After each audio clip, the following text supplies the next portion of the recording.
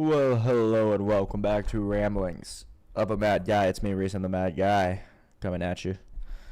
We're watching... I don't know what we're watching. We'll figure something out. But for now, I'm going to watch this guy open a 25-year-old time capsule. So I highly doubt it's still there, but we're going to check it out anyway.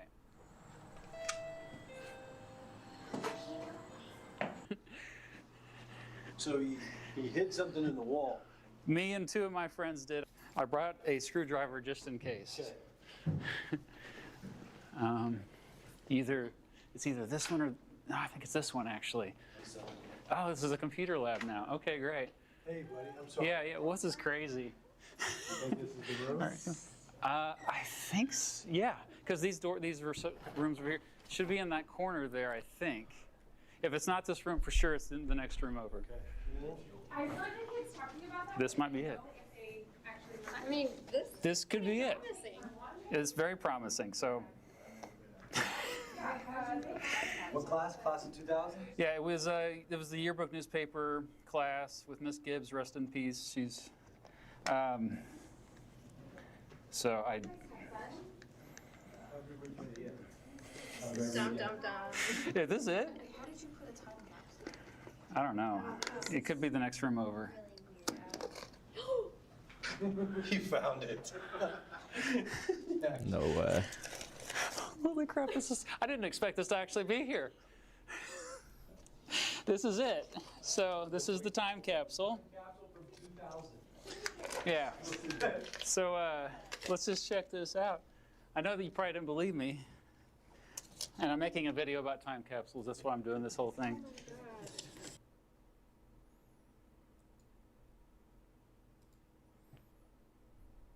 No, you're here. I mean, it's easy to spot me on the court, I bet. But you've always been like that. See me? Yeah. Before you hear me. Debate. This is probably going to be my last because these things are incredibly boring to me. What's up, Caroline the Alien? How you doing? Welcome to the chat. What have you been here before? You seem like a new face. Appreciate you. Typically, we do sort of. It's not always debate, but I do defend the Christian faith. So I have a question for you. Are you atheist, agnostic? Do you practice some sort of alien religion that is so far unheard of on the planet Earth? Or do you have common sense? Honestly. And I was drunk when I accepted this debate from you. I do vaguely remember accepting it from you, but I wasn't sure if I was like debating you or if you were saying that you had somebody you wanted me to debate. I've done one before. I was with the Bought by Blood, and they're just not very entertaining for me. It's not very fun. But I accepted it, so I'm here. I am looking forward to debating with you. But my opening statement is just very simply: I believe that the God character of the Bible is evil, just based on his behavior in the Bible. I think that he is a bad guy. I think you probably see him as the hero in the book, and I see him as the villain. And just simply based on Scripture, there's a lot of things that I have issues with Christian God. I believe he's evil. But how do you believe in evil if you don't believe in the Christian God? What is your standard for evil to begin with? Otherwise, it's just I don't agree with the Christian God as a preference, as a completely arbitrary preference. So that's hilarious. We could definitely start watching this. It says his behavior in the Bible. I think that he is a bad guy. I think you probably see him as the hero in the book, and I see him as the villain. And just simply based on Scripture, there's a lot of things that I have issues with. Also, it's like based on Scripture, like whose interpretation of Scripture? Your arbitrary interpretation? Does that mean if you couldn't read, that would be your argument for the God of the Bible doesn't exist because I can't read? Well, because I can't read, my interpretation of the Bible is gibberish. Therefore, there is no Christian God. It's basically the same argument. But Christian God, I believe he's evil. And that's basically my position. So I don't have 15 minutes worth of stuff to say. I'm sorry. All right, no worries. I do have 15 minutes, so you'll have to sit through Okay. here. No problem. That's funny, dude. And then Wi-Fi Gospel is just going to absolutely roast him for 15 minutes. He goes, I didn't prepare an opening statement because I was drunk. The most atheist opening statement I've ever heard. Yeah, sorry, I didn't prepare an opening statement. I was drunk, though, so you understand. Surely. Right. And we don't have to watch all of Alex's statement here, but we'll Right, watch so the premise of this debate, is the Christian God evil, makes this a very easy debate for me. My opponent has a large task. My opponent must prove that the God of the Bible is evil. In order to call God evil, you must be using a standard by which you are measuring God against. What is the nature of this standard, and why ought we use this standard? If my opponent cannot provide an objective standard with an objectively valid reason to use such a standard, he cannot call God evil. All he can do is say that he doesn't like God, and the debate would be over there. I predict that skits will make the same mistake I see atheists make all the time. They know that they cannot have moral objectivity, so they say that they believe that morality is subjective, yet when they are pressed about the issue, they explain morality in objective terms. So let's define some words. For the definition of God, I will be borrowing from the Westminster Confession of Faith. So nice. We believe in one God, the sovereign creator and sustainer of all things, infinitely perfect and eternally existing in three persons, Father, Son, and Holy Spirit. Infinite in being and perfection, a completely pure spirit, invisible, unchangeable, immensely vast, eternal, limitless, almighty, completely wise, completely holy, completely free, and completely absolute. He works everything according to the purpose of his own unchangeable and completely righteous will for his own glory. He is completely loving, gracious, merciful, and long-suffering. He overflows with goodness and truth. He forgives wickedness, transgression, and sin, and rewards those who diligently seek him. His judgments are completely just and awesome. He hates all sin and will not acquit the guilty. Just turn my Wi-Fi on.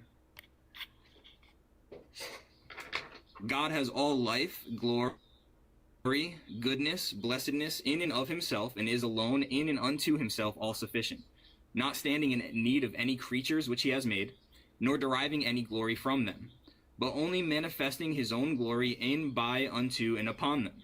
He is the alone fountain of all being, of whom, through whom, and to whom are all things, and has most sovereign dominion over them, to do by them, for them, or upon them whatsoever he pleases. In his sight all things are open and manifest. His knowledge is infinite, infallible, and independent upon the creature, so as nothing is to him contingent or uncertain.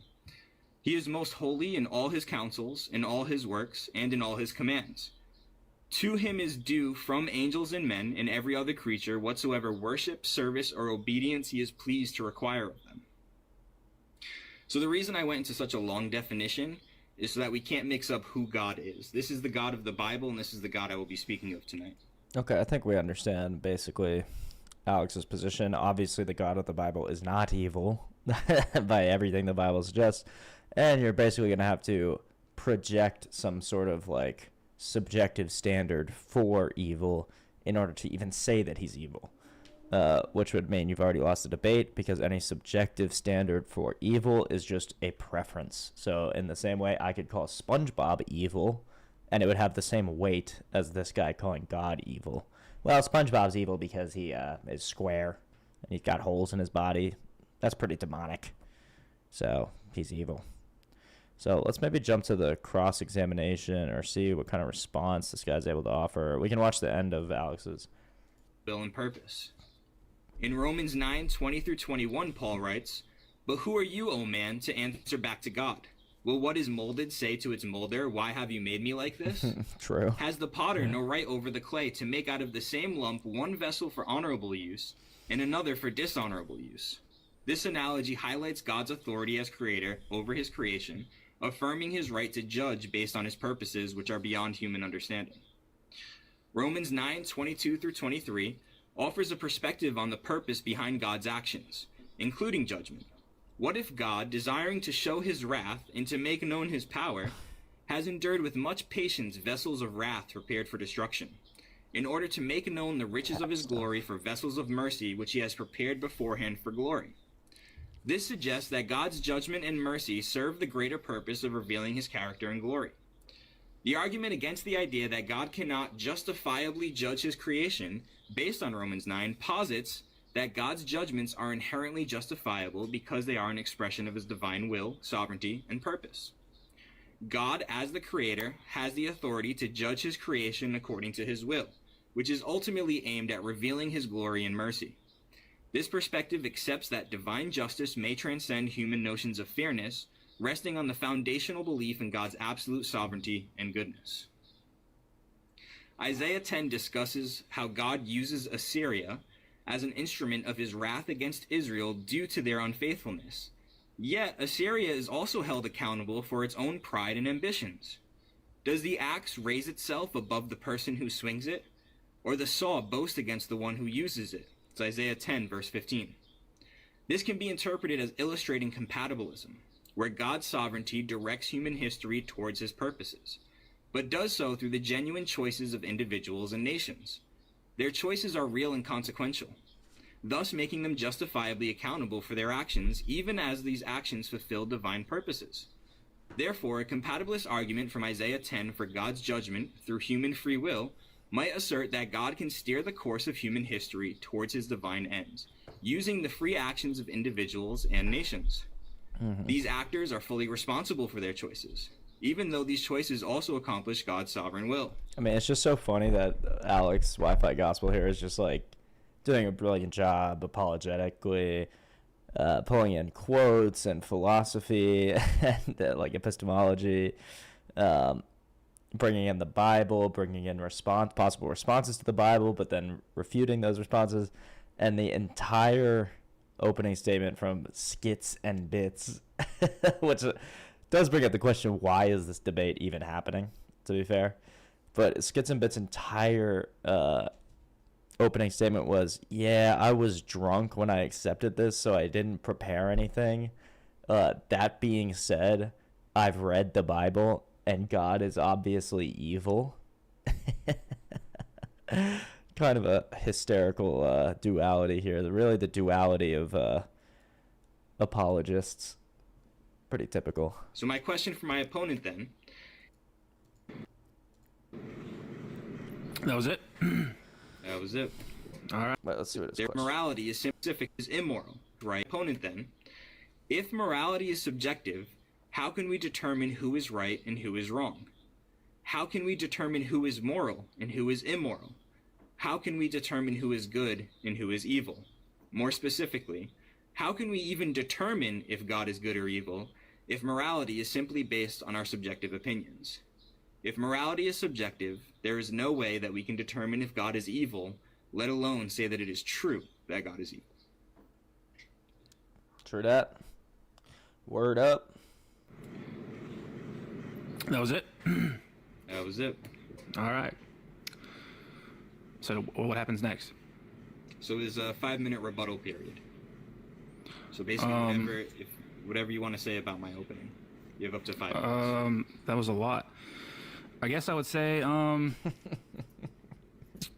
yeah, I Was he not thinking about at all how he would respond to any of this? He's like, I guess I would say, let me try to remember one single thing you said.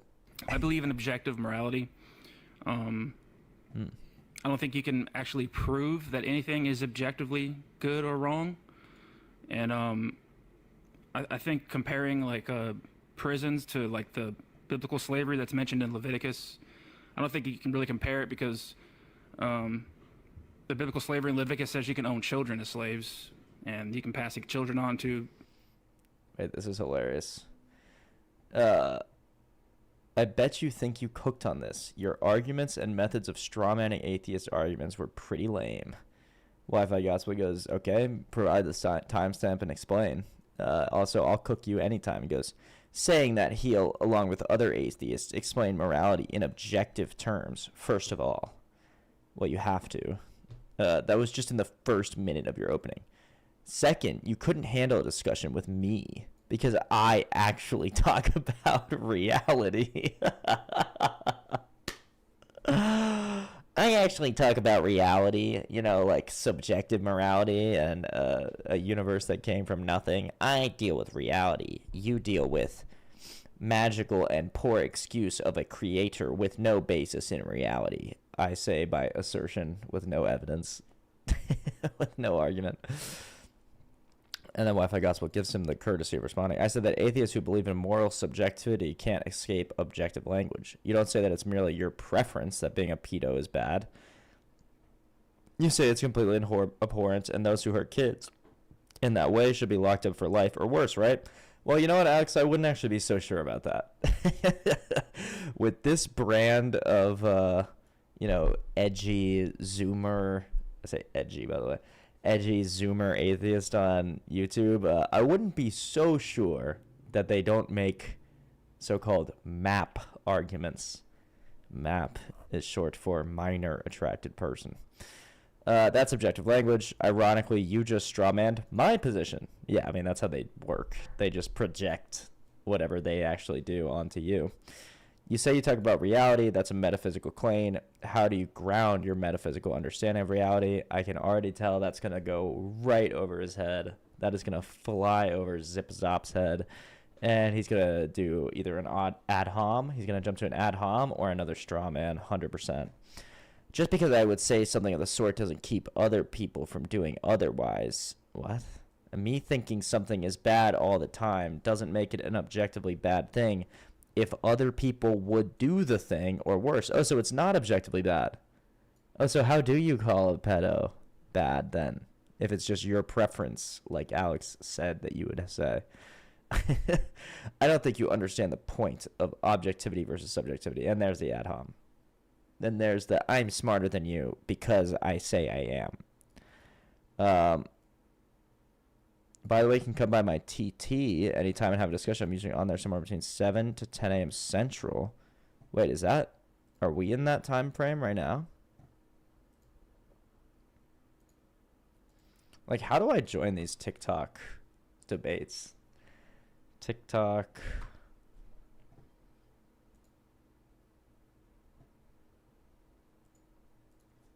Let's look up Zip Zop Hair.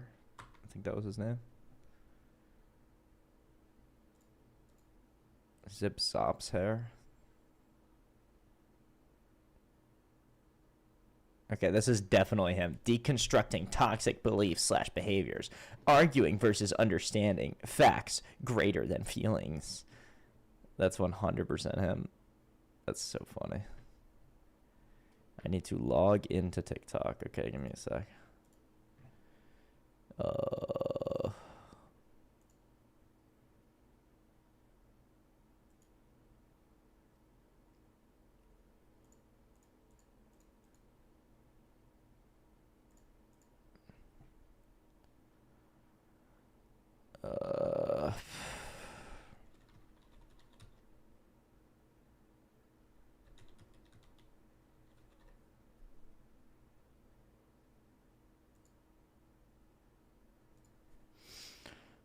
All right, I'm signed in. Look at this guy. This is the one that's like, I deal with reality. You don't deal with reality. I deal with reality.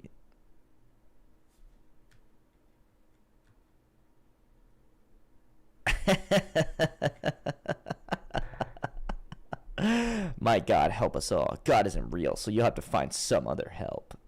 Wow, he's edgy, dude. Grown man. Yeah, I wouldn't be so sure that he would actually call all the pedos bad. That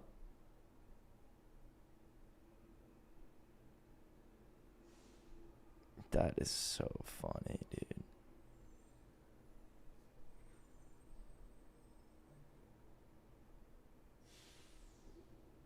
This is nuts. Eclipse in totality with coronal mass ejections. Yeah, but how do you know that that's reality? How do you know that that's reality, bro? The cow goes moo. The duck goes quack. The devil goes...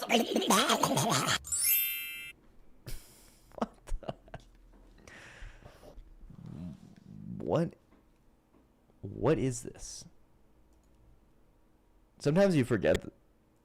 See, I'm finna go beast mode, and the rest of them know how I'm rocking. They know how I pop it. They say I'm. Okay, wait, he has an alternative account. Zips up the wise. All right, let's see if we can find the wisdom of Zips Up. It's so funny how the dumbest people brand themselves as the wise. Okay, here we go. Stupid, dumb, fucking stupid, fucking bitch. I hope you fucking die. Hope you wind up in the ditch. Jeez, man, they're so violent. What is with these atheists, Reddit atheists being so like? It's like edgelord. I don't know what it is.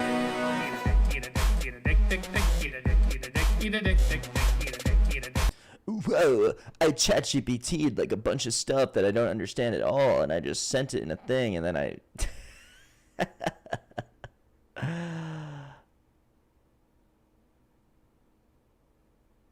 That's a claim you can't substantiate. I wish she was live right now. How do I learn? How do I know when he's live? Or how do I find like I'm sure Deconstruction Zone is live on TikTok right now. Is he? Doesn't look like it. Okay, wait, let's go to the live chat. Combo that I'm giving away for free. Yo, someone got it. Someone got it. Someone got it. Well, someone got what? Oh, arrow. Someone guessed it. What did you got? Yeah, that guy's giving a bunch of roses. Zero arrow. Zero arrow. Okay. What am I doing? I think this guy watches too much South Park. Yeah. Yeah, that's wild. That's just absolutely nuts. Damn, TikTok Live is like a real cesspool. Yeah, it's kind of crazy. But how do I find these like debates and stuff? You know, I feel like that I keep hearing about them or seeing them tangentially. But there's no like search bar. Do you have to follow the individual people? Let's glow. I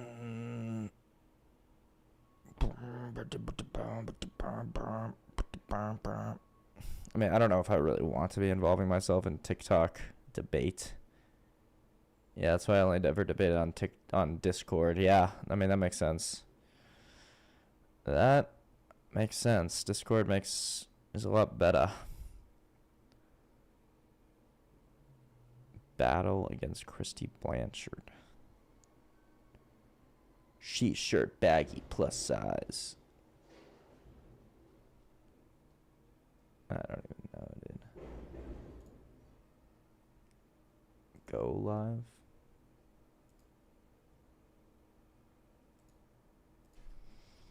Like, how do I find like Dean Withers? You know those debates?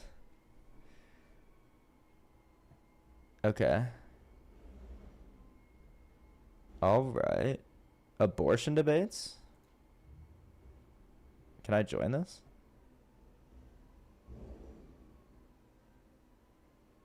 Oh, I'll join this ASAP.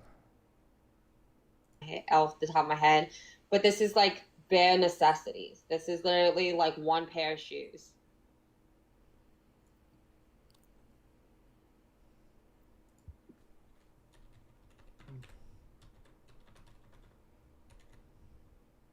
A devil's advocate, that is a idiotic comment.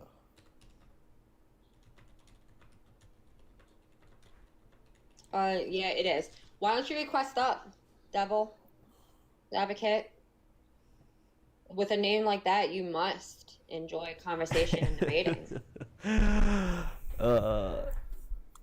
I just texted, hello, I'm an abolitionist streamer. Is there a way I can join this debate? Is just abstain. Yeah, definitely. That's true, Mama Becky. Yeah, I don't know why women are only allowed to have sex with men that they want to marry and have children with, just endless amounts of children. Oh yeah, abstinence. I don't even know why people bring this up. Like, do you think that anyone's just like going to take that seriously? Yes, duh. Why not? If it's the only way to prevent yourself from getting pregnant, why wouldn't you? Also, especially if you believe that abortion is You're like saying so they should. murder. No, there is no should or shouldn't, right? You may have sex with whoever you want. I don't know what you're saying. Like, it doesn't. I don't know why there would be a should or shouldn't.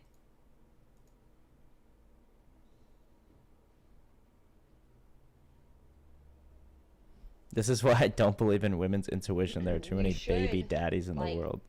Protect yourself. You know, you should like be safe with it. You should make sure you know what you like actually want from. I like how she goes, there's no should or shouldn't, but you should be safe, you should protect yourself, you should only sleep with people you like, or whatever. Oh, so there is should and shouldn't? Who decides it? Just you? Whoever you're sleeping with ain't just gonna flip on you if one of y'all ends up pregnant. Yeah, You know what I'm I don't know saying? how you ensure this. I don't know how you ensure this. People You can't. cheat. Yeah, you cannot. So I don't know what like a type of expectation this is. You can't like sit here and tell people, yeah, well, you have to make sure that you know the person, everything about the person, you know, before like deciding to have sex with them, right? And then they're still not ensure what type of person they are.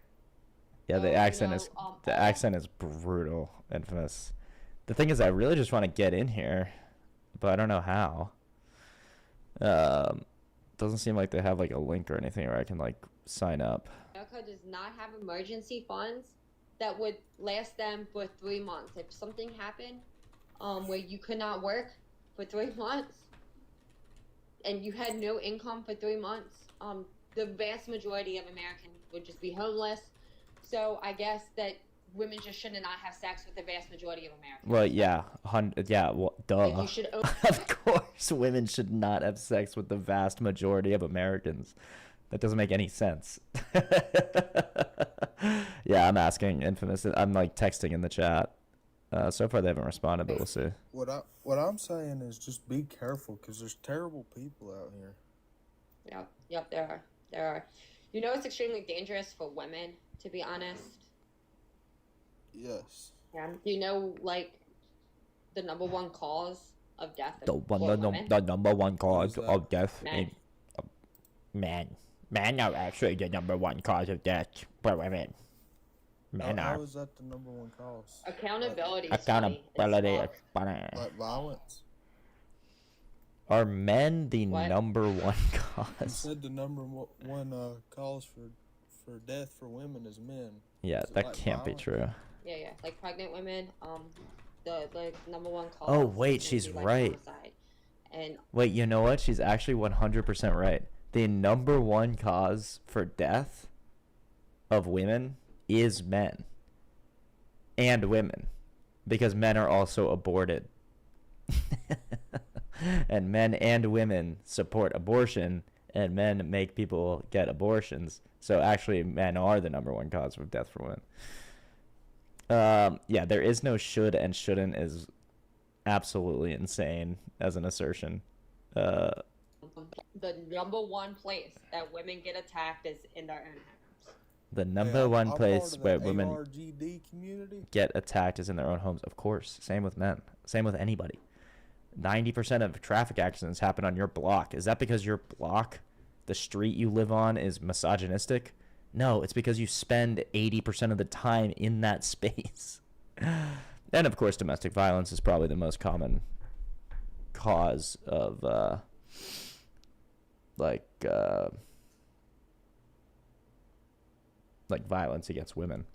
So what was the statistic you're saying she's right about? The number one cause of death for women?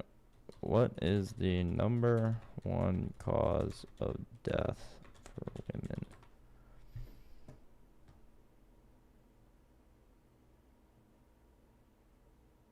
It's cardiovascular disease.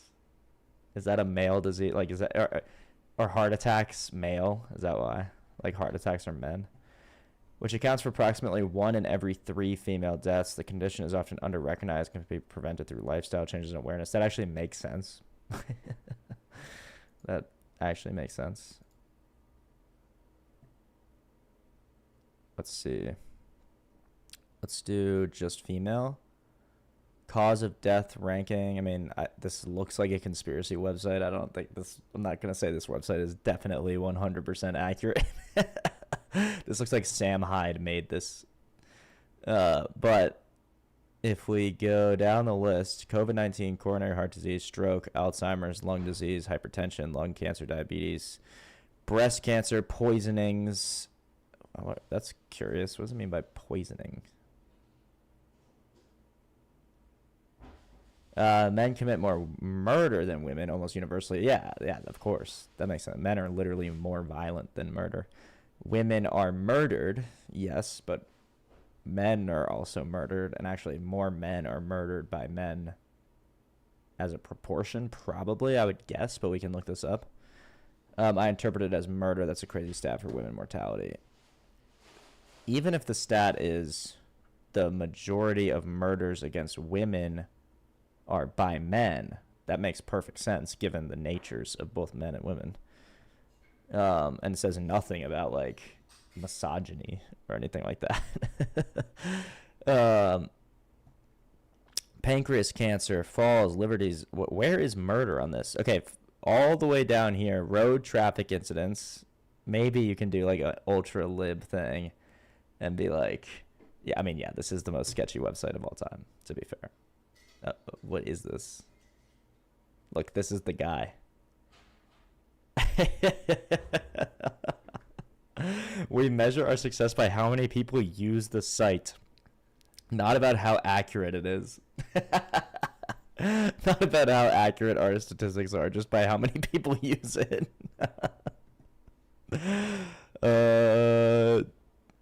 Murder quite literally isn't even... Oh, homicide. Okay. It's the 30th, according to this obviously fallacious website. Homicide is the 30th thing down. Fair enough.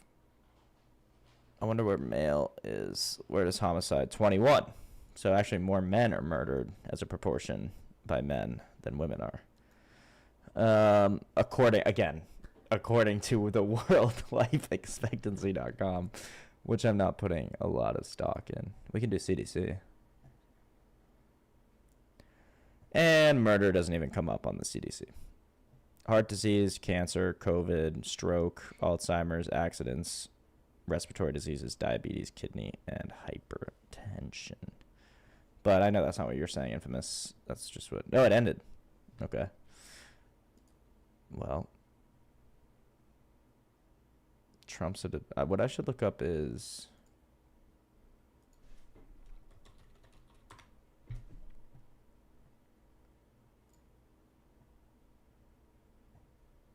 God isn't real. Know the real truth of anything. And I form my beliefs to the proportion of evidence that I have. So if I have lots of evidence for a position, then I'll form a strong belief. If I have a little bit of evidence, then I'll form a bit of a belief. And if I have no evidence, then I won't form a belief. It's that easy. There's a little bit of there's actually like half like there's a lot of good evidence of God, but it's still leading causes of death. It doesn't. You still have to go on faith most of the way. It is the CDC, but that's just because it the CDC doesn't mean it's not just diseases. I don't think, but maybe that's what it means. Although yeah, I guess it's getting it from the health statistics and yada yada yada. Well, this would be easy for us to figure out how many women. So what is this just in America or is this? Okay, let's just call this America for now. We'll see if this makes sense. How many women are murdered in America per year? Also, is this a per year statistic? 2021. Actually, I should just look up 2021.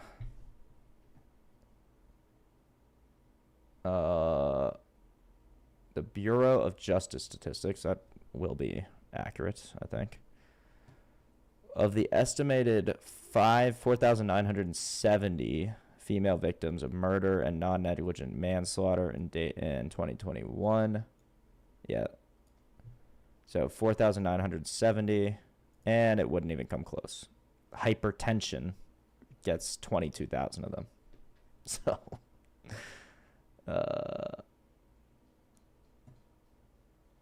So, yeah. 34% were killed by an intimate partner. Of course, tragic, but makes sense. It's actually lower than I thought. I thought it'd be higher than 34%. In terms of like that. Okay. Allegedly Ian. Let's go back to allegedly Ian. I wonder if he gets Hinduism could have been formed from evil, and evil predates every religion. How do you know that your religion isn't the one that was formed via evil? How do you know it's Hinduism and that it isn't just like some Hindu deity tricking you and making you deceived about what the true religion is? How come? I don't know much about Hinduism, but you also have to look at like the morality of the religion. Like, what is Hinduism about? I've never heard anything really good. But what if you try to cast Wingardium Leviosa, but you haven't learned the spell yet? It doesn't, though. It does, yeah. We can just go through those. Leviticus 25, 44 through 46. They love quote mining. As for the male and female slaves whom you may have, it is from the nations around you that you may acquire male and female slaves.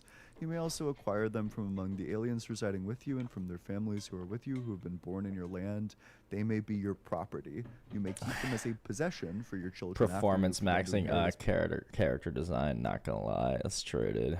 This guy's he's character maxing. See, this is fine. This is what we would typically get into. This is kind of what we did with the construction zone, where you just like quote mine, you know, for like, but God bad because Leviticus and yada yada yada, which is fine. Like, we can come back to this and do this. I'm happy to engage with this fella if he lets me in. Again, I don't really know exactly how to join. Maybe there's a link in the chat that he sends or something. But I'm kind of more interested in like an abortion-specific debate. And I doubt he's going to go with me on that.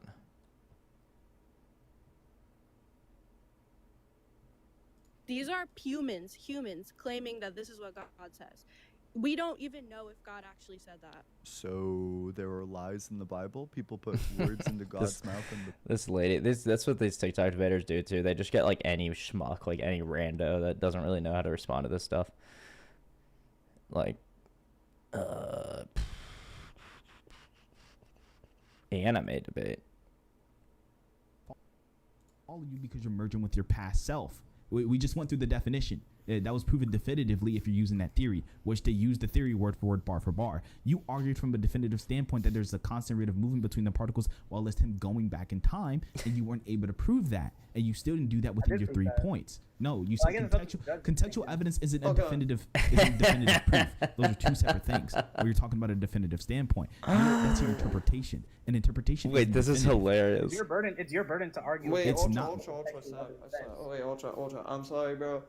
I think you repeated this point. I think you said it already. I think I've come to a conclusion. Go ahead. I'm sorry, Ultra. I think Light won.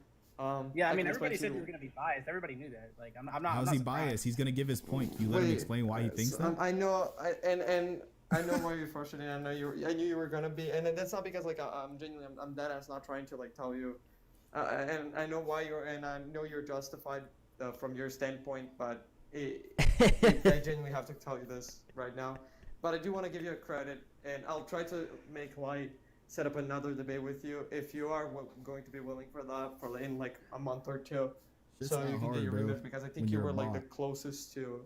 I think. Wait, this is hilarious because did you hear what he was saying? Like how like matter of fact and how many facts he said. He's like, well, actually, the thing that you need to know about Naruto and Deku is that like Naruto has infinite speed, and if you have infinite speed, obviously, then you could travel faster than the speed of light, and then if you can travel faster than the speed of light, then obviously you have greater power than somebody that has the power of light. This is what every debate is. It's easy to laugh at the anime debate because they're so serious about something that's obviously fictional. This is what every debate is. This is like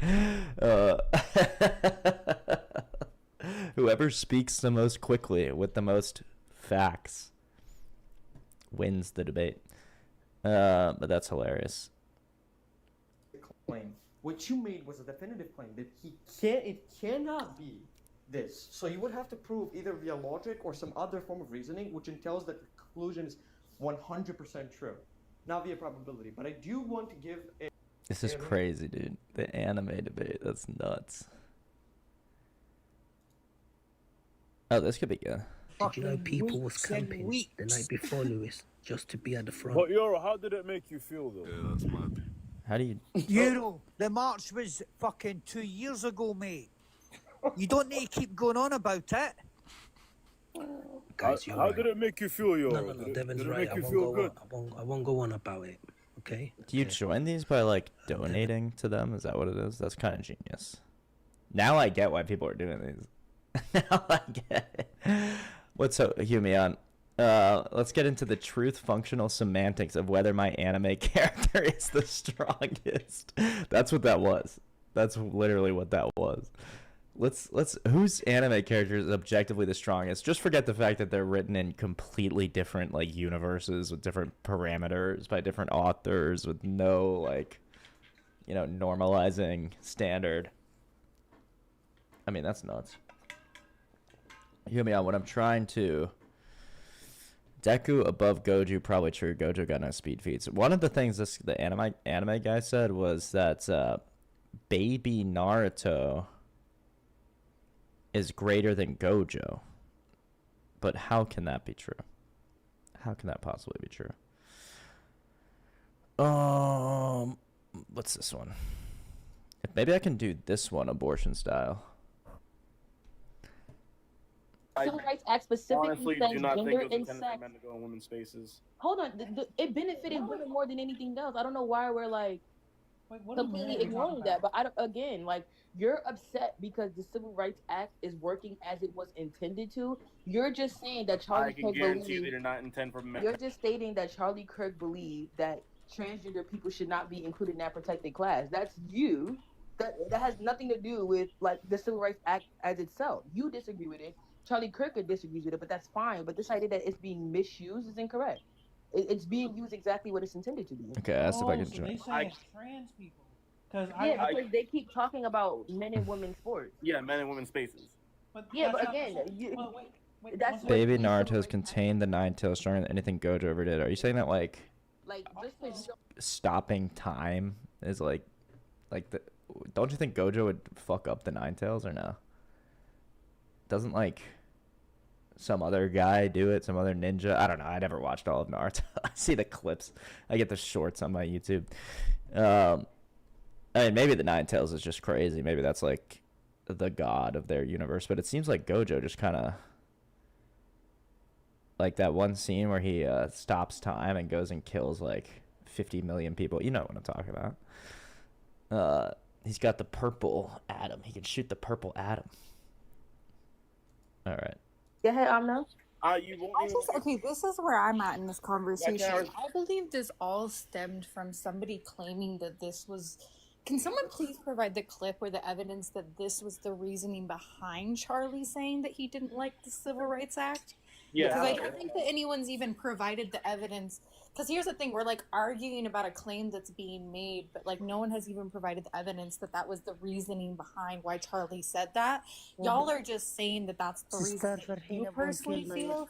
Because the video, Amina. Because once again, like you do not trans people have to make this about like perpetuating transphobia. And so that's I don't know, that's my observation of this. Interesting. When did Gojo stop time? Nine Tails is top 10 in the verse. Yeah, but like he didn't like stop time, but he traveled fast enough to effectively stop time, right? And then also, I don't know if you guys can see this, but this is just how depraved the Indian scammers on Twitch are getting. Hey, how are you? I really want to talk to you, but since I can't hear well because I'm deaf, it would mean a lot if we could chat instead. When the real thing is he wants to chat because it's an AI chat bot trying to sell me stream boo viewers. But now they're pretending to be deaf. They used to say my microphone's broken or my headphones or whatever, but now they just pretend to be deaf, which is insane. Just a insane strategy for collecting chumps. I mean, I honestly would love to join one of these panels. I just don't know how. I really don't know how to. I definitely don't want to like donate to some. Oh wait. Or this is where we just were, right? She restreaming it. Yeah. Yeah. You think that like all types of speech impediments are the same? You don't see the difference between different Who said that? What you are saying doesn't make sense. You're so white and privileged and sheltered in your like first world country that you think that when people talk differently or have Right. some sort of different like speech than you do, right, that there must be like something wrong with them, or that It's a they're going to baby be like crying. weird or Oh my odd, goodness. not realizing that kids like the some vast attention. majority of the world. Oh, Infamous. Yeah, good point. Did I ever get my money back from that guy? I got half of it back. He's paying me in weekly installments. It's such a nightmare. I got half of it back, and I'm not gonna leave him alone about the rest of it. So that's where we're at. I guess at the end of the day, you know what? It's easy to call myself a chump and to feel bad about it and stuff like that. I think the way I see it, that this is what I think of when I hear woke. Yeah. The baby crying in the background. At the end of the day, I'm glad I gave him the chance. I'm glad I know 100% for sure that some people have no shame at all. No shame. It's kind of rare. I know it's like, oh, obviously some people have no shame. But it's actually kind of rare to meet someone that legitimately has none. It borders on like the level of a mental deficiency.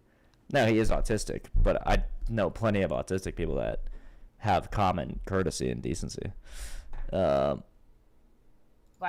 I do think that you are just so sheltered in your little tiny bubble that when people don't look and All right, I speak said and ramblings dress of a and mad think guy. that- First, you find at least one follower. Okay, well, I can just sign into a different TikTok where I have more followers. But I'm going to not let you guys see that. So let's log out. Let's go solo. Yeah, man, I'm glad. Look, I'm glad I gave him a chance. It's a shame it didn't really work out. Use, okay.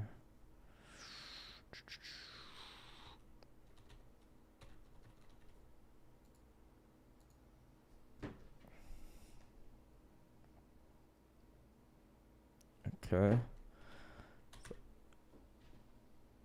154. Okay. All right, do I have followers on this account? What the? That's not my account. What the? Oh, okay. I have one follower on this account. This is not the one I should have signed into, though. All right, we're logging out. Bear with me. Bear with me.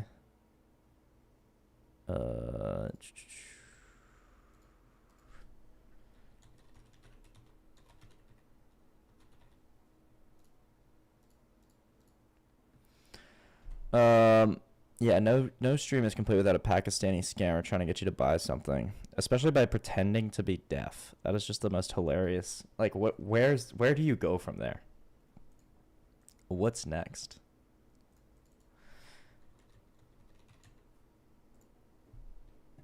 It's saying my accounts don't exist. It's telling me none of my accounts exist.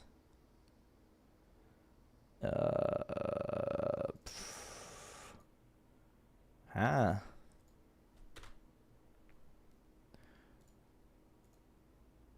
guess I can do one of these. I'm gonna expose my, it's funny that I'm now complaining about scammers, and I'm gonna show you guys what I used to do on TikTok. Not used to, like, very seriously, but we tried it, me and a buddy. What? They deleted all our content? Oh, wait, no, that's still the wrong one. Okay, yeah. So this is what I used to do on TikTok. I used to spam post these. That's so funny looking at now. We wrote really my buddy did all the work. I do all the posting and the social media side, but he wrote a bot that would just create these and pump them out to TikTok. Am I the a-hole for refusing to sell the family cabin or buy out my siblings unless they agree to my terms? We should have kept doing this. My mom passed away about 6 months ago. My father passed away. Oh, that's so funny. I forgot, dude. I forgot we posted so many. I would post 3 a day. It was so annoying. That's why we stopped. And my buddy like got actually busy at work at his real job. My disappointed is beyond words. Don't worry. This is before I came to Christ. Clearly, dude. There was something fun about it. It was kind of like a project, but we were the scum of the earth. We were these people doing this. But now the question is, will they let me join the abortion debate with this TikTok?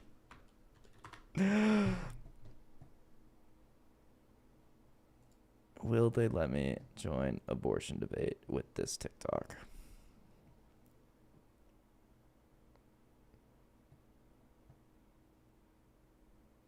So, you're saying innocent. By innocent, what do you mean by this? Because a lot of people use the word innocent differently, so I'm not sure how you're using it in this context.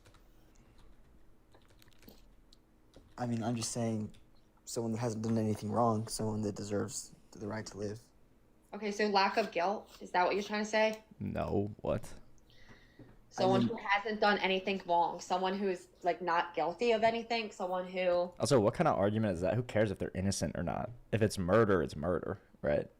I mean, yeah, I guess it's kind of relevant that it's not like a capital punishment, but I don't think anybody thinks that like abortion is right because the babies are doing evil stuff, right? Yeah, we're trying, Humion. I just don't know how it works. Like, I'm not able to join any of these debates so far. It's not like clear. With Deconstruction Zone, it's pretty easy to like get in the queue to like join his chat, but this one is not that easy on TikTok. Circular. This is just like analytically true. What you're saying is unjustifiably killing someone is unjustified. Like, obviously. Right? This is just circular reasoning. Yeah, she's kind of right. She kind of cooked him right there. It's wrong because it's wrong. It's wrong because it's unjustified because it's unjustified. Okay, so we agree it's wrong. Do you not agree that it's wrong? No. This is just begging the question. You can't just beg the question. If I did this from the pro-choice point of view, right? If I just said, "Oh, abortion's justified," and you asked me, "Well, why is abortion justified?" And you just said because it's justified, then that would be wrong. And I guarantee you, if I get led into this debate, that's what's going to happen. So keep that in mind. Do you think abortion is the right thing to do? And I'm just like, well, because it's justified. Like, you see what I'm saying? That's what you're doing. I'm like, why do you think it's murder? Because it's unjustified. Well, why is it unjustified? Because it's murder. Well, why is it murder? What moral standard do you adhere to then? That, like, so we can agree. Well, do what? It's a good question. What moral standard do you adhere to so we can agree? Like, if you were to say it's justified because it's justified, I'd be, and you would have to tell me that it's justified because you think that murder is okay. But if we both agree that murder is wrong, then why is it okay to murder a child? She's just going to say it's not murder. She's just going to say it's not murder, but she should say that instead of getting all pissy. You're eliminating a human life that would live if you didn't do anything to it. This is true in self-defense. Is self-defense murder? How is it self-defense? Well, then I don't know what you're trying to say because you're not saying it. This is what I asked you. I said, why is... Can you just give me your stance on what you think then? Because, like... Yeah, Humion, I don't know. It seems like a valid approach. It's justified because it's unjustified. My intuition just tells me so I don't need a further reason. I mean, that's definitely valid in, like, life. Like, that's a good reason to be against abortion. Like, I just feel like it's wrong and it seems wrong, therefore I don't support it. Like, that's totally acceptable in my view as, like, a standard. But when you enter into a debate and the person doesn't share that standard, doesn't share that intuition, then you have to have something beyond your intuition to, like, I don't know, present to them to even have really a conversation. Not that that's even going to convince them, because at the end of the day, their standard is just their standard. But let's see, has anybody answered me like how I join this? Hey guys, I'm pro-life. Can I join the voice chat? Stop killing fetuses. Unaliving a baby you let in your house. Anonymous, it's not a person I let in my house. Okay. Fetuses, any and all babies are innocent. Definitionally, legalize abortion, make women pay 18 years of emotional support. What? Stop junking. Let me join. I've got this. Yeah, let somebody join. How does that work? Give your stance. Yeah, that doesn't say anything. You're just saying innocent as an emotional appeal. Great.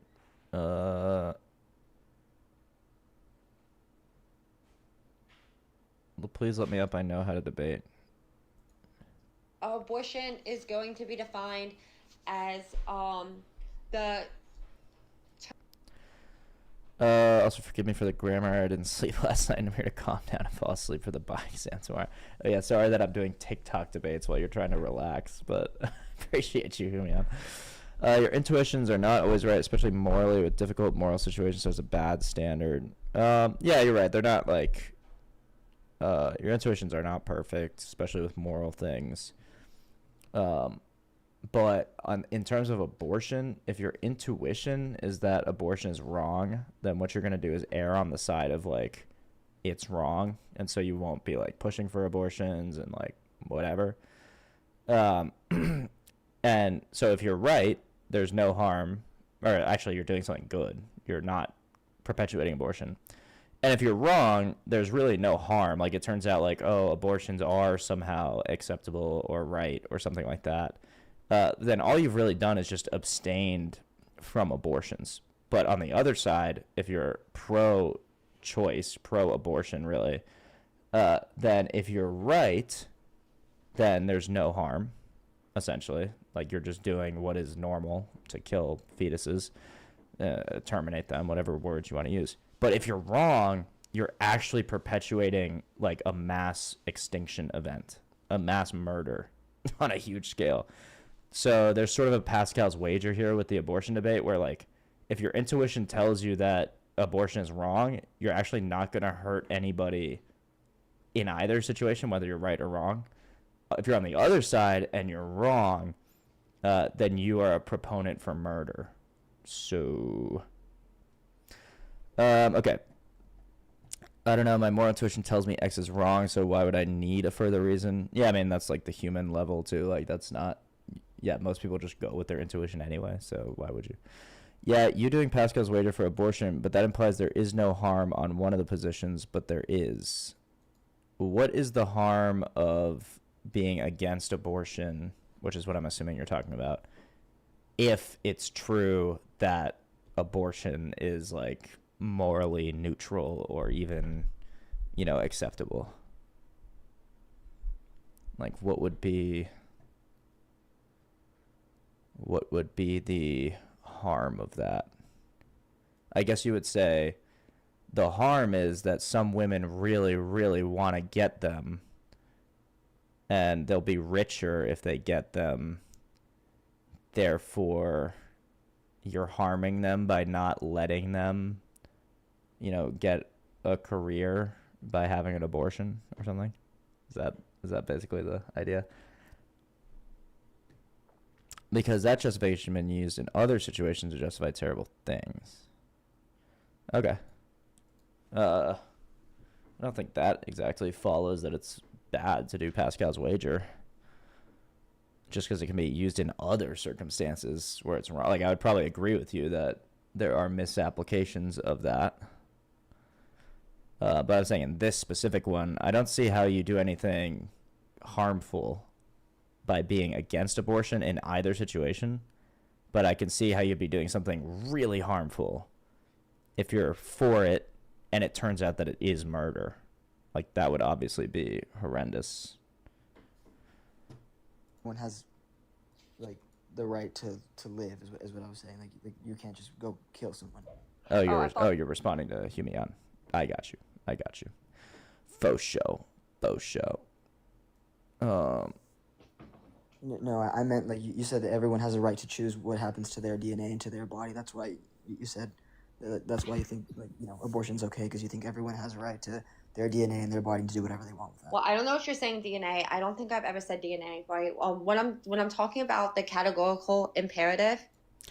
What if I just start my own TikTok live? Just build the ultimate TikTok live experience. I mean, this is probably a lot to do, right? Is this like, should I be doing this? Okay.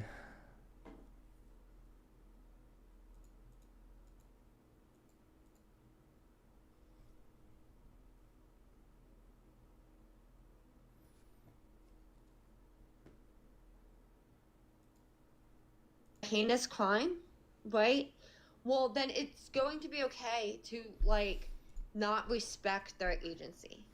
Okay, it doesn't really matter their agency at this point, because the considerations of them harming. Oh yeah, we're exclusively debating futanari topics. I'm only interested in advanced hentai debates. Let China have my. China's already got my info, unfortunately. Over and over and over again. There's nothing I can do about that. Yeah, China, it's that ship sailed long ago. They probably got little like micro cameras in my bedroom, in my bathroom. Okay. Now, this is a genuine question, and I'm obviously not going to show you guys, but do I have a rambling TikTok?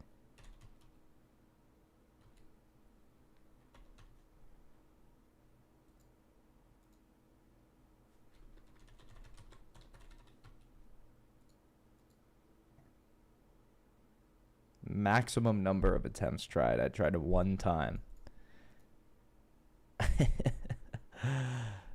Okay.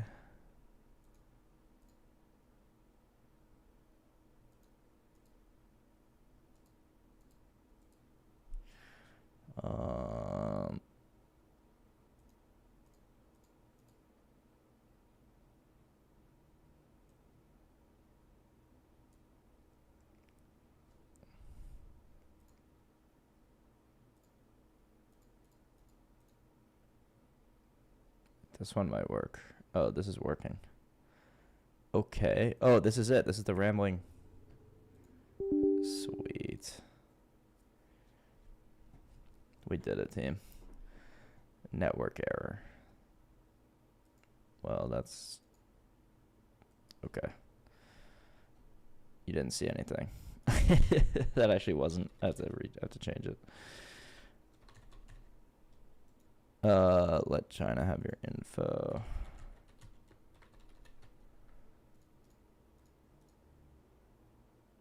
Maximum number of attempts tried, but that's right, isn't it? Isn't that the right answer? Whatever. This shit's so janky, dude.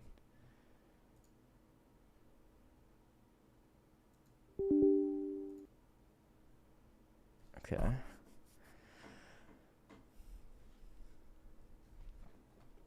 Let's see. Is it gonna DDoS me again? I just logged in, bro. What the hell? Okay, hold on.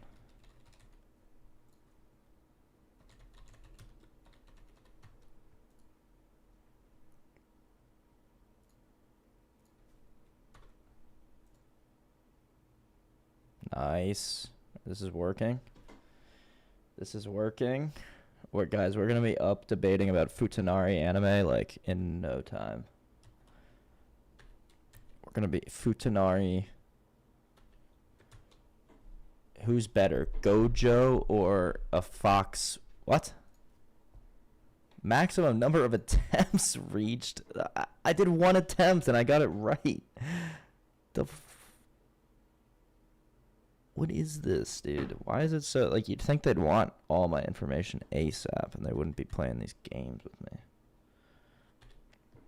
RE7 E6W. Next. What the?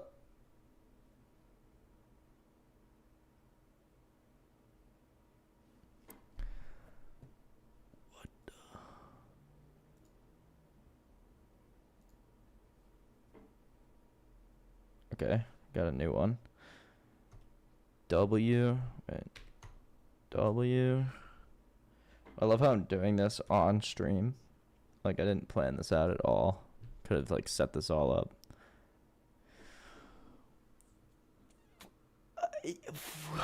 The login gameplay, I know. Yeah, get some sleep, Humion. Get some sleep. We're not doing login gameplay. I don't know what this is all about.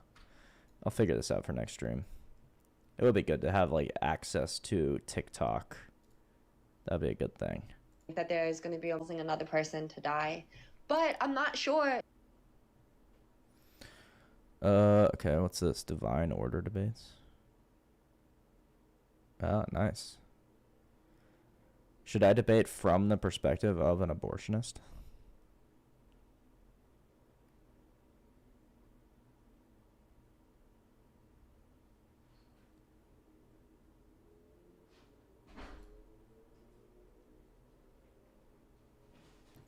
If a jelly bean will ruin my life, why should I let it? Because a jelly bean won't grow up into your child.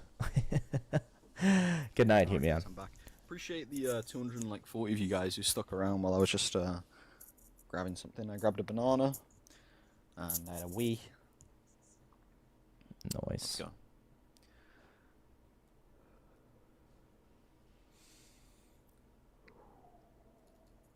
Like, so that's what I'm wondering. Like, hi.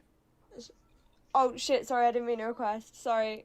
how do you request? How are they requesting? Alright, let's move on to the next guest, guys. Only send a guest request if you disagree. Just looking for some debates. Keep tapping. What is the how do you request? Why is KNU beefing, bro? Why are so many of you coming from that live, bro? What is going on? What is bro saying? Like, I've like hardly mentioned that dude on this live. Is bro so obsessed? I don't understand. Yo, how old are you? I'm 19. No way. Great. Are you pro-choice? No way, Yep. that kid's 19. Okay. Abortion's immoral. Prove me wrong. Go ahead. Okay, so, I think abortion is immoral on two cases. I have to build the foundation that I think, embryos or, the cell is not a human at conception. Okay, And what I would assume you're gonna disagree. Okay, what species is the embryo? It is human, but wait. Said Just it's not because human. something. No, wait. Listen. A human and a person are different concepts. A Well, I person agree, but then you should have opened up with embryos well, are I'm sorry. biologically human beings, but they're not persons. That would be Okay, a better that's my opening. mistake. You But can't okay. say that they're not human and then say they're human 30 seconds later. But I don't think that makes any difference. Would you like me to explain why? I think just because the species is human, that doesn't make it a human, or would you just like you mean a person? a person? Sorry. Oh my god. Yeah. You know, what a you know person why is. it's confusing? Because it's a fake dichotomy. Like a like even the person that supports abortion is like keeps calling it a human and a person interchangeably. That has the genetics of a human. Does an embryo have the genetics of a human? Yep. Yeah. Great, so an embryo is a person according to your definition. Yep. No, embryo is a person. Oh, or human. I'm so sorry. Okay. So what is a person? Oh, you must follow A person the is creator. well. I think like it's if you're gonna a person is something that like Okay, so if I that follow, can like think like a human, or Think like like a human? no. Can dogs think? now what happens if I follow and then reload? Well, it says I'm not even following. Hold on.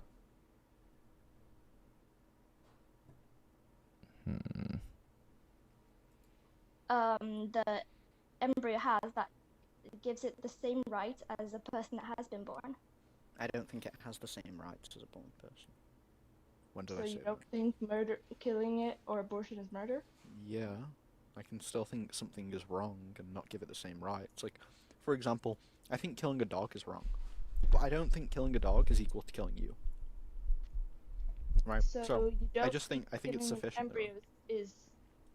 You don't think killing an embryo is as wrong as. Okay, let's try this.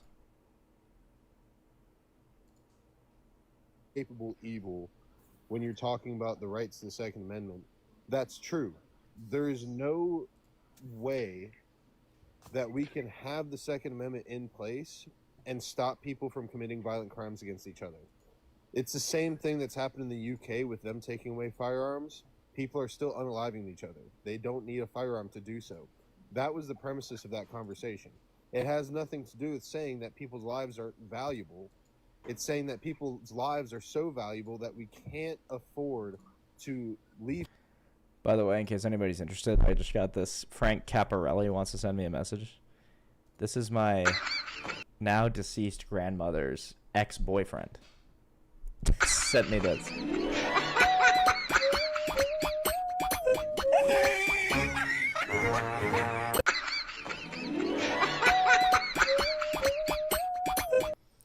Thank you, Frank.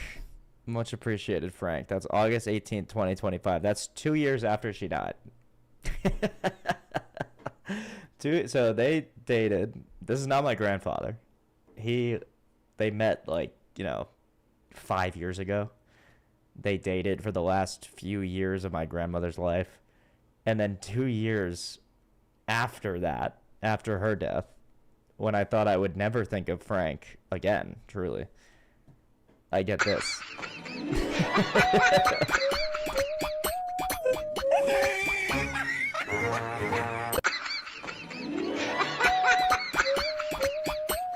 Wow, that is a beautiful couple right there. I gotta give them credit for that.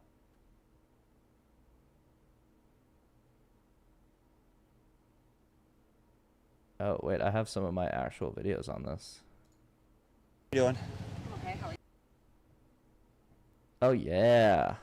Oh, look at that handsome devil. Oh, this is when I was making Austin Butler content. Hanging out in a kayak. Oh. Community guidelines violation. Oh, look at that handsome devil. This is when I thought I was going to be like a newscaster. Mainstream media is terrible. Oh, I can't watch that. It's too cringe. Okay, let's go back to abortion debates. I don't know how you join these things. I really don't. On for a moment so I can explain my point. Thank you. Stop interrupting. Okay. With all abortion, it is entirely up to the mother whether she feels, he or she or however they identify, feels they can go through with a pregnancy. Having gone through 2 pregnancies of my own and switching my stance on abortion once I was pregnant, I understand it from all points of view. Yeah, so hold on, I'm still not done. You paused, so let me respond to what you said. You stopped speaking, so give me a second. Okay? Can we agree that the question saying if your baby was diagnosed with disabilities, would you abort, is that not a form of eugenics? That is eugenics. If you choose to look at it that way, sure. It's not if you choose to look at it that way. So what is eugenics? Hang on. Damn. I know what eugenics is, I just need to look up a definition. Yeah, essentially you're just eliminating a group of people because of completely dick riding right now. So I'm just giving stability one chance to stop dick riding. That is embarrassing. Yo, we gotta say it's gonna be a fucking hole, you stupid So, piece of shit. Fuck you. Kill yourself. Can I finish my point, please? Yeah, no, guys. Me and Mo were having a conversation. Wait, hold on. This is it's gonna take like 1 second. It's gonna take 1 second. Stop. Yo, why is Woodward speaking factual? We're trying to have a conversation. Yeah, stability. I'm trying to finish my point. Stability, you sound like Patrick, bro. Shut your bitch ass up. You sound like Chewbacca. Shut your bitch ass up. Damn. Will everybody just be quiet for a second so that Mo can finish your point? Your stability came in here dick riding. Mo, go ahead, please. Okay. Being a parent is a very huge undertaking. Financially speaking, if a child has a disability or if they don't, it Oh. costs roughly about $180,000 to raise a child. Oh, well, if you're not rich enough, then you should be able to kill people. If you don't have as much money as you wanted, then you should be able to kill people so that you make more money. The amount of things that you need to take care of a child. So because that Hold child, on. If you have, I would like to completely finish my point before you interject again. You have to I'm realize sorry, when you take a stop pause like talking. that, they're gonna. I have assumed that you are done with your point. That is a complete thought. Yeah, when So you pause if I had gotten pregnant with a child with a severe disability, trying to like something like cerebral palsy, for example, because we know that the host has cerebral palsy, I would not have personally gotten an abortion because of that, because I know people who have cerebral palsy and I know that they can help educate me on that. Like there are things like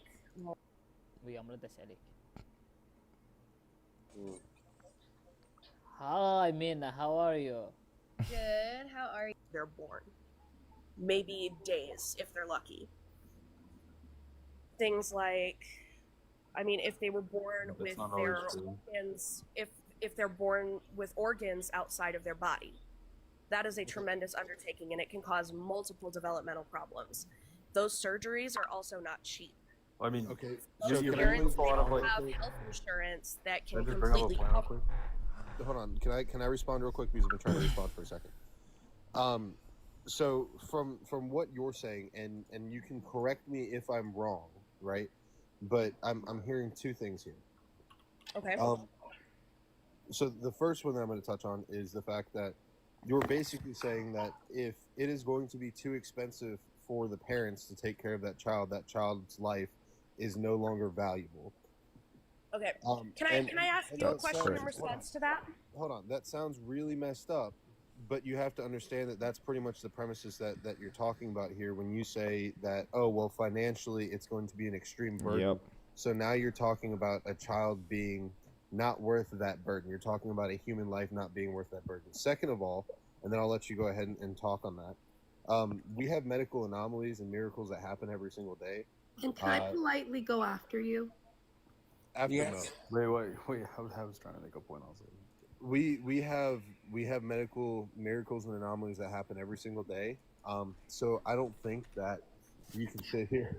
Sorry, I don't think that you can sit here and say that just because a child might be born with this horrible disfiguring disability, that you shouldn't give it the chance to at least try and thrive.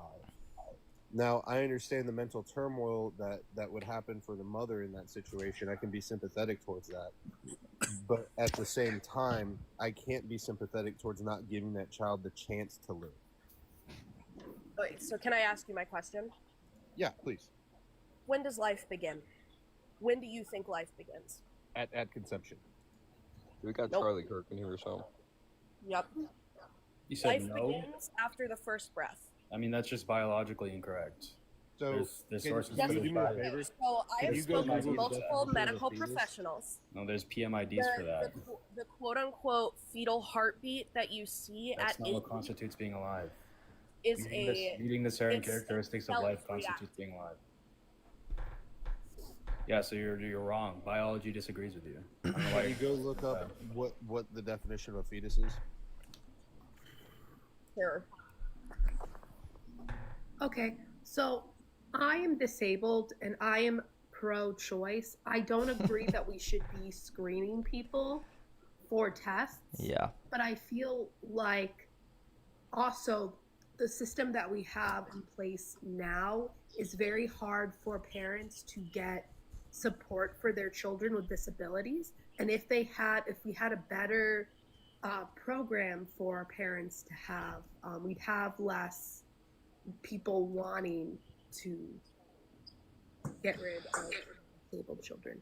But the infrastructure isn't there. Like, hey Zippy, can you maximize my screen real quick? Yeah, hold on. Personally speaking, I had the option. I was actually advised to abort a child because I had to undergo 24 surgeries when I was pregnant with him because I have a rare blood type that can attack a fetus and can unalive the fetus in utero. Yeah, I mean, everything. 24 surgeries while I was pregnant. Jeez. And he was delivered 10 weeks early. Yeah, sure. He spent 8 weeks in a NICU. 8 weeks with tubes and wires poking out But of wouldn't him. that just was prove the most point? difficult part Yeah, of that's a parenting talk that I have also. ever been through. Yeah, so let me say this: whenever people say that they don't support AB, I think that is, at least for a fair amount, there are people on the extremist side that believe that there is no place for it whatsoever. But it does kind of separate medical situations or conditions where the mother would die through childbirth. And in situations like that, like you've experienced, the best route is to separate the mother from the child is ready to be delivered, and then do everything that you can for the child's life from that point forward. But that's still not AB, because at that point there is still no purpose to unalive the child before bringing it out.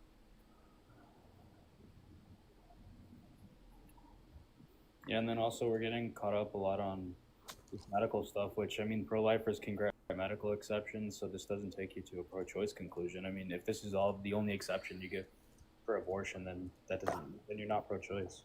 I mean, I am 100% pro-choice. If a person feels like they do Well, then not how do you have justify the elective abortions? Because of if a economic. person- Oh, sorry. Economic factors definitely do play in. You can adopt. One of the biggest ones, especially in this economy, like people are choosing. So the main reason to have abortions is that you're not rich enough.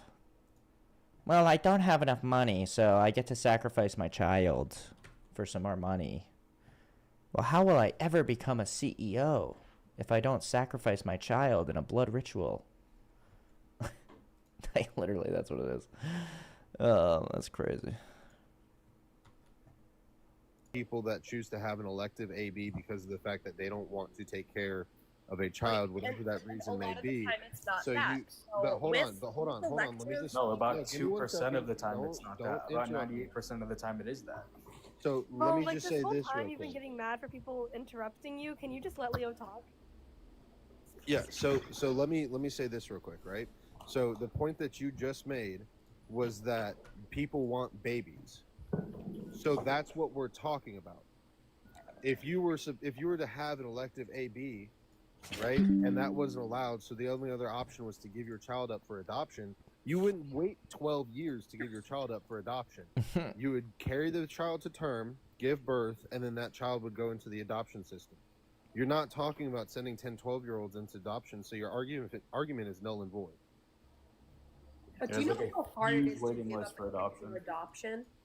You know how long It's the, incredibly hard.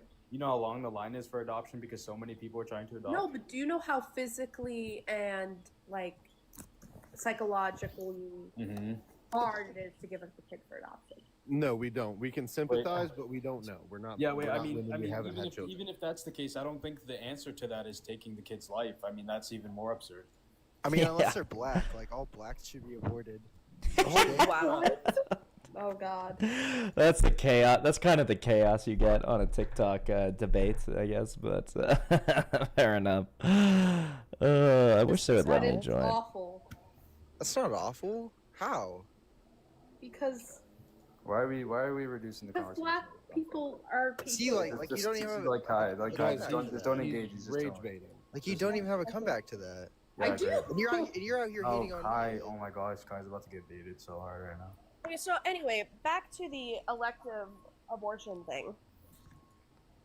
If the How do mental I join health this? or the in general overall health of the carrier of potential child, if they don't feel like they could mentally or physically undertake raising a child, or if they feel like pregnancy is going to goes be back too in the much middle of a toll exception. on a person, on their person, then they have every right to choose not to go through with it. Yeah, why? You know what else you have every right Wait. to choose to do? You have every right to choose to stay abstinent and use as much protection as possible when having sex. And what about in cases I mean, we of... can just draw the parallel. What if this is the case outside of the womb? Can she unalive her kid? If they're black. Literally Oh, sweet. not the same. Oh, what's up, Choni? We got Choni back. Hey, dude, hope you're okay. I've been too caught up with work lately. I've not had the chance to join in on anything. Anyway, gotta get to sleep now. God bless. God bless you, Tony. Welcome. Thank you. Something happened. Whatever.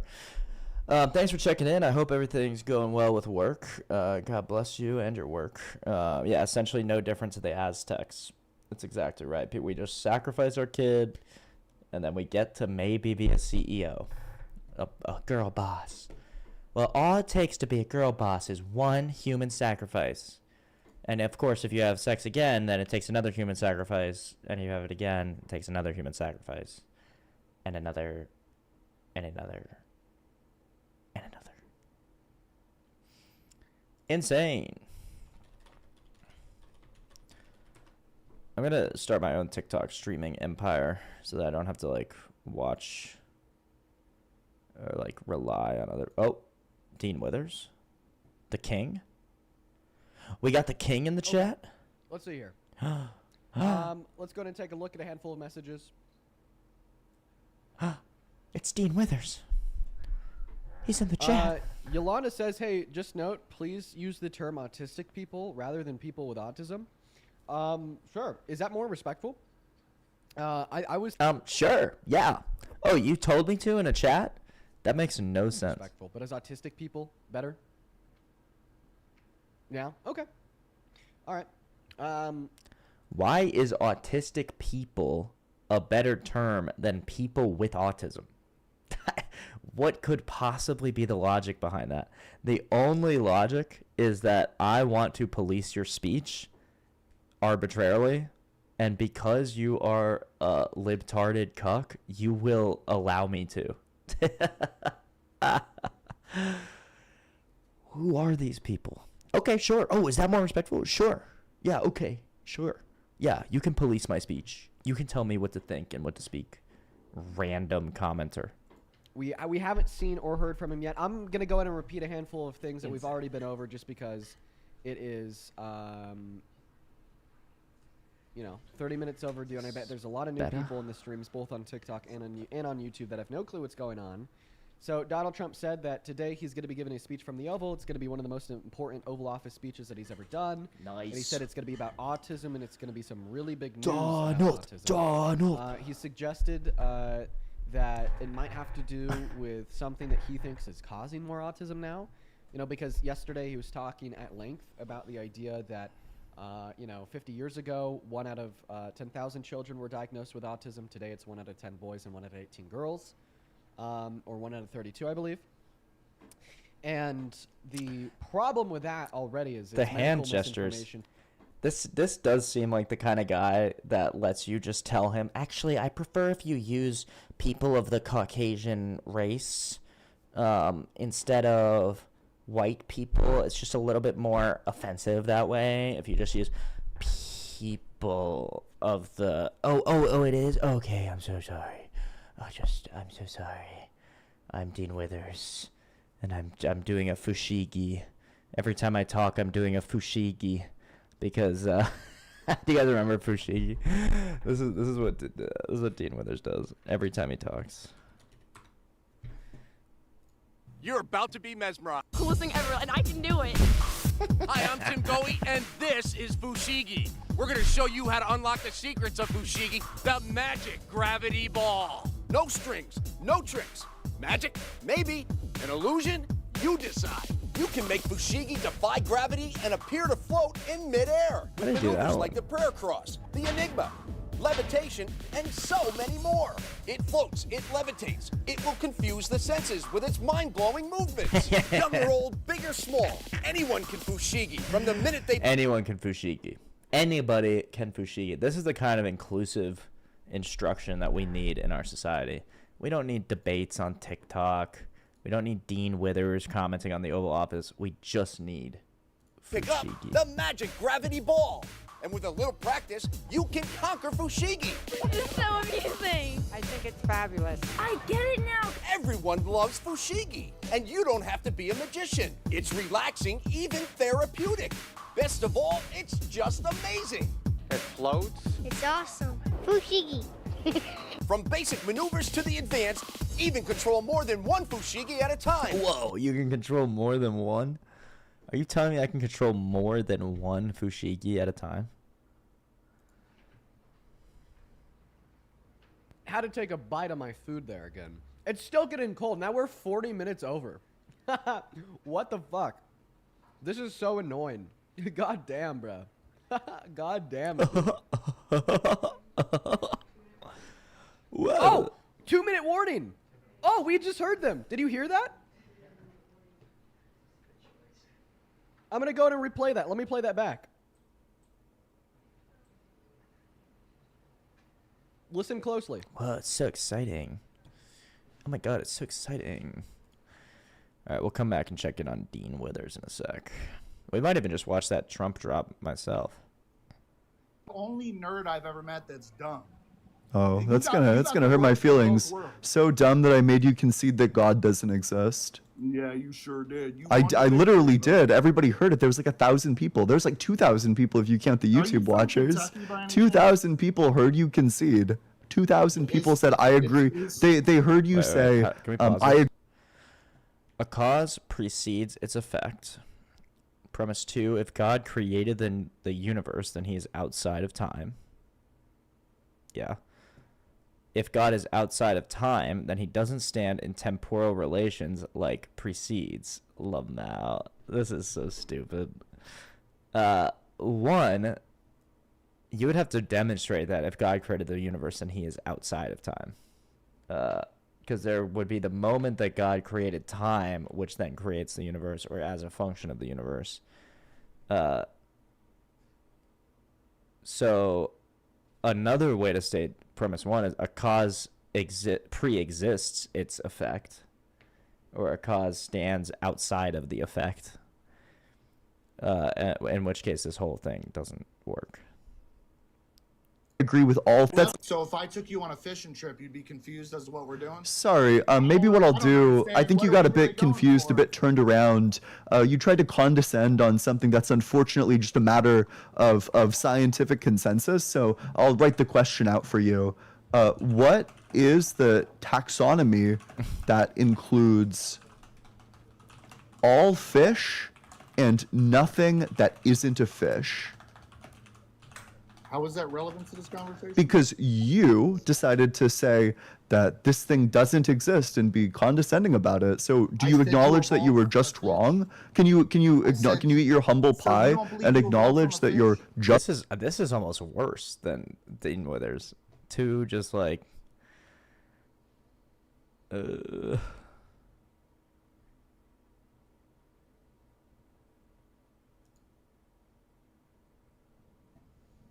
You're proving my point that that teenagers should not be involved with witchcraft. And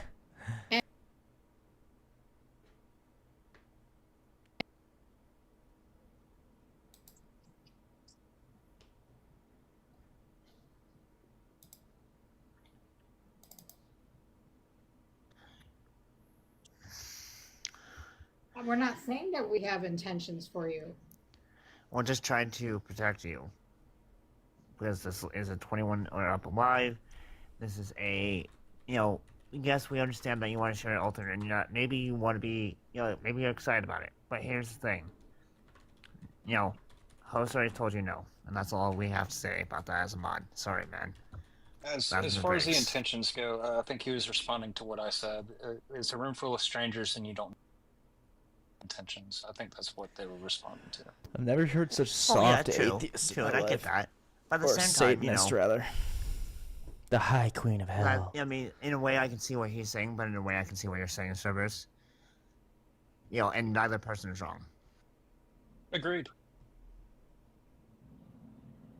But because, Jose already told, he was honest, he's 19, this is 21 per pound. Can't be up here. That's the long and short of it all.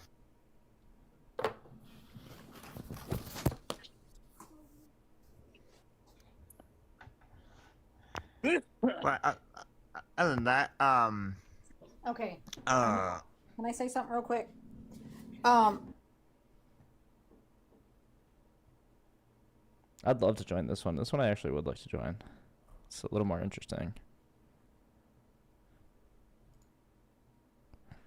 The stream itself is kind of lagging. That might be on me, I guess. Jucifer. Lucifer's Labyrinth. Jeez, man. That's dark. And I'm all about the energy alignment. So either respect, I'm at this point. Either respect the boundary, fucking respect it. Do you want to play?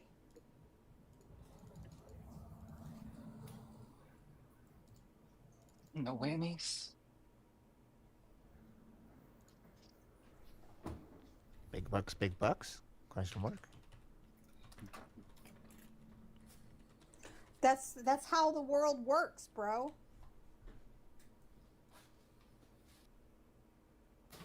If you can't do it on your own and you need people to align with, then your journey's not going to work. You're going to fail. Well, at least it's not in this live. We can say that. There's other spaces that are appropriate for you. It's just not that space. And I hate to be that bearer of bad news. And as host has said, she has put up a boundary, please respect it. Kind of a red flag that you want, to be honest.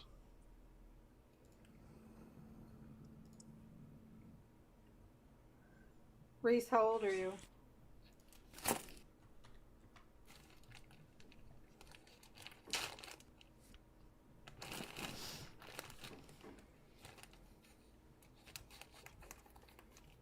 Okay, give me 1 second. Oh, sweet. I think I'm gonna get in here. Do you want me for you, host? Give me 1 second. Copy. Okay,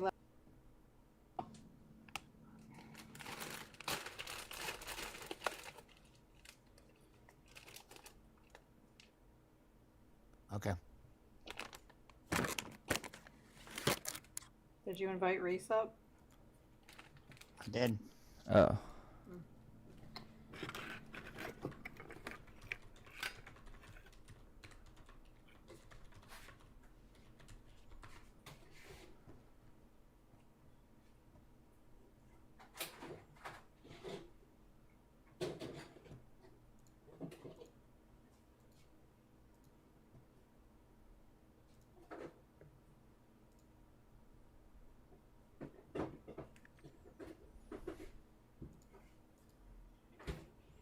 Did he come up yet? No. So Reese, it should have popped up for you. Hold on.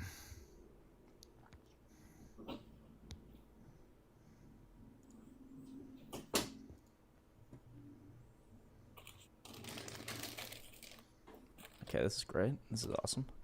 They're trying to invite me. I just don't know how it works. There, it should pop up now that you got invited. And it should say either join or decline. Reese. Okay. Just hit the little red and blue people. What does that mean? Hey, Jucifer.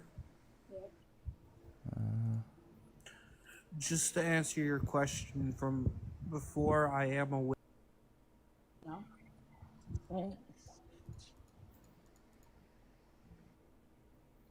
little red and blue people. Well, room full of witches, then. What's up? Reese, did...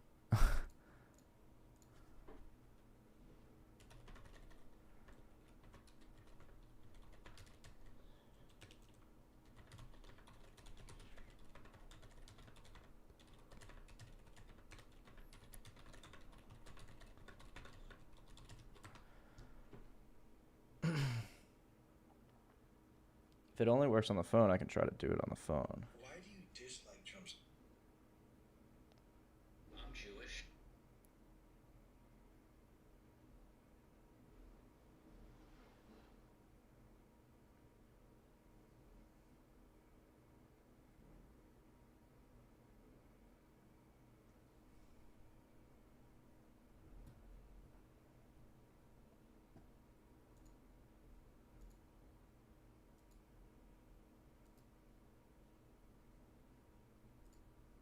Do you know what happened last night in your life? Because I do.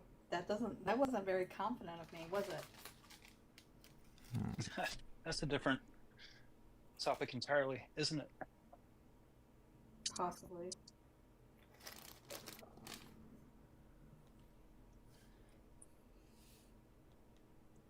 Condor, you've already tried this game. We've already done this song and dance. Condor, listen up. But that is up to host, not me or any of the mods. That is up to host now if she wants you up. I mean, at this point, he's just being used for fucking engagement at this point. Because I don't want to give him any more energy. I don't want to give him any more energy. He's just a fucking energy. Then there you have it. It's a no.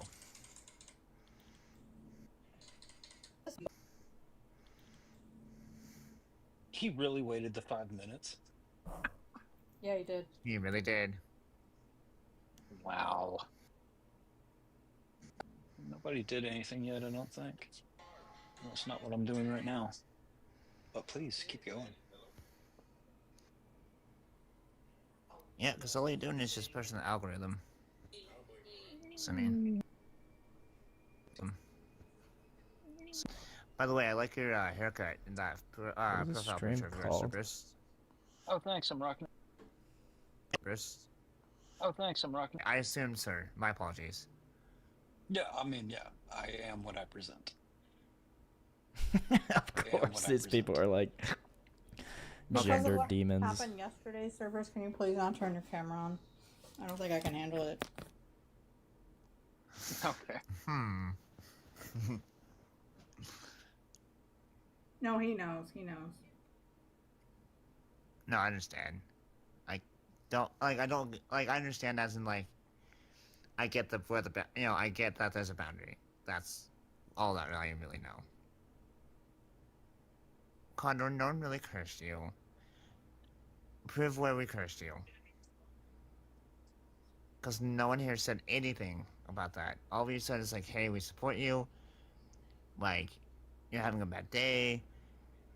Like, you're not, accepting a boundary. No one in this live, so far as I know, since I've been up here, has told you anything. Or said anything about a curse to you. No, the only one talking about it was him, saying that we the fuck we can. That's it. That's as far as that went. And we argued about, there's more than one practice out there, buddy. The rules change practice to practice. Mm-hmm.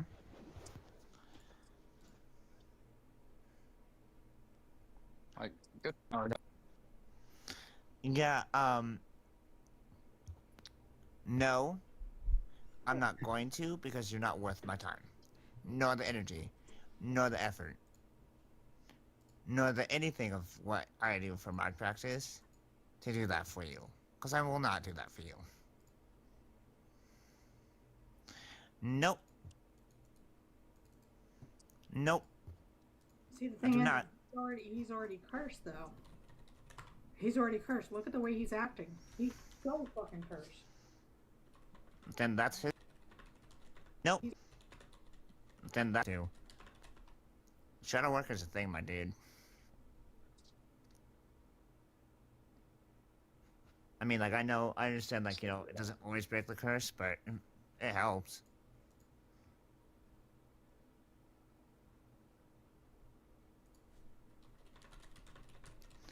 Okay, first off, again, like I said,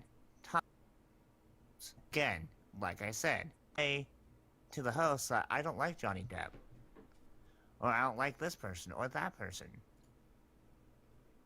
and they can tell me, well, fine, but she's not gonna curse me because that's not worth her time, effort, or energy to do so. It's not worth anyone in this pet. Exactly. Or tooth, or whatever you.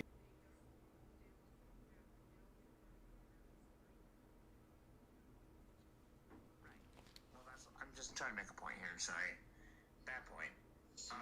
But still. Okay, stupid off-topic answer. So, I like to cook. Plate served, dear. I like to cook. Come on to this first coffee. So, yeah, I'm thinking about making like some like homemade like fried fish and adding a little bit of All right, I'm doing it. vinegar to it. Will that taste I good? think it's gonna work. But they need to see my text though.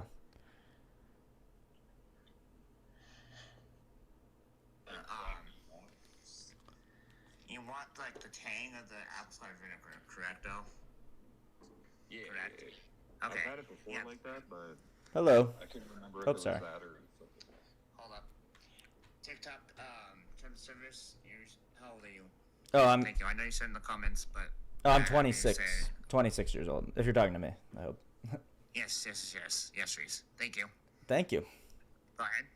Okay, yeah. So I'm just curious. So this is my first time on the stream. I love what you guys are doing. I love this panel. It's great. I'm just curious. Is the claim that God created evil? Is that the main thing you guys debate? So I'm trying to prove that Christians don't read their Bible because what I'm quoting is in the Bible. There is no evidence that Lucifer is the devil or Satan in the Bible, and there is no clear evidence in the Bible that God created evil. Okay, and so what is the evidence, just out of my ignorance, that you have that God created evil from the Bible? According to the Bible, it's Isaiah 45:7. Okay. I can look that up now, unless you have it off the top of your head. Oh, you can. Isaiah 43:7, you said? 45:7.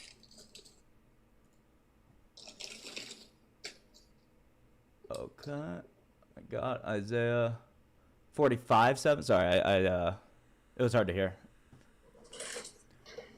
Oh, I form the light and create darkness. I bring prosperity and create disaster. I, the Lord, do all these things. Is that the verse you're referring to? What version is that? Well, that would be the NIV, which actually I shouldn't read because I don't particularly read the NIV. I read the New King James Version, so I can read it in that version as well. Go ahead and Here we go. And just to be clear, you said Isaiah 45:7, right? Yep. Okay, so I form the light and create darkness. I make peace and create calamity. I, the Lord, do all these things. Now you know that's not the King James version. It's at least Bible Gateway that's what it's giving me. Do you have a better version or a reading that King James version absolutely says evil. the King James version does? Yes, it does. I mean, so just to be clear, I'm gonna go by my Orthodox Study Bible, which is New King James. And so actually, I guess this is kind of irrelevant, but even if I assume that it says that the version that you're reading or the most correct version says that God created evil, my question is, how do you know the correct interpretation of that verse? Like, in other words, what is your interpretive structure? Do you do a historical critical method? Do you abide by the church fathers? That proves my point that the Bible is not consistent. So how can we believe any of it? Well, no, I just asked you what your interpretive structure is. I didn't ask whether the Bible is consistent or not. I'm trying to prove that the Bible doesn't make sense. And according to whom does it not make sense, essentially, is my question. Why is there so many different translations and versions? Well, it's translated into many different languages for one, over a long period of time for another, to different audiences for another thing. So that's my question, essentially. So the way that we as Orthodox Christians understand the Bible is through the lens of tradition and the church fathers. And so, for instance, we wouldn't even know what the Bible was unless there was a church to tell us what the canon of the Bible was. So our interpretive tradition comes from the scholars over the last 2,000 years of the church that put all the sort of various elements together, because it's a big book and it's very confusing. There's a lot of things going on that might seem contradictory that really aren't at the end of the day, and some of those are more obvious and some of those are less obvious. I can certainly understand and appreciate why sort of the basic simple reading would come across a certain way. Like, for instance, if it says that God created darkness and calamity, you might think, oh, God created darkness and calamity, therefore he's evil or he's a bad guy or something like that. But obviously, within the context of the rest of this chapter, I mean, would you argue that Isaiah actually believes that God is evil or created evil? Yeah. You think Isaiah believes that? Yep. And where do you base that off of? The base of the Nunya belief. I'm sorry, the what? The Nunya belief. The Nunya belief? Like the Nunya business? Is that? Or what? Sorry? Yeah, you got it right. It's none of my business? But I'm a Christian, so it actually kind of should be my business. If I'm following this like evil fake book, there should be a reason that I should not follow it, or some way I should know that it's not, that it is evil. I'm not here to convince you not to be a Christian. You can be whatever the fuck you want. That's a great thing about being who I am as a Satanist. You don't give a fuck what you do. No, I understand that.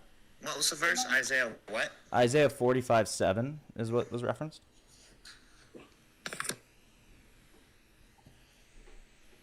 But I'm so curious about your interpretive structure. So is there a satanic church or like leadership structure that tells you how to interpret the Bible, or do you just kind of go into it and whatever you read is the correct interpretation? I was raised Catholic. But the Catholic Church doesn't believe that God created evil either. But it's in the same Bible that we fucking learned from. Right. So that's my question: are you just reading the Bible? If you're a Christian, how are you knowing what Catholics are doing? Well, because I do apologetics against Catholics, so I disagree with Catholics on a lot of issues. But there are certain things we agree on, which is basically the basic hierarchy, the order of creation that God laid out. So if you're interested, I could tell you like. Basically, as a broad strokes, what Catholics and Orthodox believe is that God only creates things that are good. Free will is a good, and angels with agency are a good.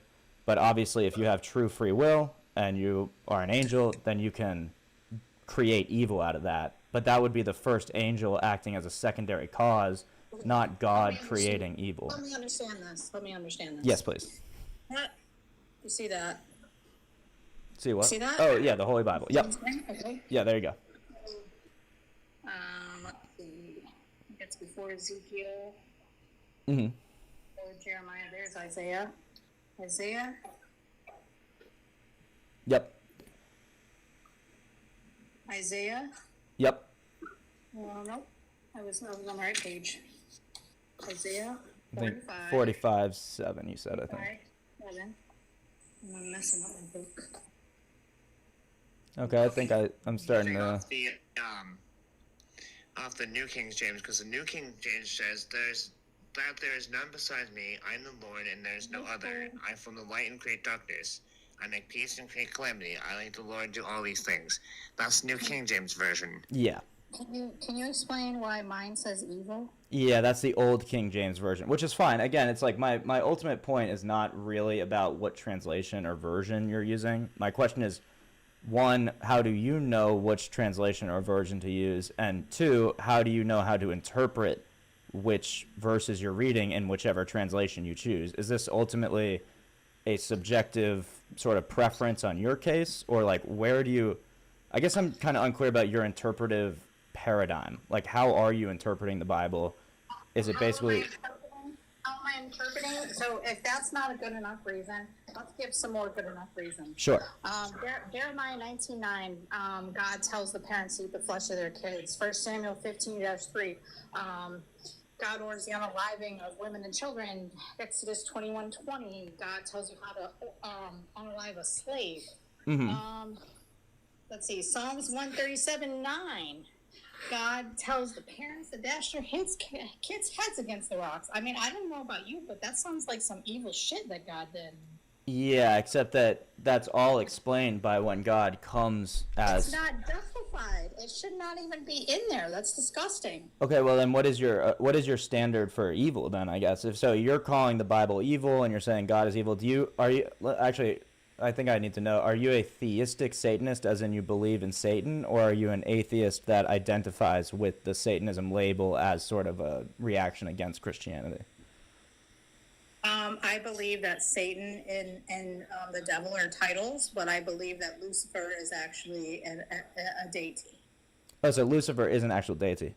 Well, that's very that's interesting. And so I actually quite appreciate that because I meet very few people that actually go the full length to their Satanism, which I appreciate. So thank you. And so where do you get your knowledge and information and tradition surrounding Lucifer? Like, how do you know about Lucifer as a deity? I don't. So I want to explain to you. Are you new to Satanism? Am I what? Do you understand what Satanism is? Well, if I understood you correctly, it's the belief that Lucifer, in this case, who I know you don't think is Satan or the devil, right? They're three different things. Those are three different things. Okay. So Lucifer. No, I guess I don't really know where your brand comes from. I know a couple other different brands of Satanism. I hadn't heard this trinity of Lucifer, the devil, and Satan. If you'd like to explain, I'd be happy to listen or try to understand. So, we believe we are our own God. We don't worship Lucifer, devil, or Satan. We don't worship anything. So therefore, I do not agree with it being a religion because religion is defined when you worship something outside of yourself, and I do not. Okay. I am equal. I am an equal to deities because I believe I am my own God. Okay. But Lucifer is my equal. But you're not. You didn't create like the universe, though, per se. Like you're your own god and sort of God gets to define what a god means to them. Oh, I see. So, what does a god mean to you? And then hold on, let me finish. Okay. So, as a god, we're not going to prove ourselves to you or justify ourselves to you. Okay. It totally defeats calling ourselves a Satanist. Because if I'm trying to prove to you that I'm a god, then it's a self-worship. It's not worshiping myself if I give a fuck about what you think of me. Sure. Yeah, I agree with that. Yeah. So are you saying that you just don't have a justification for being God, or you don't want to share it because it's private? Or you can't share it? That would define me justifying myself to you, and I ain't doing that. Okay, gotcha. Sorry, did someone else want to say something? I didn't want to cut them off. Go ahead, Artems. Yes. Hey, do you know Mother Persephone? What about her? Okay, she's requesting up, or was requesting up. Oh, so bring her up. Give me a second, So can I just ask why, like, if I'm still welcome, which thank you very much for bringing me on. What is the difference between Lucifer and the devil and Satan, and where that kind of comes from? In the Bible perspective, or my individual Satanist perspective? I'm more interested in your individual Satanist perspective, but if there's biblical reference, that would help too. So Lucifer is only mentioned one time as a title in the King James Version and the King James Version only. We reference a Babylonian king, and that is Isaiah 14:12 and Isaiah 14:4 as a title. There is no other time in the whole Bible that Lucifer's even mentioned. Okay. And I haven't had anybody to be able to prove that to me. How you are fallen from heaven, O Lucifer, son of the morning. How you are cut Isaiah down. 14:12. Yeah, that's Isaiah 14:12. That's the title that I was talking about. Because you go back to Isaiah 14:4, there's the Babylonian king. Yeah. It's a title. Yeah. Oh, you're saying that Lucifer in Isaiah 14 is the Babylonian king? Yes, it's a title. It's to mock the Babylonian king. Okay. Very interesting. But so then how does that differentiate? So what is Lucifer to you? It's just kind of like nothing, like it's just like a title or something? No, Lucifer is actually a deity. Oh, okay. So where do you get that from, I guess, is what I'm curious about. My personal experience, but I don't expect anybody to take my personal experience as evidence as it exists. Well, no, I don't. I mean, I'm willing to consider that. I mean, because personally, I do believe in Lucifer and the devil and Satan. So if you have personal experience of those entities, I'd be interested in them. personal experience is not evidence, though. It's not proof that exists. No, it's certainly not proof, but it is actually. I think it would count as evidence, but certainly not proof. But I'm just kind of more out of a curiosity, really, than anything. But if it's too personal to share, I would understand that as well. Someone's sleeping. Christina, Somebody is heavily breathing. What happened? Never mind. I saw something wrong. Sorry. Okay, so then what about the devil and Satan, if you don't mind? I'm just curious. Like, do you also, was that kind of a personal experience you had with those two individual entities, or? Nope, they're not entities. They're titles. I'm a devil and I'm a Satan. Oh, you are a devil. And so what do those titles sort of mean to you, out of curiosity? Satan is the adversary, the opposer, the accuser. Mm-hmm. And that's what you fancy yourself to be, sort of, like an accuser. Yeah. Anybody can be Satan. No, I agree. I completely agree. I think we share that worldview. Although I would call that a type of Satan. So there's the ultimate accuser who accuses God himself, but then there's types of Satan, sort of microcosms of Satan, who accuse man and accuse gods in their own right. But do you believe that there is? But you said you were a theistic Satanist, so you believe there is one sort of like deity Satan, though, correct? Or no? No. So you gotta understand how Satanism works. It is up to the individual. So not every Satanist that you talk to is going to tell you exactly the same thing. That's what's great about Satanism, is we don't have to follow a bunch of rules or follow a certain way. It's up to each individual Satanist. Well, you have to follow some rules, right? Like, for instance, you couldn't think that Jesus is God, could you, as a Satanist? You wouldn't be called a Satanist. Right. So there's some boundary. There's some, like, definition of what it means to be a Satanist. It doesn't include everybody. It includes people who oppose religion. Who oppose what? Religion. Oh, who oppose religion. Got you. So maybe that's a good place to go back to the main question that you have is you state that God created evil, but if you are God, does that mean that you created evil? No, this is for the Christians, and maybe that's my bad because I need to post, hey, Christians, prove me wrong. Like the Christian God created. But so as a question, is that just like a way for you to basically get Christians into the chat, get them talking, etc., or do you believe that there is a Christian God who created evil? Christians will not let us have our own space. They keep invading our space. We can't get away from them. So I figured, okay, well, if you ain't gonna leave me the fuck alone, I will engage conversation with you. No, that's great. I appreciate that, and thank you for accepting me into your space, even though I'm sure many Christians. Hold on, Reese. Oh, yeah. Pause. Yep. So, redneck. Nope. No, redneck Russ. No, I'm still talking to Reese. Okay. So, redneck Russ, you're gonna have to wait. Okay, so I was saying, oh yeah, so do you believe in a Christian God who created evil, or is that sort of a language device? I believe if there is any truth to the Bible and the Christian God actually existed, he is not possessed and pure fucking evil. Okay, but what about like his son Jesus Christ, who is God? Like, do you think that he is evil too, like his teachings? I'm not so sure about that because Jesus spoke of Satanism in John 10:34. In what? Where? John 10:34. Yeah. Okay, I'll check that out. John 10:34. Jesus answered them, "Is it not written in your law, I said ye are gods? If he called them gods, to whom the word of God came." But keep in mind that the language here is lowercase gods versus the word of uppercase God came. He's calling us the gods. That means we are gods. Yes, but we're not. But he's not identifying us with the creator of all the universe, obviously. No, right. I understand that, but he's calling us the gods. We have Right. the gods. Of course. No, of course. Yeah. That's Buddhism.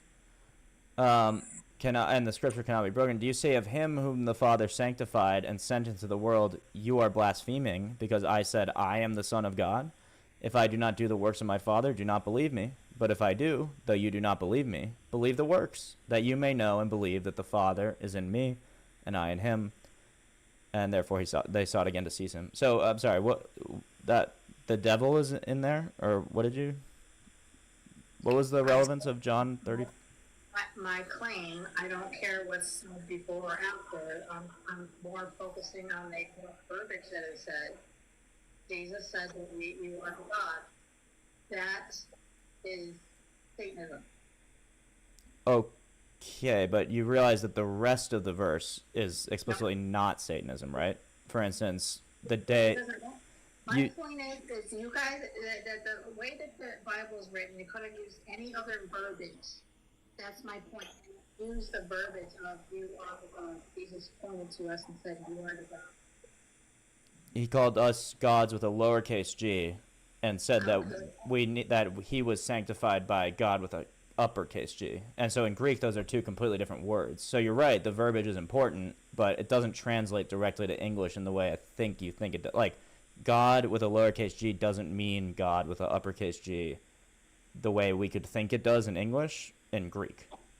Does that make sense?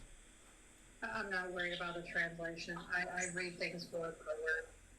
Well, that is specifically the problem, because you could read things word for word and get them very, very wrong, even in a Harry Potter book or in any book, like not just the Bible. Capital G-O-D was referenced as the God in the Bible. So lowercase G-O-D, why does it matter if it's a lowercase or a big case? Right, great question, because with a lowercase or a big case, we believe that for instance, the Greek pantheon of lowercase g gods did exist, that they were demons, but that the word used for them is the same that we would use for demons now. So there are powerful spiritual entity. You're talking about the daemon. So I know the word daemon. I think it was actually a different word that they would use for the Greek gods that we just simply translate into English as gods. But it kind of has a different connotation than the creator of all the universe. I have to do more research and look this up specifically.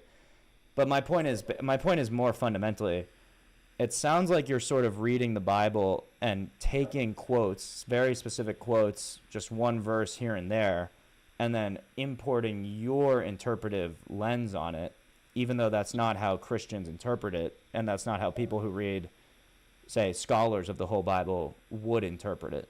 And so I'm just curious about what your interpretive paradigm is. Like, I read for what it exactly says. That's and how do you know exactly what it says is my question. You're gonna make me look up John 10:34? No. I just read it. I mean, I'm happy to read it in the old King James version, your version as well. Jesus turned to us and said, "You are the gods."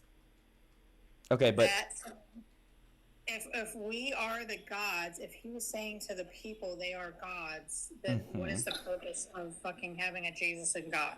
10:34. He called them gods, to whom the word of God, different word, capital G, came, and the scripture cannot be broken. So you'd have to break the rest of the scripture to affirm this Satanist paradigm.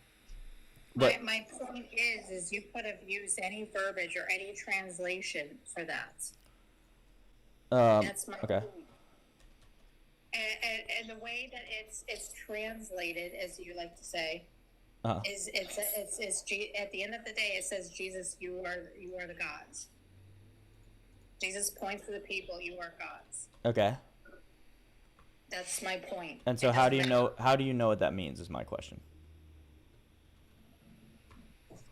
If Satanism was so bad, then why would people reference Jesus as Lucifer?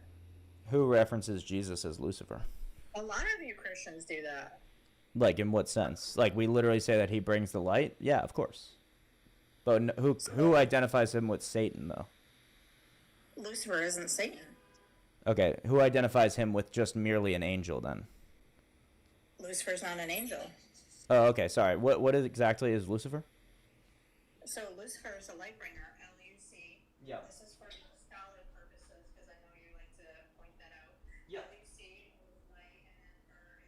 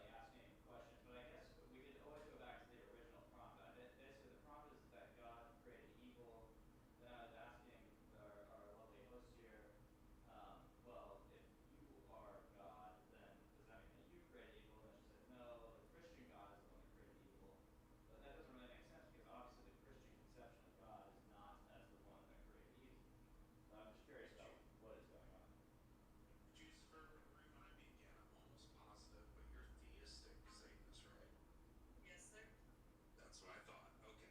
Yeah. Your area is a little bit more of ignorance on my part. I know atheistic Satanism pretty well, but I don't know the position of theistic. The only outside of working with him, I mean, I don't know how you view things. The only difference between us and atheists that I see is they don't do witchcraft, they don't believe in demons or the Goetia. I work with demons, the Goetia, and witchcraft, and I believe in deities. That's But that's a pretty. Isn't that a pretty massive difference, or am I? Is that? Well, let's. I don't want to put you guys against each other. Yeah, we can keep it. I say let's put this in perspective first. Sure.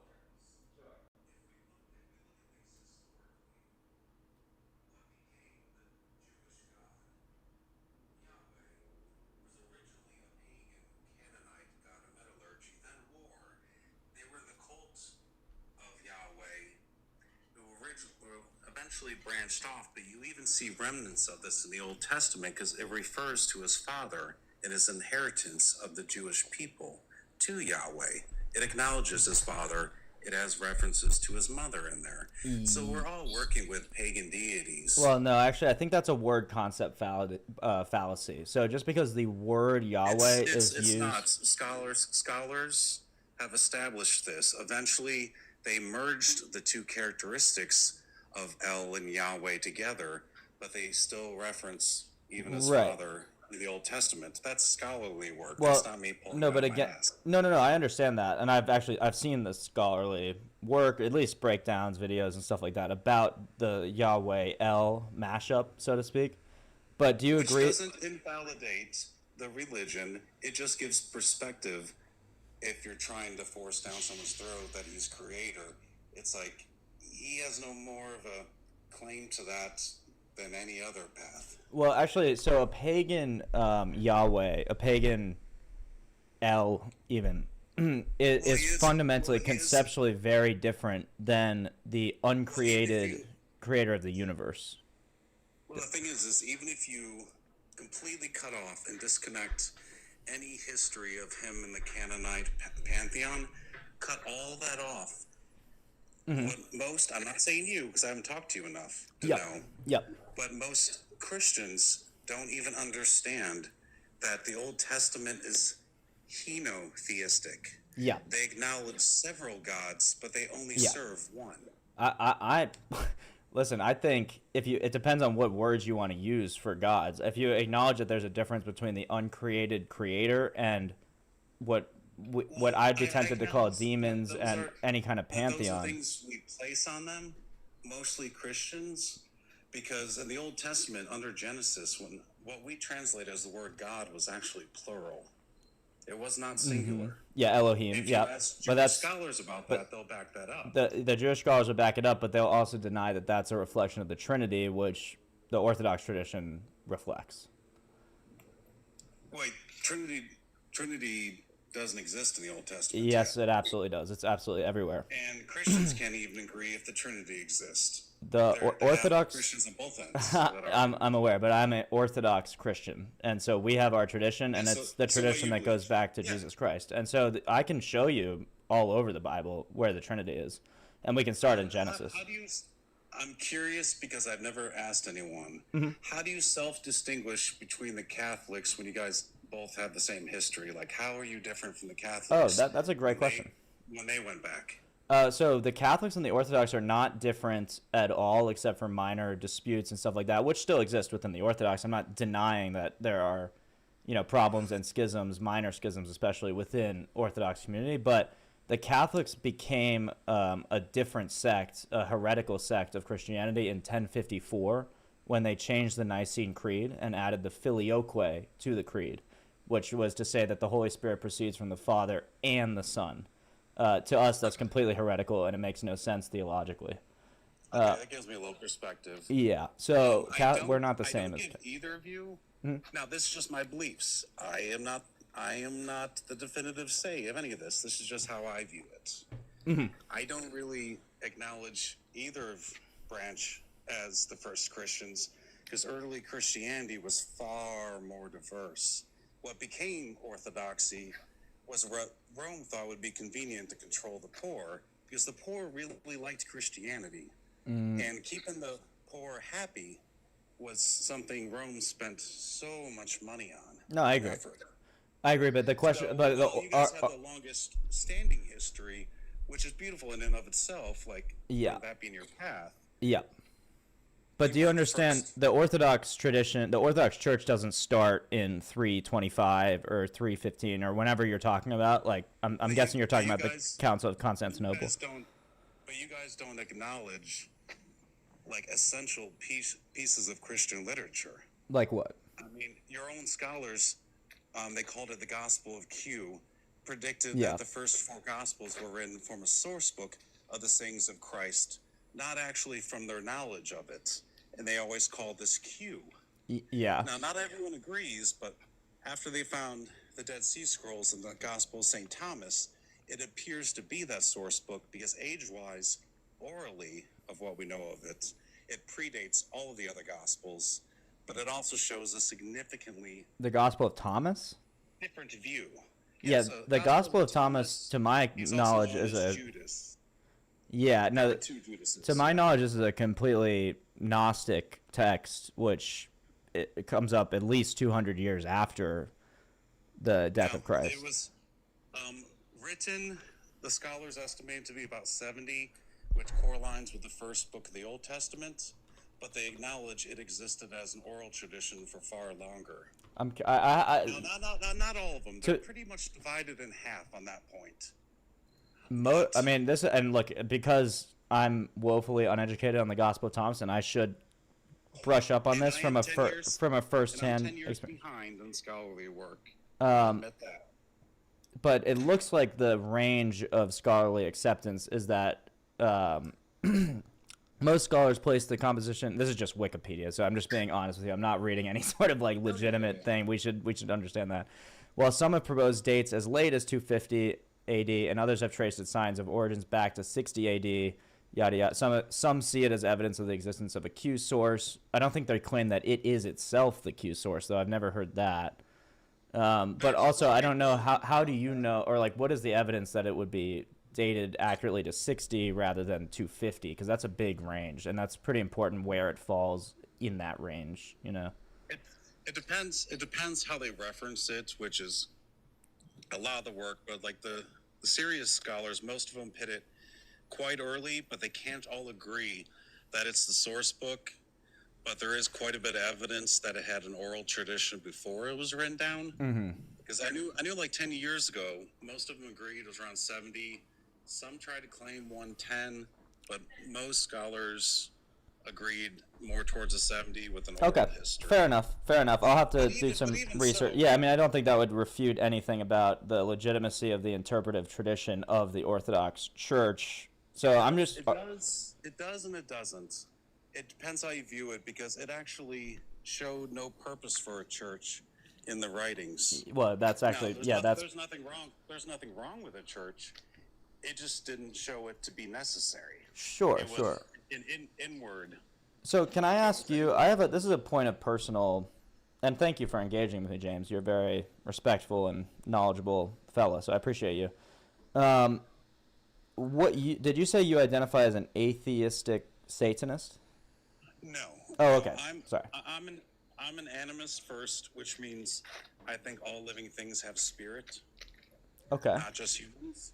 Sure. I'm an eclectic pagan because I've had experiences with other deities. I Okay. work with them. They help.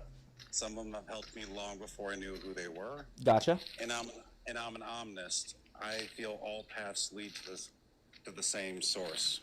Okay, well that's interesting. So what? And do you believe that source is ineffable, unknowable, or? Honestly, I have different ideas about that. Mm-hmm. Part of me is intrigued with the idea that what we call the gods and goddesses from any path none of them are source. We can't contact source. They're the intermediaries. Okay. Part of me toys with that idea. The other part of me, mostly, is I see it as energy. Anything that does not have matter does not experience time linearly. Sure. Like, if you have a piece of light from the Big Bang to Earth, it experiences time at the same time. There's no progression. Okay. So I think if Source is energy of some sort, we are its only way to experience time. And where do you get It that experiences from? it through us. Well, my question is just where do you get that knowledge from? Like how is that from a book or from an intuition or yeah, how do you come to that? I come to that on my own. Now the energy part, time, all that is not my own. That's general relativity. The faster something goes, the speed of light, the slower time goes for it. Gotcha. Like an example, if you go a quarter the speed of light in a rocket ship for 70 years. Yeah. On Earth, they'll age 70 years. And people in the rocket ship will have aged about a year. No, yeah, I've watched Interstellar. But if you actually reach the point of light, which you can't unless you have no mass, there is no progression of time. It all happens at the same time. Okay, cool. So can I ask you, so you said that you have this intuition or that there's a source and that we are its way of experiencing life in time. Is that basically accurate? We're its ability to experience. Okay. And so my question is, if it has a desire and an ability, etc., to experience, does the source have personhood? Honestly, I don't know. I don't know if it's a But connection. I guess what I'm saying, it's certainly not like an inert energy. It's not something that has no ability to make change or. I don't think it's inert, but I also acknowledge that I'm just a pretty evolved monkey grasping in the darkness that none of us really know. Oh wait, But that conflicts with your other views though. If you're just a evolved monkey, then why would you believe in an omnism? I mean intellectual. Okay, gotcha. Intellectually, I acknowledge there is zero scientific evidence for any of our paths. But okay, a lot of us have personal experiences. A lot of us feel the connection. A lot of it feels right. And we have our beliefs that align with how we feel connected to that or how we think it should be described. Okay. But none of this is stuff we can prove. We all have our own way of viewing it. Gotcha. So is anybody more right than anybody else? I think it comes down to, like the Christians would say, judge the fruit by the tree. Okay, so there is a way to, like, you agree with that then. There is a way to judge, say, what did you say? They're not religions per se, but what did you say, paths or understandings? Yeah. By their fruits? Well, I think there are universalities. Like, even if you just look at our responsibility to each other. Okay. Ethical behavior and certain accepted things are all in our best interest and Got you. deemed to be a good person when you follow. Now there are exceptions. Uh-huh.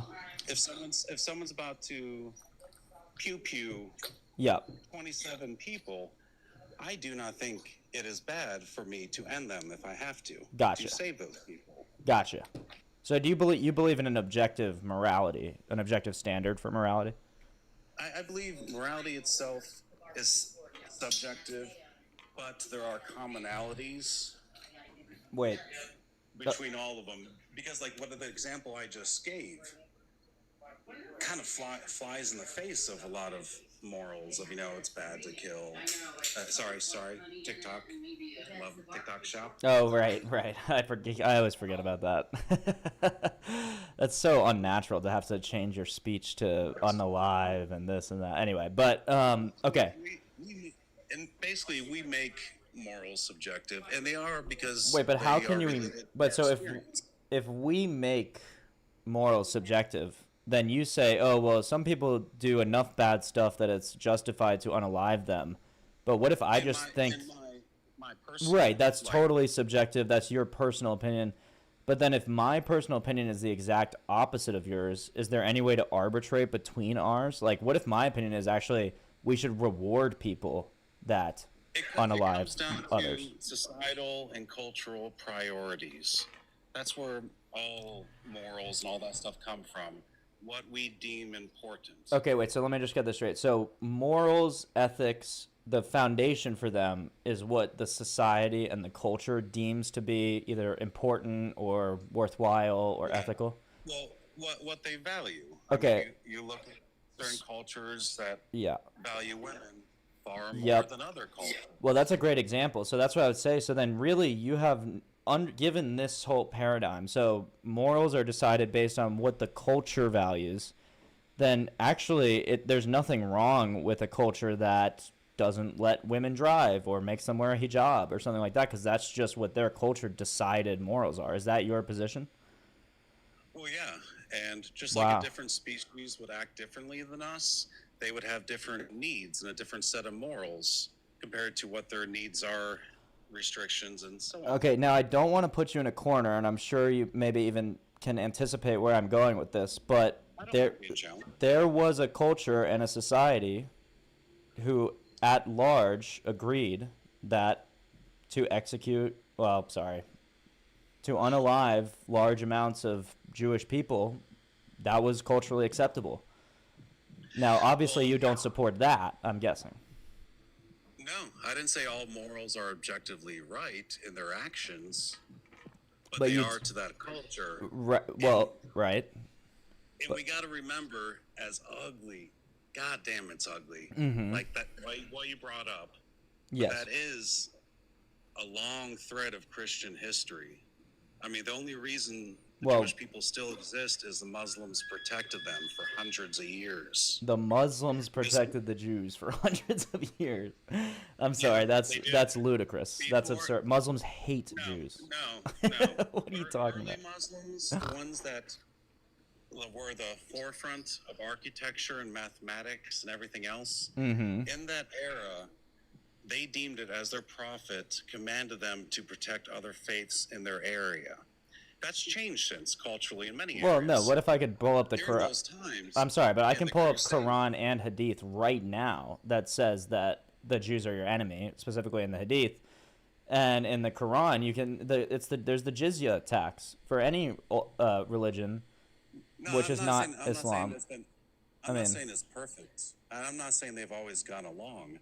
Okay. But at certain key times in history, if they hadn't stepped in and protected them, the Christians would have been successful in what they tried.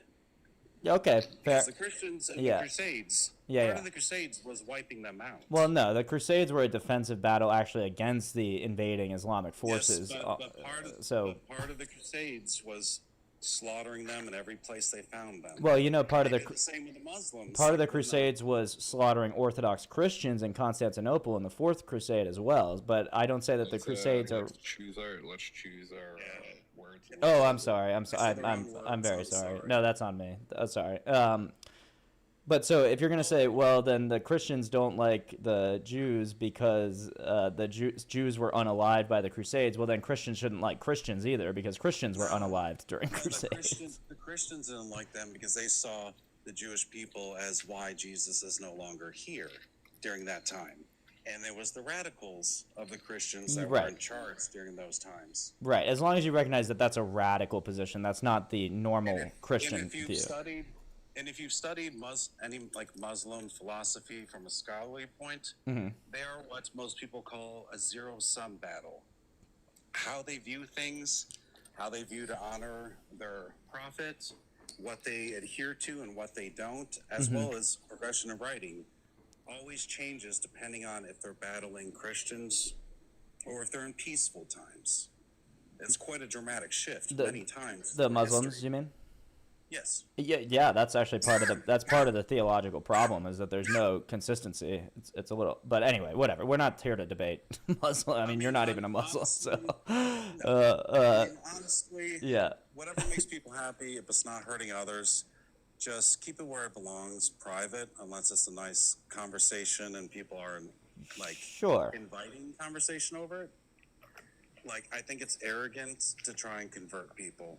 Because you're assuming your judgment is better than mine. No, totally, I agree, and I'm commanded to repent constantly for the sin of judgment, which I'm always doing, and very regretful of, repentful of. But let me just So you are basically a perennialist, that you believe that all religions have some kind of like truth to them or point to one source being. Is that? Well, I think they're all valid. They're all valid, but so one isn't more valid than another. No, I don't think one is more valid than the other. The only way you could judge that would be a personal judgment of either how beneficial they've been throughout history or the merits of their philosophies, which comes down to perspective. So there is no. But what about the merits of their philosophies doesn't really come down to perspective. That could be sort of evaluated on an objective basis, or do you disagree with that? It's still a judgment. Like it depends how you look at it. Like Christianity, for example. How Christians view Christianity, most of them, you can see a lot of merits with that people absorb. They think they're good in life. But Christianity has done tremendous harm to society across the entire world, devastating indigenous communities. So there could be a good argument just as well. As they have a very bad net. Well, what in the Christian doctrine or philosophy like tells people or encourages them to harm indigenous communities? Because what I would just simply say to that is that, yeah, you'll know them by their fruits. Many will say my name and say I did great works in your name, and I'll say I never knew you. So if you're talking about conquistadors,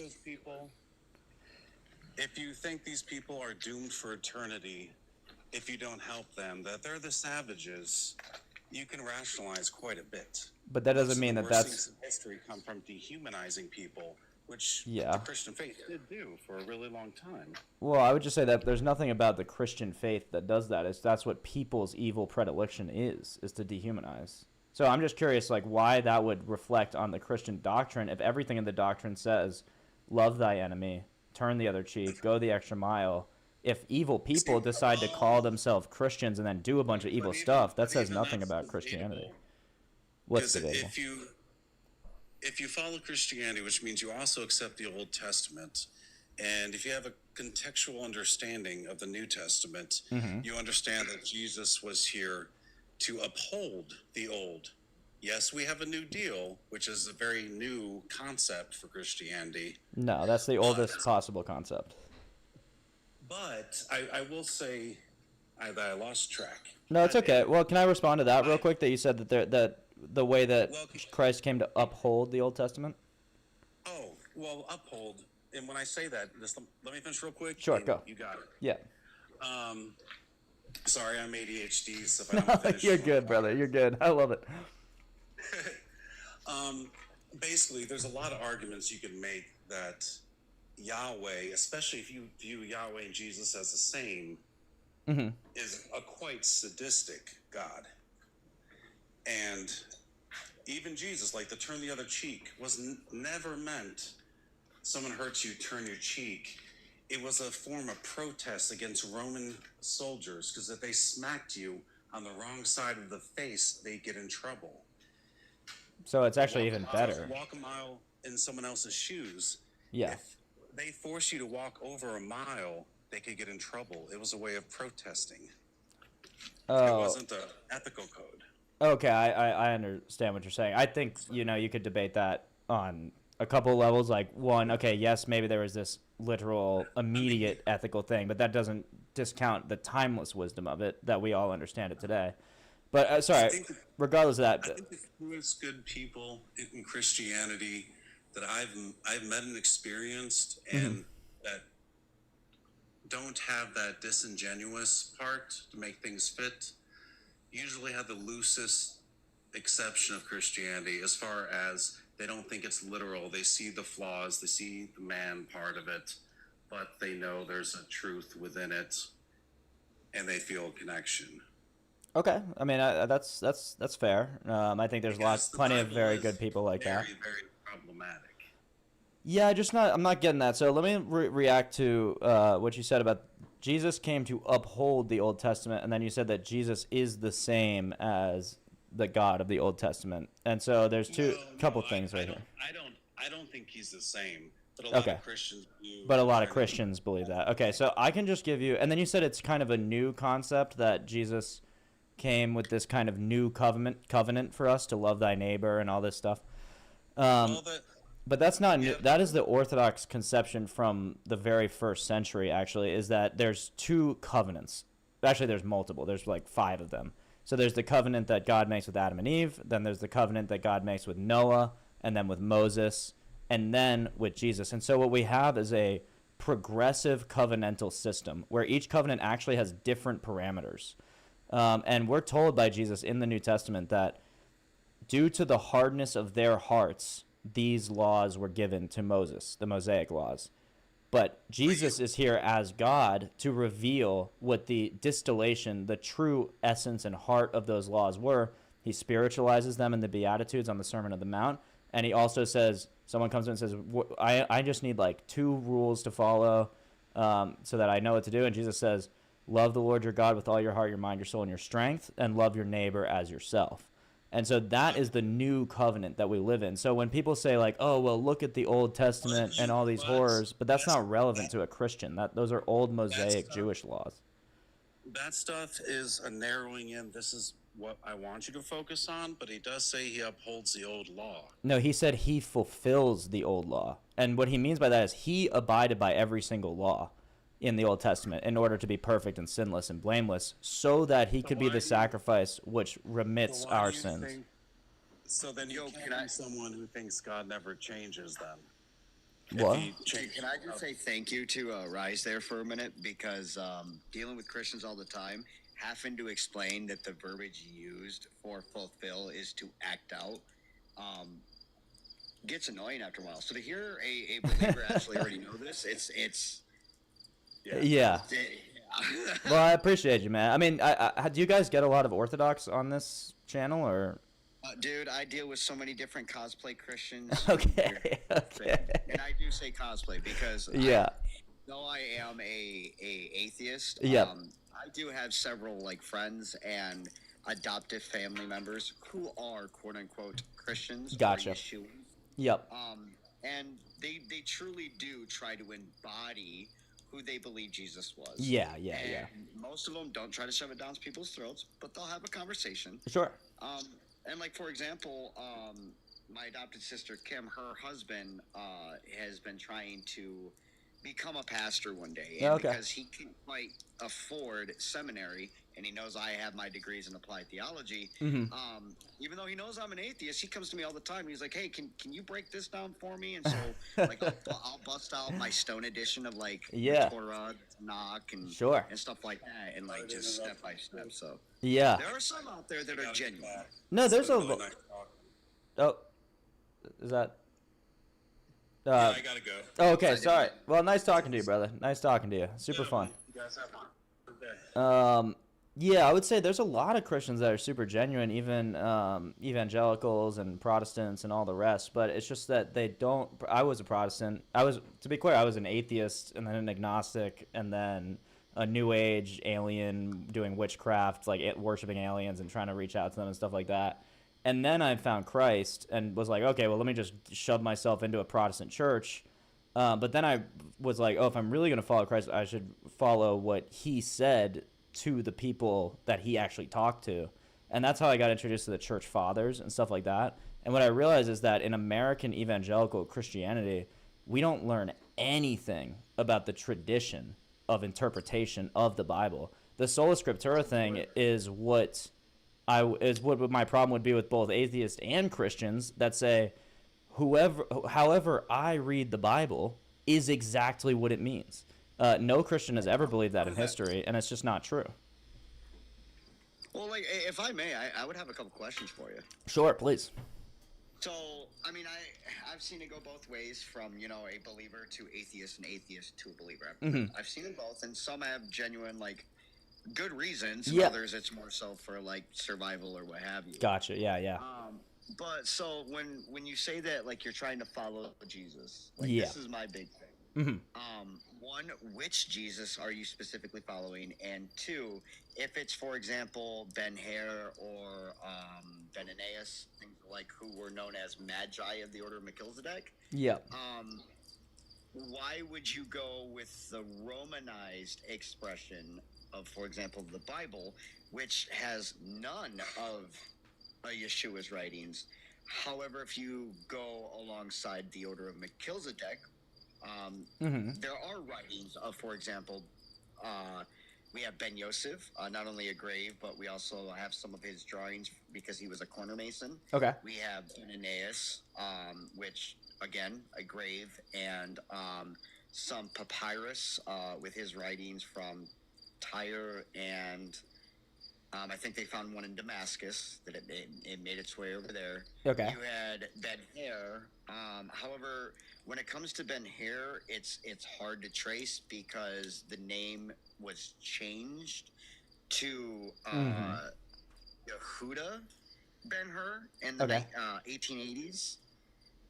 Before that, we had the writings in the exact same almost story, just slightly different name. Okay. So it's really hard to tell if, for example, the Jesus of the New Testament is like the King Arthur effect, right? Is he like a combination of a bunch of different guys, or right? Yeah. Or were they specifically mentioning like Ben-Hur, Ben-Ananias, Ben Yosef, things of the like?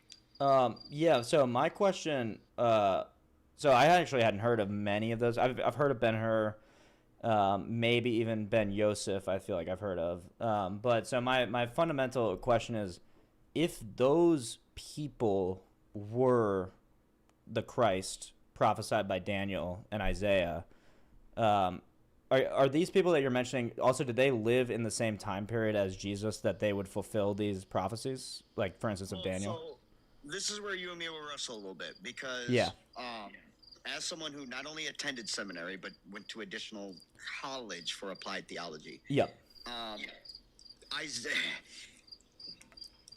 It really is a more modern Christian thing that use, for example, Isaiah 51 through, I think it's like 53, 54. Like the suffering servant, things like that. But when you learn the difference between like Phoenician Platonic Hebrew, boxed Hebrew, and then modern Hebrew, it doesn't necessarily say the same thing. And those translations definitely matter because that slightly changes the story on each end. Okay, so then, so with that being said, if I were to grant it, right, we'll just say I'll grant it. The answer to your questions on the other ones would be yes, unanimously.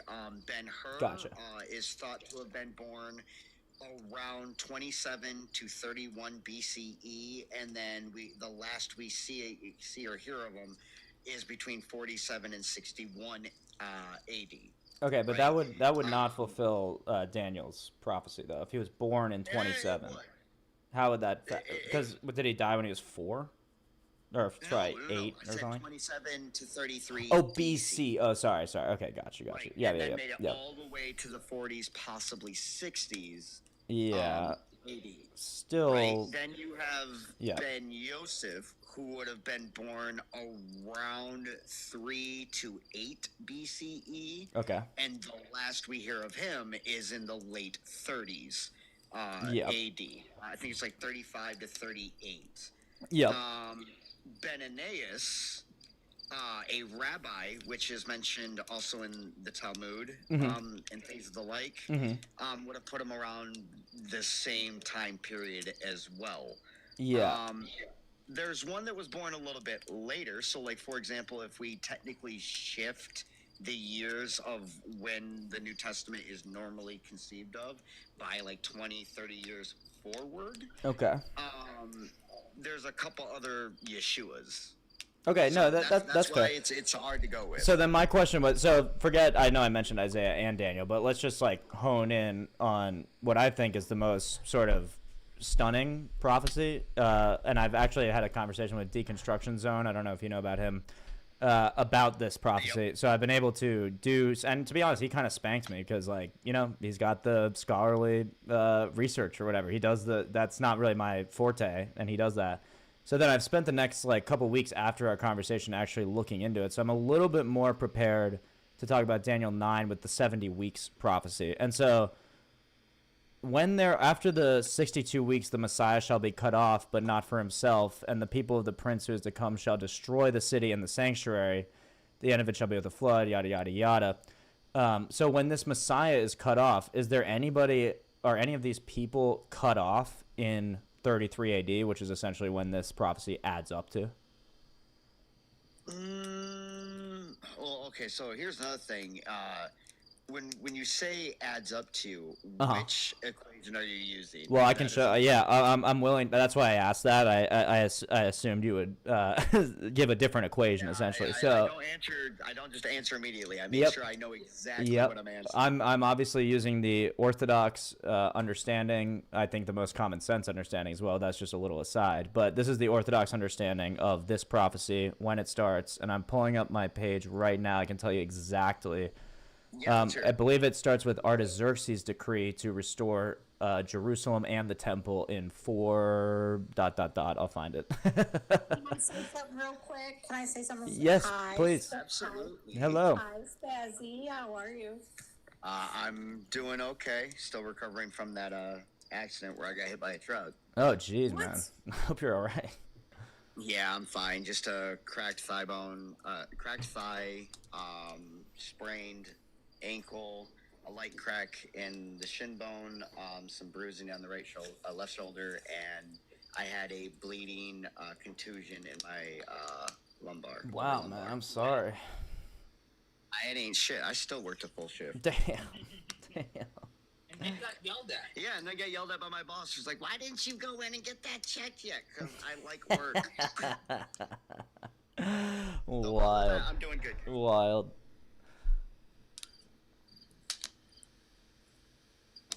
Do you hear me, Juicy?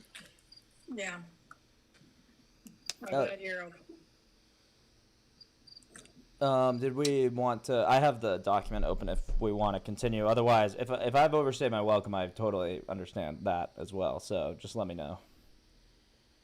Oh, you guys can. I think we've been having a decent. I just wanted to say hello. You can keep going. Oh, okay. Well, thank you. Yeah. So I start appreciate it, Juicy.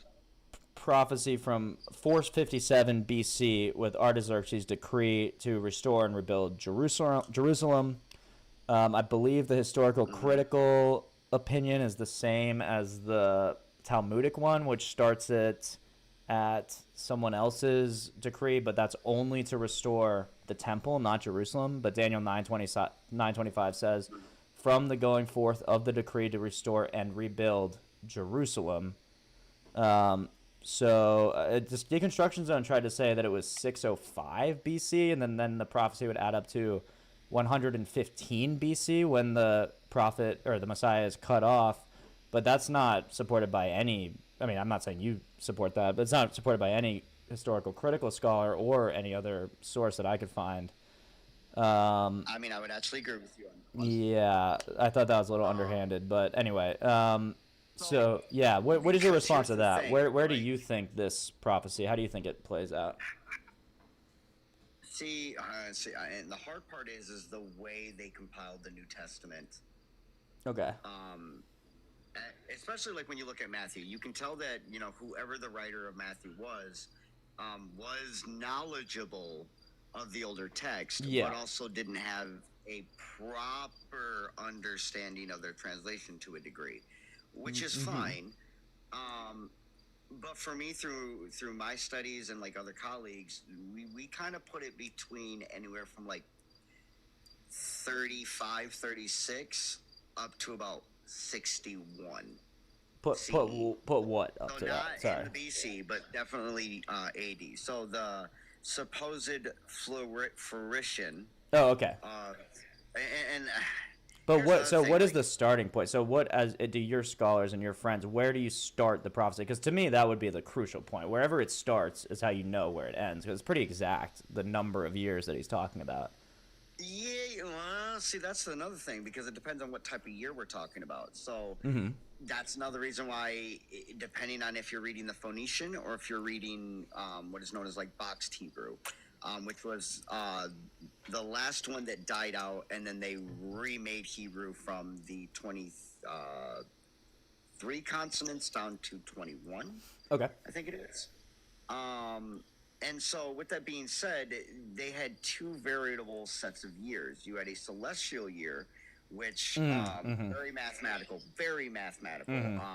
and within, I think it's like 24 to 26,000 years is one celestial year. Right. And then you had a calendar year, but even their calendar year was based off of 360 days, and they removed off the calendar 5 days of quote unquote darkness or rebirth. Oh, okay. So, which then, if you do the math and then you go by the years, you have to compensate the 5 days every so many every year. You have to compensate their lunar cycles because they primarily went off of lunar cycles until a certain point. Yeah. So that's why when I'm asked that question, I tell them we have no clue. But you don't know even the starting date, though. I mean, the starting event. Sorry, or like, because it's reference to an event, so it has to be from the going forth of the decree to restore and build Jerusalem. So there's only so many contenders for that starting date, no matter how you count the years after 3 that. or 4. Yeah. Right. But then, like, for example, let's take like the Exodus, right? Sure. A lot of scholars have come to agree that it is most likely a retelling of 3 main events that were very similar by very similar situations. You would have King Sargon of Akkad, Okay. right? Then you would have Prince Motep II, and then the final one would have been King Akhenaten. Okay. So that's the hard part, especially, for example, like with the Torah, the Tanakh, the Talmud, Talmud, right? Yeah, right. Your Stephans, you've got your Kephers, you've got Kobel, Yep. you've got all the Yep. mysticism.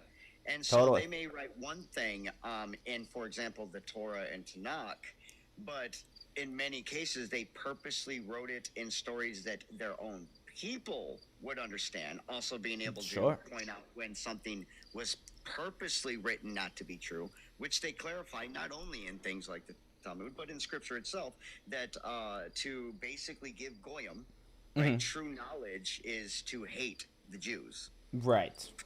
So you got to take that in consideration when you attempt to interpret. Well, sorry, that was a Talmudic voice quote.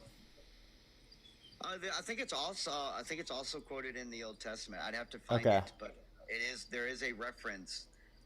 Because if that's a Talmudic quote, that's one thing. If it's an actual Old Testament quote, that is another thing that I'd have to consider. But like the Talmud, if they say, you should lie to Goyim, well, yeah, I don't think I'm not going to accept that as part of the scripture or scriptural or from God, obviously. Well, I mean, in the Old Testament, I can pull up a couple of them. One of them, I believe, is in 2 Kings. Yep.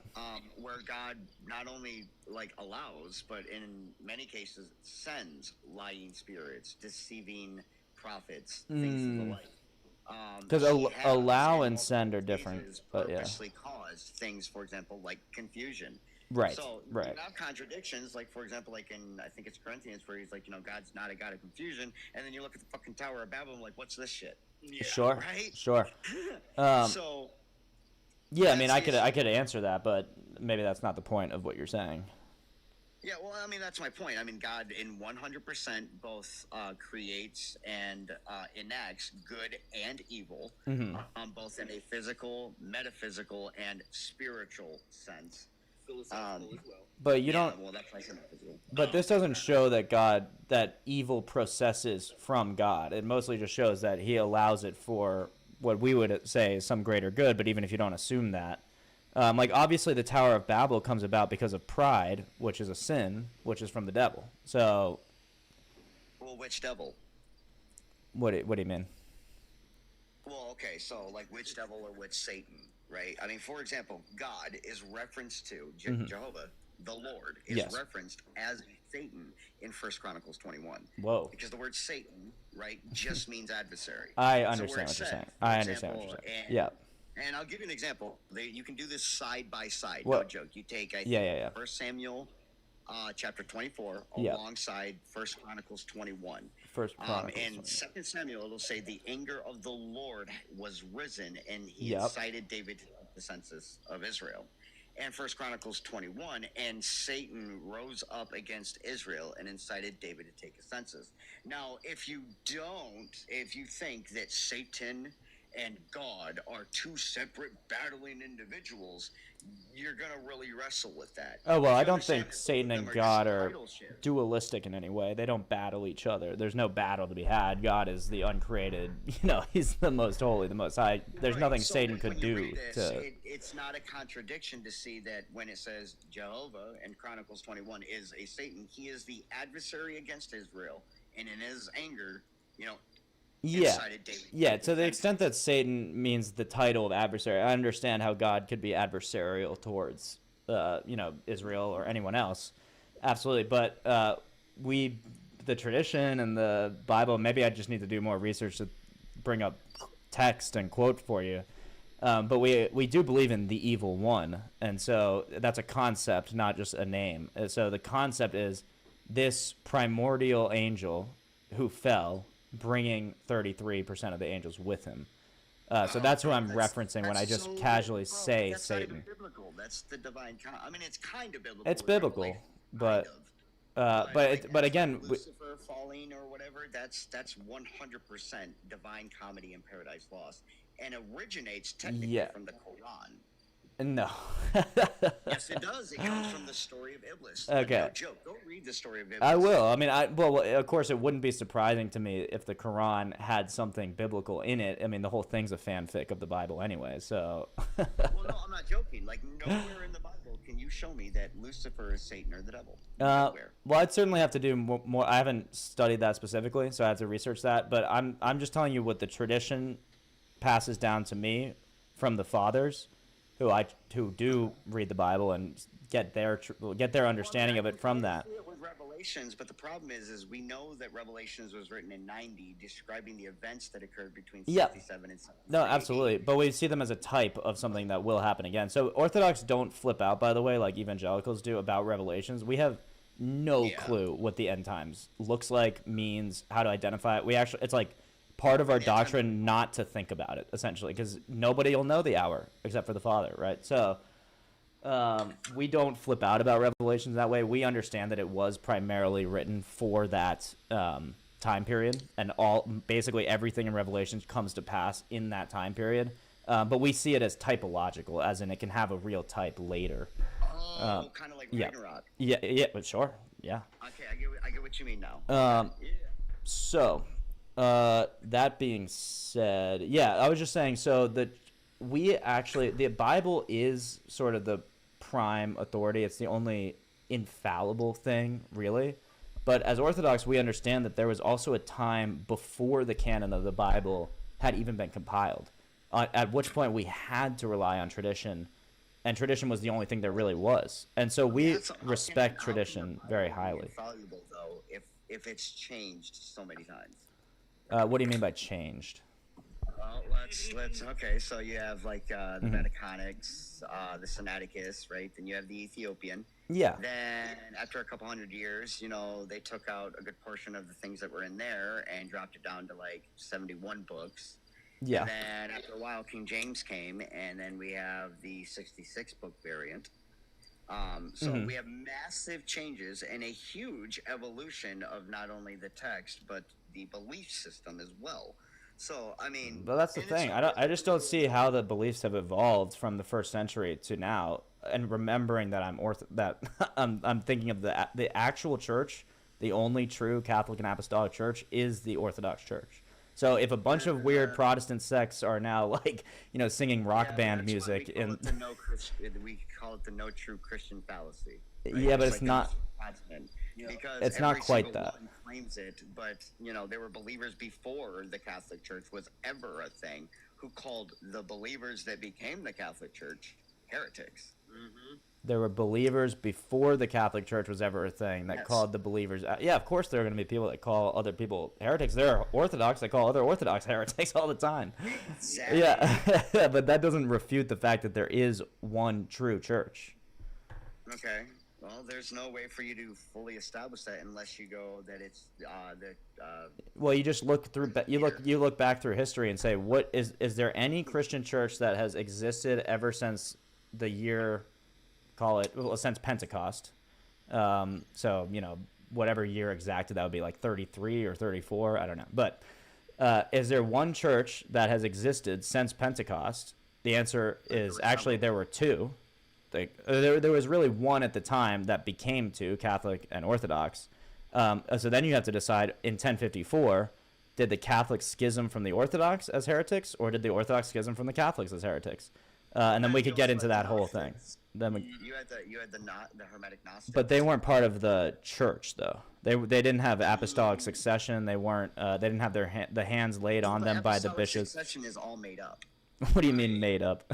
All made up. It was all made up by the Catholics. What do you mean made up, though? I don't understand.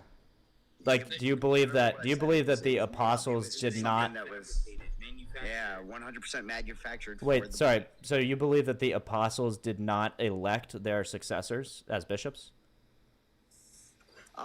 Maybe some of them did, but the issue is one, we don't have their writings on like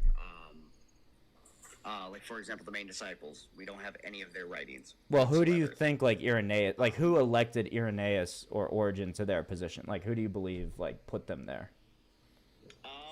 Well, it could have been just himself, or Really? another rabbi. Like, I'm willing to concede that it was more likely a rabbi, who may have been a follower of one of the Yeshuas. I'm totally willing to grant that. But the issue is, we have no actual clue. Okay, fair enough. I would push back on that. I guess I have to do more specified research exactly. But my understanding is that Irenaeus is pretty traceable to. I wish I knew which one it is now. But these early church fathers or early successors, if they're saying, they're going around saying, I'm the disciple of John, and this is what John told me, well, they'd be pretty easily fact-checked at the time, don't you think? Or no? Maybe a little. I mean, but like, let's take Josephus, right? Sure. I love using Josephus. Sure, yeah. I love quoting Josephus. But so let's think about it for a minute. Josephus wrote about the believers of Christ, right? Yeah. He never met the man himself. That can very easily be agreed upon. Yep. And the same way he wrote about Jesus is the exact same way he wrote about Heracles. Okay. But what does that show? Are we going to say that it's that same validity that we can now say that Heracles was a demigod that did all these things according to the followers of Heracles? Well, but I've never relied on Josephus to make any claims, though. Well, but that's my point, right? Say Josephus or Tacitus or Pliny. Sure. Or, the hundreds, if not thousands, of historians of the time and pseudo writers on behalf of others, which was a very common thing. Okay. It's that's like, for example, how we have no idea who actually wrote the Gospels. We don't. And to say we do is a flat-out lie. Well, we have no idea, but we have evidence. We don't have proof, but we have evidence. We have guesses. Well, but what about the fact that all the all the texts that we found at that time basically attribute the gospel to either Mark or Matthew or Luke? Well, I mean, here's the thing, right? One, these names, Matthew, Mark, Luke, and John, obviously weren't their actual. Sure. Yeah. Yeah. Right. Yeah. With that also being said, we have no way to actually trace them and their actual lineage. Because, for example, in things like the Talmud and other Jewish texts, which is what you would want to go through to see this, or other Roman texts that should mention it, we don't see it. Don't see what? Sorry, Matthew, Mark, and Luke, and John? Yeah, we don't see any of their writings. We don't see. But why would we? Why wouldn't we? Especially over a belief. Well, I can tell you why we wouldn't. Important. Well, I can tell you why we wouldn't, because they didn't believe it was true. Obviously, if they're Jewish and if they're Roman, they just think it's a crazy cult, and the Jews think it's a heretic. Were other Jews. Yeah, exactly. So Those are the Jews the that became Pharisees Christians. and the Sadducees and all that other jazz, right? Right, but you just asked why in Roman historians and Jewish historians we don't see the gospel story. Is that, or did I misunderstand the question? It's not the gospel story. It's the writings and then like the clarification or the tracking of lineage of these specific individuals, and especially. But that's what the church does. Like people, they definitely kept a line of lineage. That's the whole point of Talmud. I see. Okay. Yeah, I haven't looked too much into the Talmud surrounding that time. I have heard that there are polemics against Christians in the Talmud, which would obviously confirm that Christianity was big and a problem for them back then. So there's that, but I haven't looked too much into it personally. But what you're saying, this lineage, the tradition of, oh, Mark taught this, who taught this guy, who taught this guy, who taught this guy, that is what the Orthodox Church has and is essentially. I mean, what they have is a couple people by the end of like the 2nd into the 3rd century making a lot of claims. And I mean a lot of claims. Okay. But that's what all of history is. So, I mean, we're going to have to delineate those claims. Like, for example, right, I'll give you a great thing, because I actually have to fact check atheists all the time when they're like, oh, well, there's nothing true in the Bible and there's no evidence for it. And I'm the first motherfucker to go, excuse you. Yeah. One of my favorite things to quote is the war in 2 Kings, which is backed by the Moabites. Oh, sure, yeah. Right? So though I agree that, yes, a lot of these are stories and stuff like that, there's a certain level of criteria that there's an expectation of correspondence. Yep. In order for there to be a certain level of, like, actual valid acceptance. Wait, can I just ask you? Oh, sorry, go ahead. Catholic Church, and I hate to say it this way. Yeah. But they're well known throughout history to lie, to use scripture, to use horrible fucking things. No, absolutely. I completely agree. I mean, that's why they schismed to begin with. They just had a bunch of fake letters saying like, oh, well, Paul actually thought that the See of Peter was the only one that gets universal power. It's horseshit. Right. It's a total lie. But again, I'm not Catholic, so that's irrelevant to me. But so let me just ask you this. I just looked up the at least proposed. I'll give you this, like the proposed lineage of Irenaeus, right? Saint Irenaeus of Lyons. We have tons of his writing. In a lot of ways, he explicates church doctrine. He's one of the very early fathers. Okay, so this is what we have before Irenaeus. We have Irenaeus as a young man saying that he was taught by Polycarp, right? I'm sure you've heard of Polycarp. He was the bishop of Smyrna, right? Yep. And the tradition is that he was a direct disciple of John. So my question to you is Polycarp lying? Is Irenaeus lying? I think it's so here's my thing. I think Polycarp was the one who was slightly twisting truth. And so where did he twist it from and into what, and how do you know that, I guess is my question.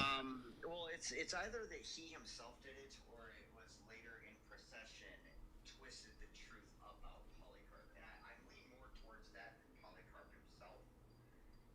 But so my question is like just epistemically, like is this an intuition? Is this something you read, or there's scholarship about this, or like why do you say? There's scholarship of it. So okay. For example, with John, with Luke, with Mark, with all of them, right? We can't trace them.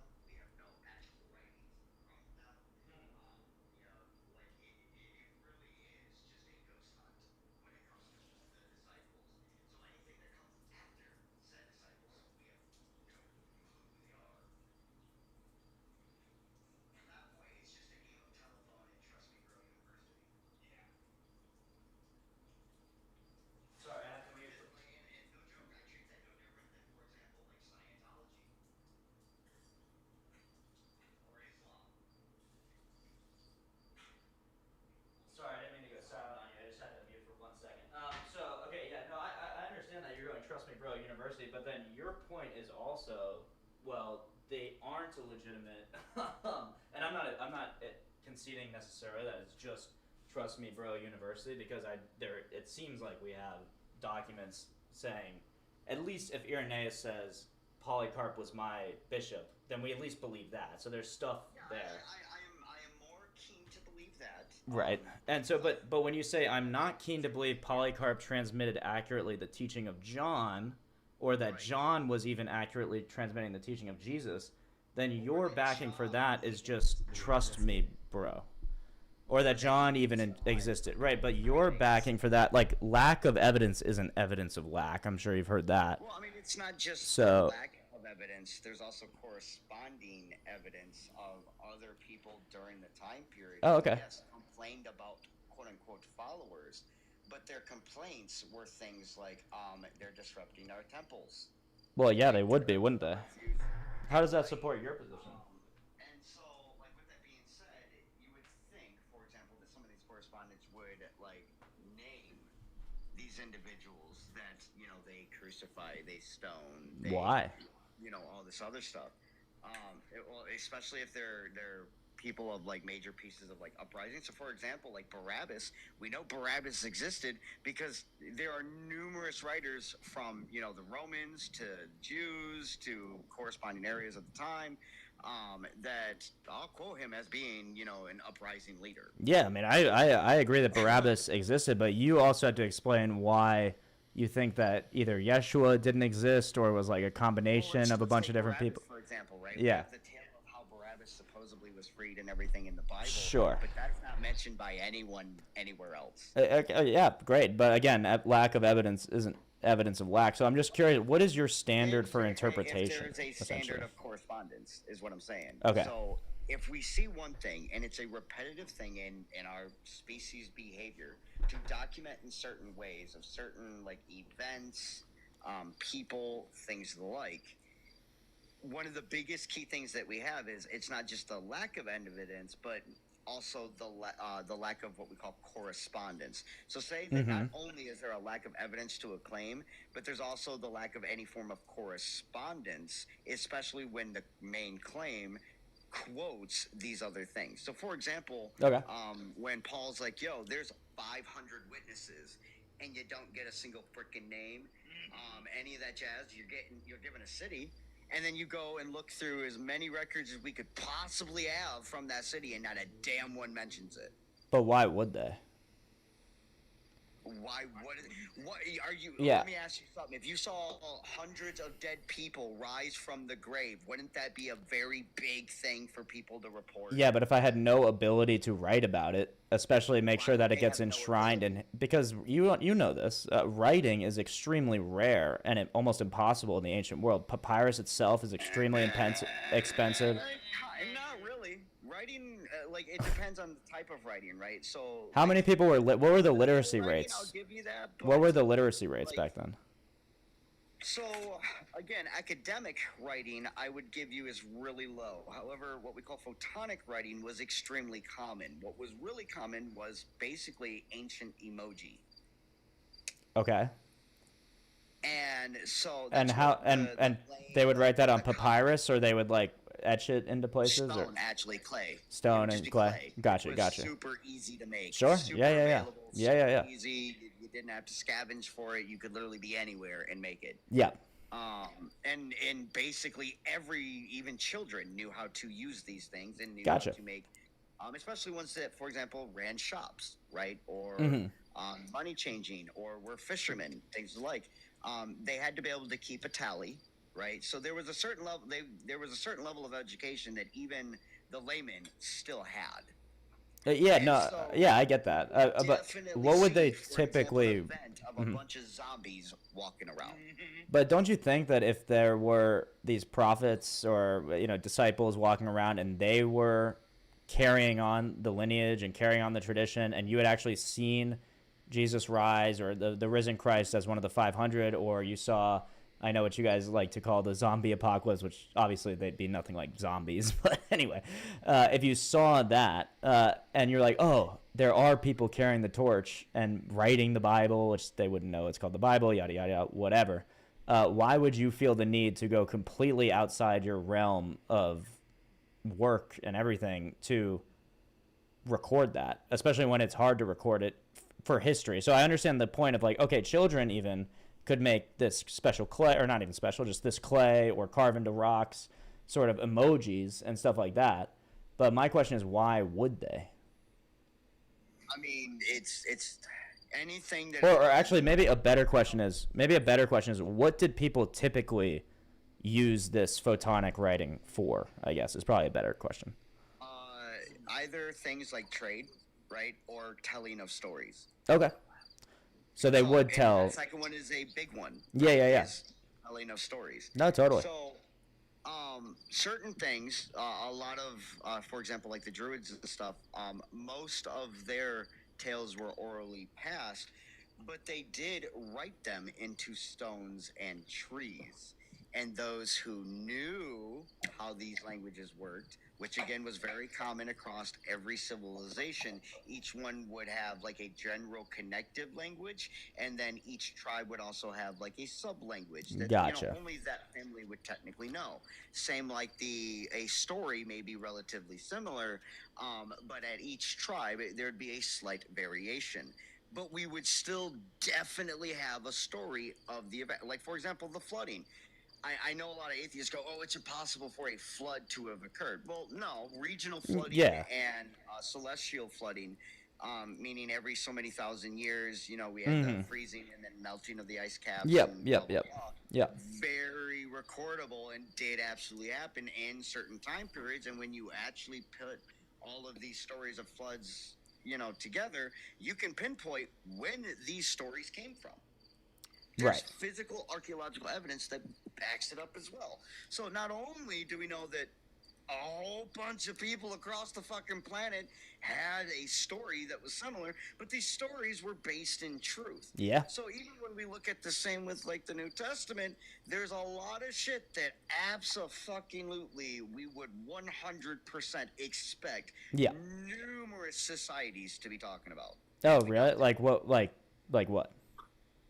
For example, like the stuff with like the raising of all the dead. But numerous societies wouldn't have seen that.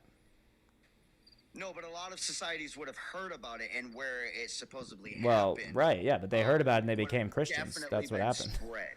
But it did spread like rapidly, like wildfire. Not the actual belief that the undead actually rose. Yeah, that was part of the gospel. I mean, what? And kind of. Like, it wasn't really touched upon and talked. Why do you think, like, especially during the early church years, they made it extremely difficult for a peasant to even own any of the scriptures or read the scriptures? Well, not just they made it; it was extremely difficult, right? There weren't even scriptures until like 300 something, right? So. No, I mean we've had scriptures dating back to the BC Right. era. I'm sorry. I just mean there wasn't a canon, so it was extremely rare for some. It would be almost impossible, especially for a peasant, to have the entire collection of scriptures. Collections of canons, and which is why they kept cutting it shorter and shorter and shorter and shorter, because the bigger the story, the more questions you had. I actually have to look this up when exactly the Orthodox canon was like what council it was locked in at. But you keep saying that the canon has like changed and evolved and stuff like that, and I just don't. That doesn't ring a bell with. It's very simple. You have the Vaticanus Sinaiticus. Yeah, I remember that. Yeah, Vaticanus Like, Sinaiticus. Ethiopian has between 83 and 88 books, depending on which edition you have. Right. From there, about 200 years later, we drop down to 73 and then Gotcha. 71 books, which is the current usage today. Shortly after that, they started absorbing additional books from the Apocrypha, like Asher, Maccabees, Enoch. Yep. Not only into each themselves by shortening the multi-books into a bigger book, but then absorbing those into other texts. And then by the time King James came, we went from that all the way down to 66. Well, I agree. In the span of just 1,500 years, man, they removed numerous books, numerous supportive texts that were allowed to be used alongside Scriptura. Well, we can still use the. We can still use. No, by today there are thousands of denominations that all Again. shun or say that's not allowed. No, I know. I just reject thousands of denominations. I don't think that's. No, I you think can't that is reject it. It is a anti-biblical. thing. Well, I know they exist, but I'm saying they're not doing that legitimately. If they use a bunch of random shit that they decided They would say 500 the years ago, exact same thing about the Orthodox. they would, but they would be wrong. And that I know that sounds like no true Scotsman fallacy, but it's really not, because Jesus Christ, and they would be wrong by their own standard, because they abide by sola scriptura. And if you abide by sola scriptura, you see that Christ sets up a church himself. Anything if you go in the Bible, No, because Jesus didn't write anything. I was saying if I was talking to one of these thousands of different denominations or Protestants, they actually would say Jesus said this and this and this. They call it, that's their sola scriptura doctrine. Even by sola scriptura standards, they would be wrong. So within their own paradigm, they are wrong. I can do an internal critique of those thousands of denominations to show them to be wrong. I'm not just saying they're wrong because I said so. I'm saying their paradigm is The same contradictory. can be said about Orthodox, which Oh, is why that how debate so? still goes Well, today. no. I'm curious. Like, what is the internal critique about the Orthodox position? Because I have not heard a good one yet, or any really. One, it depends on which version of Orthodox, and East, there are different Eastern variants. Orthodox. I know there's others in name, like the Oriental Orthodox, but they schismed even earlier than the Catholics. But I'm talking about the Eastern Orthodox Church. So and yes, there's Greek and Russian and American and Armenian and all those, but those are all in communion with each other under the title of Eastern Orthodoxy, or Holy Orthodoxy. They So debate over technicalities of Scripture. they debate over minor things and stuff like that, but nothing as big as the canon or the nature of Christ or the nature of God or creation or anything. Like, there's still conversations that are had, but we haven't even had an ecumenical council in 1,000 years because there's been nothing big enough to talk about on an ecumenical scale. Well, I mean, that's why they do still hold. I mean, the Orthodox maybe not, but I mean, there are several. I mean, the Vatican itself is a council. Yeah, the Vatican is totally, like, fucked. I'm sorry. Forgive my language. But, like, they're almost worse than the Protestants because they assumed total control, which was not. So the first council that we actually have is in the Bible is Acts 15, the Council of Jerusalem, when they decide whether Gentiles need to be circumcised if they're being, well, one, whether they can be converted at all or whether this is just a religion for Jews, and if they are converted, if they need to be circumcised. And that's where we get our ecclesiastical structure. And the Vatican said, no, actually that ecclesiology is wrong, even though it's in the Bible.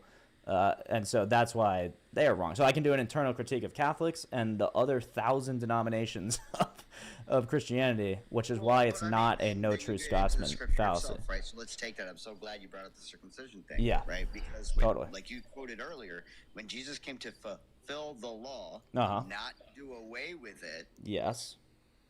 So when Paul tries to do away with certain sections and saying, oh, well, you're just spiritually grafted in. Jesus never said that. Well, what do you mean? He literally said you're to follow the law. Not the smallest letter of the law is to be done away with. It's not done away with. It's fulfilled in Christ by his sacrifice. No. You said he came to fulfill as in demonstrate, not do away with. I think there's a misunderstanding here with what I said. And not the smallest letter of the law shall be done away with until the end of heaven and earth. But Jesus is the one that came to, and remember, this is an internal critique, so I understand you don't believe Jesus actually did any of this or whatever. But Jesus is the one that came to. That did similar stuff. Well, okay, but I'm saying Jesus came to Peter in the Bible and said, "You are allowed to eat all these fish and meats and the rest that you weren't under the Mosaic law." How do you just say that's a contradiction? No, because when and for example, the cleanliness of the Mosaic law, there were certain laws that were like universal. They were not allowed to change. Right. And then there were other ones that evolved depending on the society, time, and what God was putting into. So the law. They had over 627 laws. Exactly. So what Jesus came to do was to fulfill the sacrificial and basically the sacrificial law. But the moral law will not change, and the moral law really hasn't changed. But those weird supposed to supposedly demonstrate, for example, Yom Kippur or the scapegoat law. Yeah. But for example, like the law of circumcision, that is an eternal law. No, it literally states no amount of blood or felling of trees may ever be payment to do away this covenant between I and Abram. Okay. And that covenant was officiated under Melchizedek. Yeah, great, but that doesn't refute that Jesus, by his sacrifice, couldn't did away with it. Subvert that law. It wasn't Christ's blood alone. Now, if he said to, for example, Peter, right, or Paul, that these are certain things that can be changed, it is due to a societal change that has occurred, which means he's quoting specific laws to be changed based off of societal current tradition, which is what those laws fall under. That I will grant if Jesus himself in the text is the one who adapts it. Yeah, and which he is. Jesus never once adapted or changed on how a Goya is implemented in. It's still the same as it is in the Old Testament. That's never changed. Yeah, but I'm not really sure I understand. So you're saying the covenant can only be changed if Jesus changes it? Because, I mean, we agree. Yeah.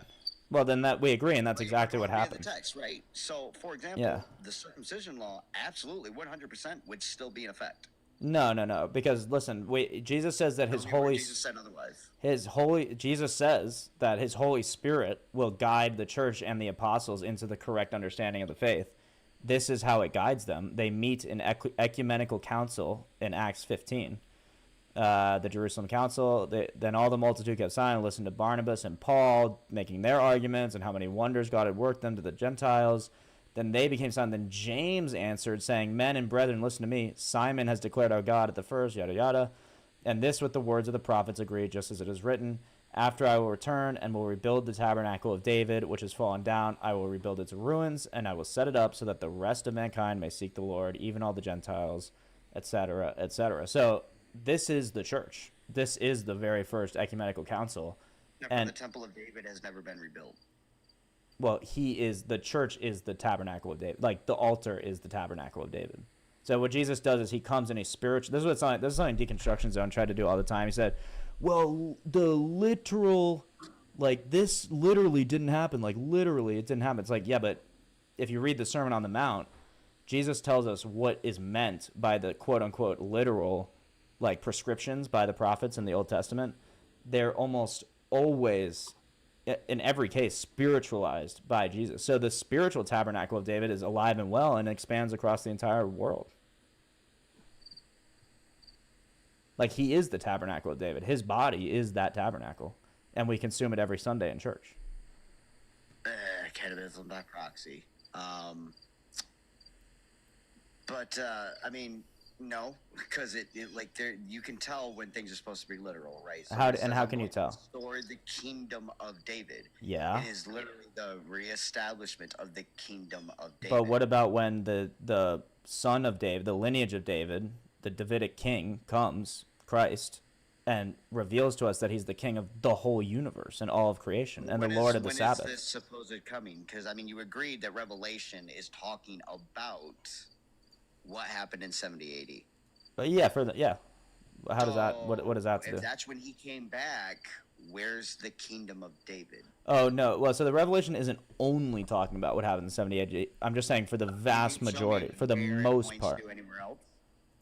Well, how did we get into Revelation with this? The coming of David, like this is the king. We live in it. Like his return. The church is the kingdom of David. The story of his return. No, that's the dispensationalist evangelical position that, like, oh, there's going to be this 1,000-year kingdom, like literal, physical, like kingdom. No, the kingdom of David is the body of believers. That's exactly what the Orthodox Church teaches. So, like, it's here. Like, you can go on Sunday if you want to check it out. There's probably a beautiful divine liturgy near you. Like, I don't, you know.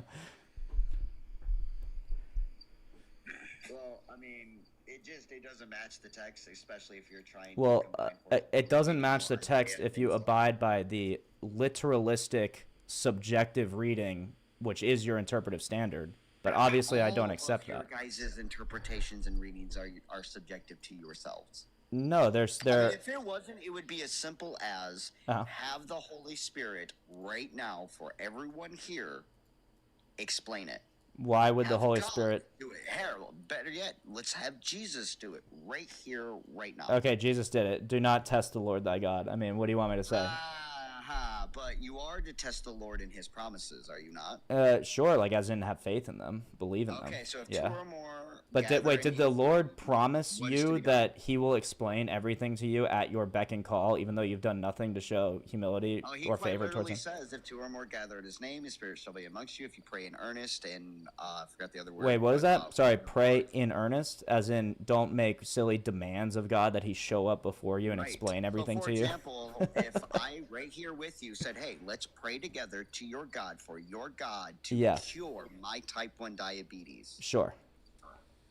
then by definition and by his own claim, you are to test him in his promises. So if we came and did that, what is he Wait, supposed when to did do he according to promise his that he would cure your diabetes, though?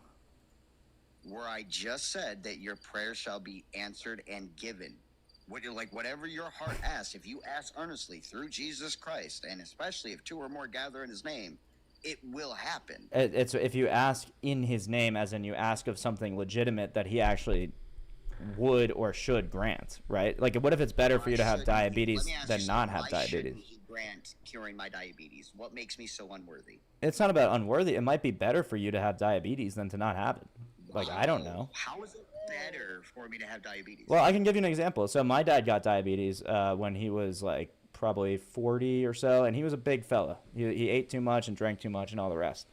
Then he got diabetes, and he became, and I'm not saying this is how it is for you. I'm just saying there's a possible world where any bad can be turned into a greater good. And so the possible world in the case of diabetes is when my father got diabetes, he actually started to take his health seriously and realized that there were consequences for his actions. I don't know what kind of diabetes you have. I am not saying that Type you 1, caused and that. I was born with Exactly. Okay. Exactly. So this is not going to be exactly Let me ask one to this. one. Why should a child suffer such a horrible disease? I have no idea. Only God could possibly know. But I'm not. Wait. No. Hold on. I'm not prideful enough to say. Because I'm not. What good would come from smashing a child's head upon a rock? Oh, damn. What good would come from smashing a child's head upon a rock? Hosea 13:16, my guy, where he literally Yeah, places I the know. curse Yeah. children cast upon stones, man. Like, But you realize. Wait. Let me go to. Sorry. Can I interject? Which one is it again? Hosea. 13:16. 13:16. Let's go to that. Relentless judgment on Israel. Oh, you mean this lamentation poem about what the author wants to do, which God does not say? Yeah, he literally says it in it. Where? Okay, so though he is. Wait, am I reading? Real quick, please? Yes, please. Hold on. Let's have Leon say what he wanted to say. Yep. Go ahead, Leon. So y'all were talking about testing the God. Yeah. Okay, and you say don't do so. There are 3 scriptures in the Bible where he commands that you test him. Okay. I don't know where to go. Oh, did you want to? Isaiah 7:10 through 14 is the first scripture. Okay. Yep, Leo's grabbing them. Isaiah 7:10 through 14. There you go. 3:10. Isaiah 3:10. And 1 John 4:1. I mean, this is kind of funny that you're quoting Isaiah 10 or 7:10. Do you want me to read it? I have it open. Go for it. Moreover, the Lord spoke again to Ahaz, saying, "Ask a sign for yourself from the Lord your God. Ask it either in the depth or in the height above." But Ahaz said, "I will not ask, nor will I test the Lord." Then he said, "Hear now, O house of David. Is it a small thing for you to weary men, but will you weary God as well? Therefore the Lord himself will give you a sign. Behold, the virgin shall conceive and bear a son, and shall call his name Emmanuel." So a prophecy about Christ. But anyway, so but before that, he says, "I will not test." That is simply a verse that was brought up. Yeah. To prove that your God has commanded that you test him. Yes, if God commands me to ask for a sign, of course you should ask for a sign. But I was commanded by Magispaz to ask for a sign. So why would that work? I didn't command it. I said, why not ask for it? Well, exactly. Well, I'm saying in that hypothetical, you were like, you were like, the whole point is the Holy Spirit, right, gives this understanding and guidance, right? Demonstrate the Holy Spirit. Have it speak to it. Have Jesus speak. Have God himself, right? Let's do something super simple. Yeah. One of the tests he tells you to do. If 2 or more gather in in his name, Yeah. his spirit shall be amongst you and he shall hear you. Yeah. Later on, he says that if you do it in earnest, whatever you seek, I shall grant you. but how would that be earnest? If you were just doing it to like, If I'm earnestly asking, hey, if you're real, Yeah. God, you're my diabetes, and you, a But that's a believer, demand. are standing next to me. I'm not demanding. I'm requesting. well, if he doesn't grant your request, then you treat him by not believing in him. then he doesn't keep his word, does he? But do you see how you're holding something over God, or at least attempting I'm to? holding God to his standard. Not mine, his. So how do you differentiate that? Like, how do you say, like, okay, now it's right to test God and now it's wrong? I mean, that word earnest means nothing to you. Like, you don't think it's unearnest? That he tells you to do. You don't think it's unearnest to do it, demand God cure your diabetes, otherwise you don't believe in him, you don't pay him any respect or thought or mind or anything like that. Like, why would he do that? I don't believe in him because he doesn't do something for me. I don't believe in him because when I put in the research, there's no evidence he actually exists. Wait, do you only believe things that there are evidence for? Yeah. Wait, so what about, like, the laws of logic and, like epistemology? The laws of logic can literally be demonstrated. But there's no evidence for them. It's demonstrated. That's the evidence. No. You have to use the laws of logic to demonstrate them.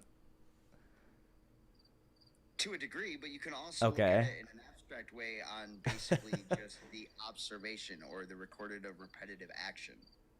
Okay, and how do you record repetitive action? By using the laws of logic? Like, the law of identity already has to exist in order to do any of that. So you assume the law of identity exists, and then you do all the stuff. So you don't have evidence for the law of identity, you just use it. We don't have evidence of the law of identity. Well, what's the evidence? That we exist. That we exist is the evidence for, like... we exist. How is that different than me saying something like, that we exist is the evidence for God? Is there a perception of existence?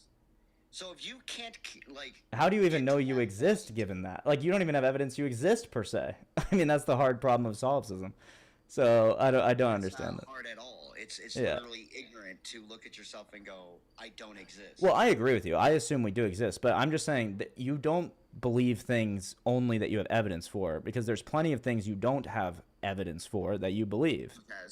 Such as the laws of logic. Such as the consistency of nature. Of logic, which we can see were created and demonstrated by creatures of sentience. Whoa, wait. The laws of logic were created by sentient creatures, so the law of identity didn't exist before humans came around? Correct. The law of identity did not exist until human mind. So things did not equal themselves. Is a creation of a sentient mind putting in form. I'm sorry, brother. How is that? So before humans existed, then an apple could be like a different apple and an orange and the sun and the earth, and there was no law of identity before humans existed. I wouldn't say before humans, but before perception. Okay, before sentient beings. So so at the Big Bang. Before a sentient perception, fixated identity did not exist. Gotcha. So are atoms sentient?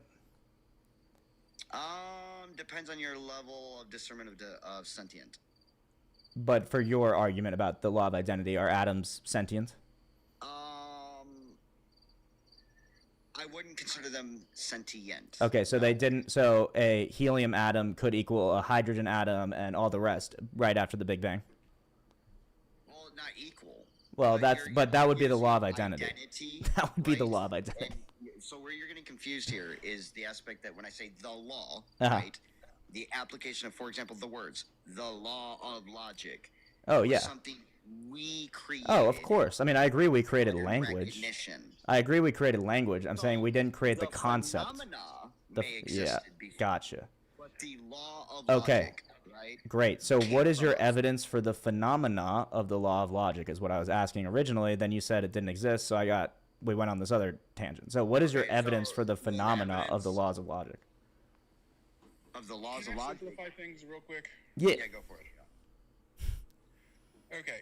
Can you see air? No, I cannot see air. Okay. Can you perceive it in any way? Yeah, I mean, if there's no air, then I'll start to choke, or I could put it under, like in a microscope. I think I could maybe see the atoms, I don't know, like the gases or something, like a spectrometer or something. Yeah. Okay. So, with that being stated, if you can't see it, yet you can perceive it and you can feel it, therefore it is there. Logically speaking, it exists. I agree. We need it to breathe. We need it to survive. Yeah. There is evidence that it is there due to the fact that trees move, plants move. Sure. Wind picks up dust. Yep. Creatures that swim in the ocean, some of them have to come to the surface in order to breathe. The Yep. fact that we breathe is evidence enough for it that it is Totally. there. So what is the evidence regarding the laws of logic like that? Like all the stuff you just listed? That's Like part of logic. No. Where do you see it? Like, what is the evidence for it? I'm not saying you use it for it exists. For numerous species. No, right? I'm saying literally that's part of the laws of logic. You have to be able to perceive it. If you cannot perceive it, therefore it does not exist. You can perceive air in some form or fashion. But you can also perceive things that don't exist. Logically speaking, if you need it to breathe, it is there. But by your logic, I perceive God, therefore he exists. That doesn't make any sense. It does to a degree. The funny thing is, even biologically, right? So you could say, for example, anytime you think of any fantasy, right? That fantasy is now real in the aspects that it is a physical creation within your mind. Your brain physically creates a pattern, geometry, etc. Sure, yeah. As a correlation to that. Great. There is a group called Pastafarians. Yes, of I course. use them a lot because it's just, yeah. It's just funny. It is funny. Yeah, I like those And guys. I respect their religion. I do. I respect them. I don't, a but lot. anyway, yeah. Fair enough. I like it. The fact that they believe in the great spaghetti monster and the beyond, somewhere floating out there in the void, Yep. means that for them, that spaghetti monster is real. Your God to you is real. No, I'm not saying to you or to me. I was making fun of the argument you were using because it's not true that just because somebody perceives something that it is actually real and there. I mean, do you agree with that? Depends upon your level of perception. No, I mean objectively. Like If you look at anything, okay, so take witchcraft for example. Yeah. If you look at witchcraft and you don't perceive that it is real, then it is not real. But Well, that's not even necessarily true. witchcraft is a broad spectrum term. Take what Jesus did. Yeah. I believe it was 3 loaves of bread and 5 fish, or was it 5 loaves of bread and 3 fish? Yeah, I think it was 5 and 3, and then there's 2 different miracles where he does that. But yeah. Okay, that is considered witchcraft, taking something and making it more than the whole. Sure. Gotcha. So that means, but by your logic, that actually happened then. He used energy that was not his in order to take something and multiply it. Yeah, no, I get you. And by your logic, that actually happened. Even though I have no evidence of that, that actually happened by your logic, because if you perceive something to exist, then it exists. I don't agree with that. By my logic, yes. Yeah, so I think your logic is wrong. And that's why I was asking if you can't only believe in things you have evidence for, because you have to be able to give evidence for the laws of logic, for the uniformity of nature, for the existence of the past and the future. For The uniformity of nature, you can see all around you. yeah, you can see it, but what's the evidence? But how do you know that that gravity won't turn off tomorrow and the sun won't explode tomorrow? You have no idea. You just trust by induction that it won't. But that's not evidence. Induction is not evidence. Well, looking at the other stars that are around the sun, Mm-hmm. we can tell that ours is relatively young. What Granted, if they all do? What if they all explode?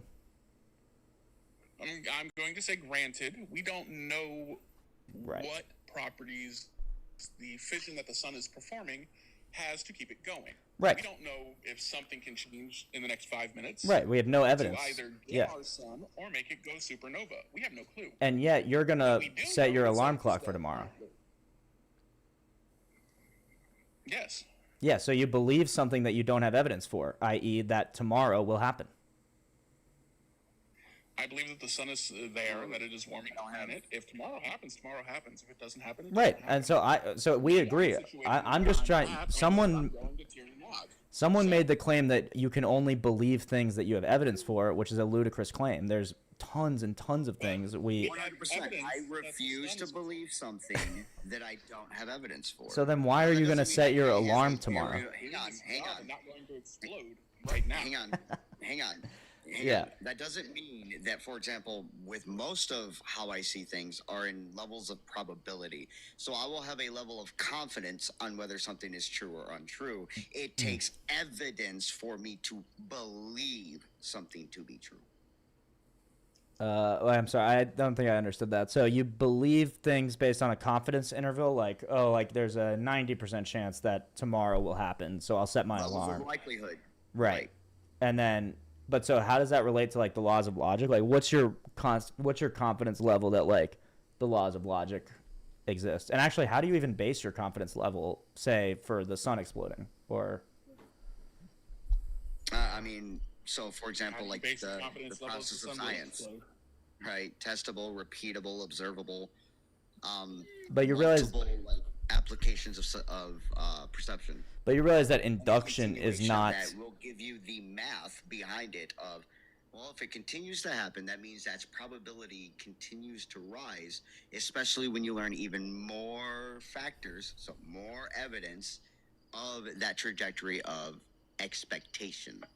Now, that doesn't mean that I think it will 100% be that or will always be that. But you do. Things very oftenly change. But you do realize that if you have a big like empty, or I mean a big like opaque box that you can't see into, and you reach into it and you pull out a red ball, and you reach into it and pull out another red ball, and you do that like 20 times and you get 20 red balls, that tells you absolutely nothing about what the color of the next ball will be, right?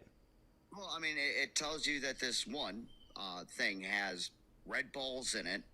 That's all it tells you. If it's repetitive one right after another, it seems to be very likely that the next one will probably be another red one. But that's like, you know, that's a new fallacy, form of right? evidence that no, hang on. It is more likely that this continues until new evidence arises that there are other balls or other things Yeah. than these red balls. So if it's the case that the top layer of balls is 20 red balls and literally the rest of them are blue and there's like 10,000 blue ones, you realize Until you reach that blue, you have no idea that it exists. exactly. And so you go off Exactly. what So you have. but you also, the evidence you have actually tells you nothing about the future. It just tells you what happened in the past. That's exactly the case. It's called the problem of induction. shows the You guys can look it past up. This is a scientific I'm not just like bullshitting here. I'm not like coming up with this. This is like, I learned this from a physics channel, and it was making the point like, oh, we actually have no evidence that gravity won't turn off tomorrow. And it's called the problem of induction. It's a philosophical problem. It affects science greatly. We basically trust that physics will continue to work as it is going into the future, but we have no evidence to support that. So when you say that you only believe in things that you have evidence for, that's just fundamentally untrue. I mean, No, because I just demonstrated like the whole aspect of plausibility. it's not plausible though. You don't know. You have no idea. You literally have no idea what the next ball is going to be. Definitive, objective idea. We have no objective idea. Yeah. However, You also have no. through continuous experience. We can look at things and accurately, repeatedly predict the future. How? We do it all the time. When? What do you mean when? Well, like in the example of the red ball, yeah, the weather is never red. I mean, that's probably the worst example. But I'm saying you're basing the fact that these things will happen in the future off of the fact that there's a yeah. You're basing a basis of probability given the vectors that we have. Yep, you're basing your confidence interval. You're basing your confidence interval on the fact that the laws of physics will continue to be what they are tomorrow as they were today and yesterday.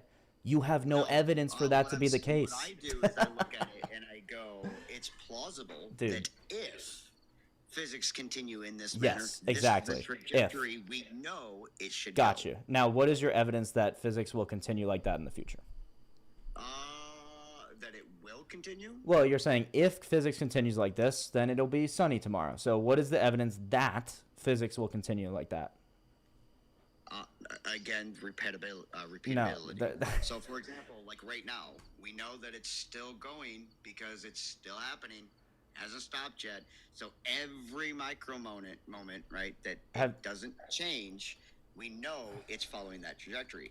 And one of the things we know about physics, right, is, for example, an object in motion, right? A process in motion will continue its vibration, its motion, etc., unless acted on an outside force. Right, and the outside force could be actually the entire laws of physics breaking down, which you have no evidence that they won't. It could be. Yeah, It could happen. right, It right. is plausible that that occurs. However, every instant you perceive that it's not doing that Yep. is a continuating like process that we see is occurring. So what we know is unless that happens, this is the line that it's going to go. Exactly. So unless Exactly. you know the sun decided to do a flare that we didn't expect, Yep.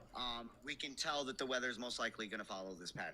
Totally. And so This is in what terms you of expect so long as these Yep, parameters. yep. And in terms of the evidence that it won't flare or anything like that, you have none, correct?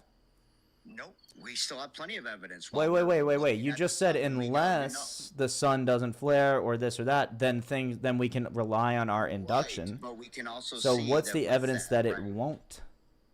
the same application, right? So then we look at the parameters regarding, for example, Yeah. one of the vectors. Okay. We look at the behavior of that vector. Sure. In this case, it would be the vector of the sun. Is it still rotating the way it's supposed to be? Is it still Yeah. producing the same amount of radiation? Okay, can Is I- it still doing this, Yeah, and this? yeah. Can I make a request? And just whatever. Can I just ask that you Google just right now, like right in front of you, the problem of induction, and just verify that you see that this is a real thing? I understand that it's a contend with? philosophical issue. I understand. Okay, that but it's also a definitely scientific issue. applied It's also in a science. Yes. Yeah. But So it doesn't mean it's a smoking gun of, oh, well, we have absolutely zero clue. no. I'm not saying you have zero clue. I think you have a lot. You can have a really high confidence interval about all things related to physics, given the faith. And outside of physics. Given faith that physics will continue. Yeah. Well, what you have no evidence. Faith that it will continue. You have no evidence that it will. Like, what is the evidence? Wait. You're saying that I expect physics to continue. Yes. I don't expect it to. So how do you do science if you don't expect it to? I already explained this. No, you just said a bunch of. You just said the same thing over and over again. Perceptive moment, right? That I perceive that things are continuing in that process. Every spread from that center point follows those regulations. But you realize that And tells you are nothing about the also up future, for right? adaptability. You realize that is only evidence of things that happen in the past and tells you nothing about the future. Do you see that? What do you mean it says nothing about the future? Well, because if physics shut down for whatever reason, which you don't know and have no evidence Even that it if won't. physics did, right? If time still exists, then we have a thing called temporal. Okay, maybe I can make this more simple. What is the evidence that, just one more time, I know you feel like you've already stated it, what is the evidence, very simply, that tomorrow the physics will be like it is today? That, like definitively, none. No, just evidence. Any As, evidence. The plausibility of the continuation of how we understand time, right? S1T2 to R3. Yeah. Its rotational value. Right? Sure. I'm sure you're aware if you've paid attention to physics. Sure. Right. That is the fourth and fifth encompassing dimensional spectrum, and anything within it follows certain laws while within it. Oh, right. Okay. So how do you know we're not exiting it? Vectors that would cause certain things. And so a doing away or change of physics, it's plausible, but there are certain vectors that must occur for it to do so. Oh, what are we know those? this because of continuous apparatuses of vectors within that temporal mechanical array. Okay. Unfortunately, I do have to go. It has been very fun talking to you guys. I actually really appreciate you having me on. I like how we went through a whole range of topics, and Bible and physics and philosophy and everything. You guys are really respectful and intelligent, and I appreciate you very much. Thank you. I would like to come back at some point if possible. I would encourage anybody listening to research the problem of induction. And I'm not saying that virtue signally. I mean, obviously you'll get the last word. But I appreciate you guys. I'm not convinced that you have evidence that physics will continue, but we can also leave it here unless you want to say anything else. I would just say that I don't even expect it to continue. Okay. Sorry. It's still going. Sorry, I know I said I'd give you the, but then if you don't actually expect it to continue, then you do believe in something you don't have evidence for. Such as? Well, that it will continue. No, I don't. Oh, you don't even believe that. Oh, okay, okay. Okay. Well, sorry, you can finish up. Sorry. I didn't mean to interrupt you. Oh, you're good. Go for it. Well, that was basically it. I was just trying to make the point that we all believe in things that we don't have evidence for. So if you're using that as a polemic against belief in God, that's not a good polemic because there's a whole range of subjects that we didn't even get into. We stuck to induction, but there's the laws of logic. There's the real existence of the future and the past. There's a lot of different things that we can measure. Consciousness. Well, you can't measure the future at all, and you don't actually know that the past exists. As a matter of fact, we've caught it on video. You've caught the future. We've got the future on video. We've literally, you can look it up. We have literally. Yeah, but wouldn't that, by definition, be the present the second that you observed it? No, technically, well, I mean, we're viewing what would then be our past by time you view it. But when it's captured, it is literally a representation of the future because what we're seeing is literally a photon, both existing in the now upon capture, and we caught all of its what we'll call mathematical plausible allocations ahead of it. Okay, sure. Fair enough. There's still other problems, the laws of logic. I saw it and did the math too. Okay. And I was one of the first persons who was like, no, there's no way that can be real. There's no fucking way. And then I spent like 4 months like running the math over and over with, other specialists in those fields. And it all came out saying, yeah, it's definitely real. And you're like a mathematician and you've never come across the problem of induction in terms of science? I've come across induction all the time. But how are you still saying that there's evidence regarding it? Like, I don't understand. Regarding what? That the problem of induction isn't a problem, essentially, is what you're saying. That you have evidence that physics. It is definitely a problem in philosophy. However, when it is in regard of like a combination of things like physics, temporal mechanics, things the like, it's not as much of an issue. Oh, and why isn't it an issue? Sorry. Because we kind of have several theories on where the math leads us, where the physics have led us, where the... No, but I'm saying why isn't it an issue? I just explained it. Well, you just said there's several different theories, but the theories would have to explain... But then the theories you mentioned have to do with math and physics, but the problem itself is that we don't know that physics and math will... that math and physics only work within the frame of 14 some billion years. Right, exactly. Just a bunch of past observations, which, like we demonstrated, right. It's most likely going to, but it's plausible because you can't perceive all vectors simultaneously. That things are pliable to change. We know that through the physics and math, that the physics within each level of array or modality, anywhere from 1 to however high you want to go, math-wise, each one is subjected to a level of fluidity and change. Yeah. Okay. All right. Well, it was very fun talking to you guys. Thank you for having me on and enduring me and being patient. And I hope to talk to you guys again very soon. That'd be fun. Yep. Take it easy. All right. Take it easy, brother. Peace. I have to figure out how to leave, but okay, here we go.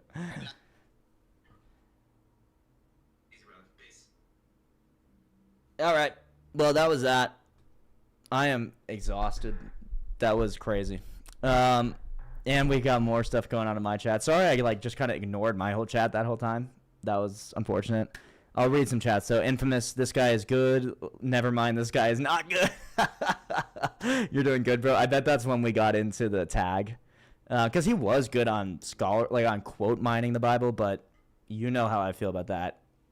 Atheists love quote mining the Bible because they use their own subjective interpretive structure, which is what I was trying to hone in on, but I don't think I did that great of a job. Then, yeah, these guys are talking their way into nothing. I mean, that all sounded like horse shit at the end, like all of it. I mean, what was he talking about? He's like, we've observed the future, but the second you observe the future, wouldn't that then be the present, not the future? Okay. This just sounds like bull. Hey, Kalen the Alien, what do you know of Gnosticism and anachronism? I know quite a bit. about Gnosticism. Anachronism, probably not so much, but I'd be very happy to talk about it and interested to learn about it. My channel, it's about a wide range of things. It became political last week, but that's not typically what it is. It's usually more theological, apologetics. I'm a Christian. I'm a catechumen in the Orthodox Church, so I'm trying to enter into that. So I'm a Christian. I'll defend Christian beliefs and traditions and values. That's essentially the core of the channel. And certainly engage with other religions and traditions. That was just a big debate with a bunch of Satanists, actually. If you couldn't even tell, it's because most Satanists are just atheists that are trying to be a little more edgy. The first person I talked to was actually insane. She's a witch. She's a Luciferian witch. Subbed, by the way, after you talk about the caste system stream. Oh, really? Oh, thank you. Yeah, that was a while ago. The caste system is very interesting, and I think like a necessary, like it's downstream from Hinduism in general, right? And it's part of the problem with Hinduism that it produces things like the caste system. Yeah, I just think that guy failed at epistemology. Like, I just think he doesn't really know what I was like, you're a mathematician. He's like, yeah, I couldn't believe it either till I ran all the math and, like, did all the math. I was like, and you don't know about how induction, like, science is based on faith, which most people don't know, to be fair. But you'd hope, like, scientists did. I don't necessarily believe that he's a scientist. I seem well-read and learned and well-read. I'm not. I try. I'm a grifter. I come off as very learned and well-read, but it's just because of my posh American accent, my East Coast American accent.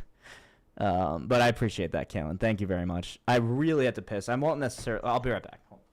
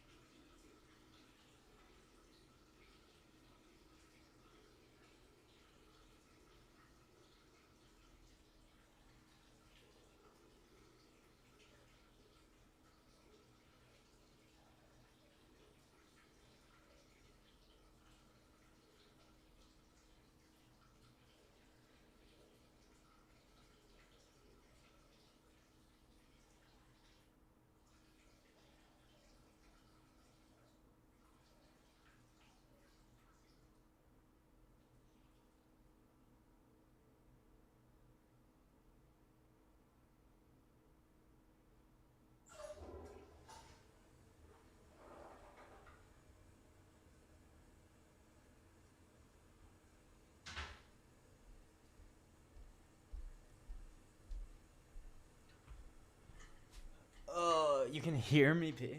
That's crazy. Watching this is gratifying to know I've done my research. Well, yeah, this counts as... You can actually write that. This is a credit for your classes. Could you really?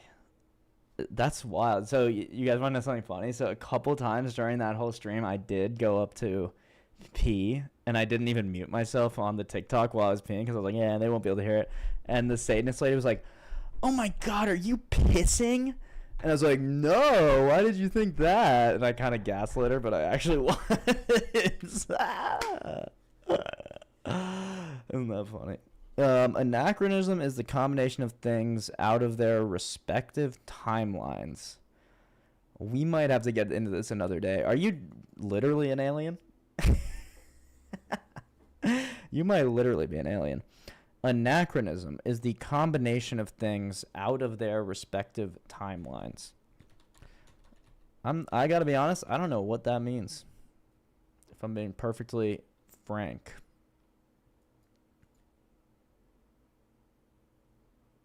Oh, like oh.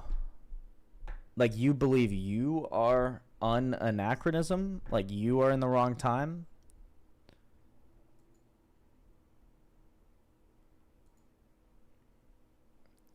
The representation of someone as existing or something as happening in other than chronological, proper, or historical order. Or you believe all things are happening like at once a little bit. Or like time doesn't really exist on a certain level.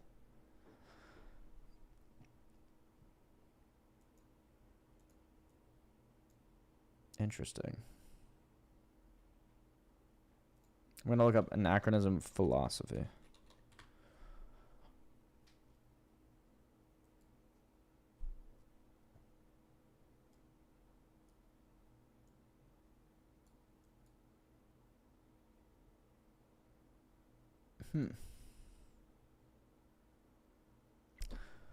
Interesting.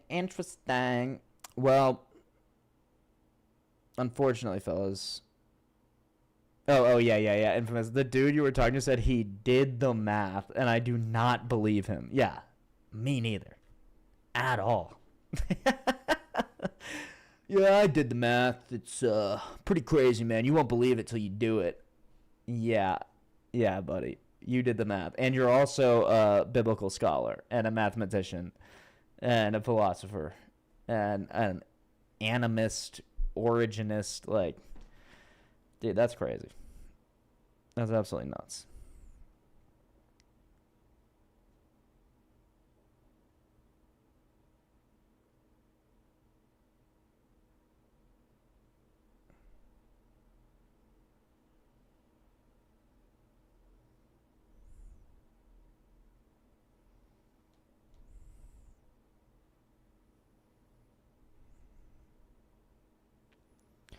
Sorry, I'm getting booked right now.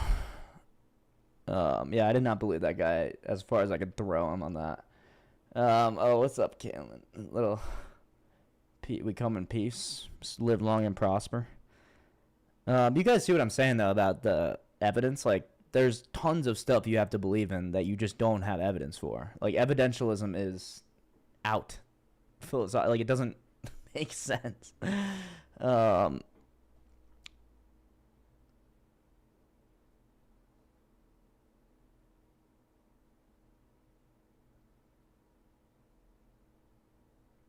Let's see.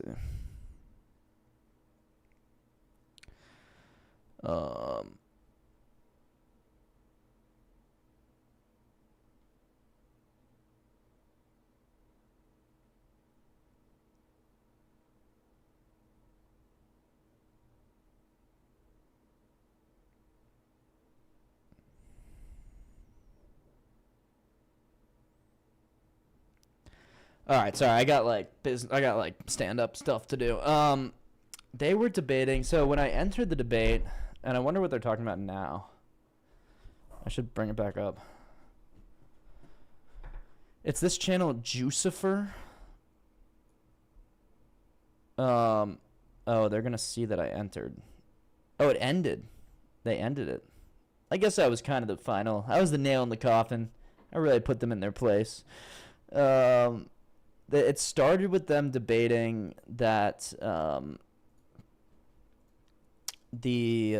that God is evil, and then the second I got into the room, the person was like, "Oh, we're all God. Everybody's God." And I was like, "Well, if God is evil and you are God, does that mean you are evil?" And she was like, no, I should have changed. I meant Christian God is evil." And then I was like, well, but Christians don't believe God is evil. So what do you mean by Christian God? Do you mean the way you read it? Or do you mean the way they read it? Or do you believe that Christian God is real as like an ontological like entity and he's evil? And then they didn't really have an answer for that. Then they sent me over to the biblical scholar, and he didn't really have nothing, because I just kept asking him, what's your interpretive structure? Other than the way I read it is the way it is. And he didn't have an interpretive structure. He didn't even rely on the historical critical method, which is what I would expect. That would be a strong place to like plant your flag. Harder for me to refute. So he was like a total subjectivist. So I was like, well, if subjectively this verse means that to you, then subjectively it means something different to me. And we're both equally right or wrong. Right. And then the third guy was just kind of a bullshitter. I don't know what he was talking about. Like, I really don't know what he was talking about. He was trying to be all like high and mighty, like, well, actually, and he had some like boyfriend in the background, like giggling after every question. So they were just, they were broadly Satanist. It was broadly like a Satanist versus Christian debate, but the actual Satanist was retarded, unsurprisingly. And then the atheists that were just kind of on the channel were less retarded, but still not really anything special. There's a theory that God is a virus, and the simulation theory that existence is a fluke. Hilarious. Yo, what's up?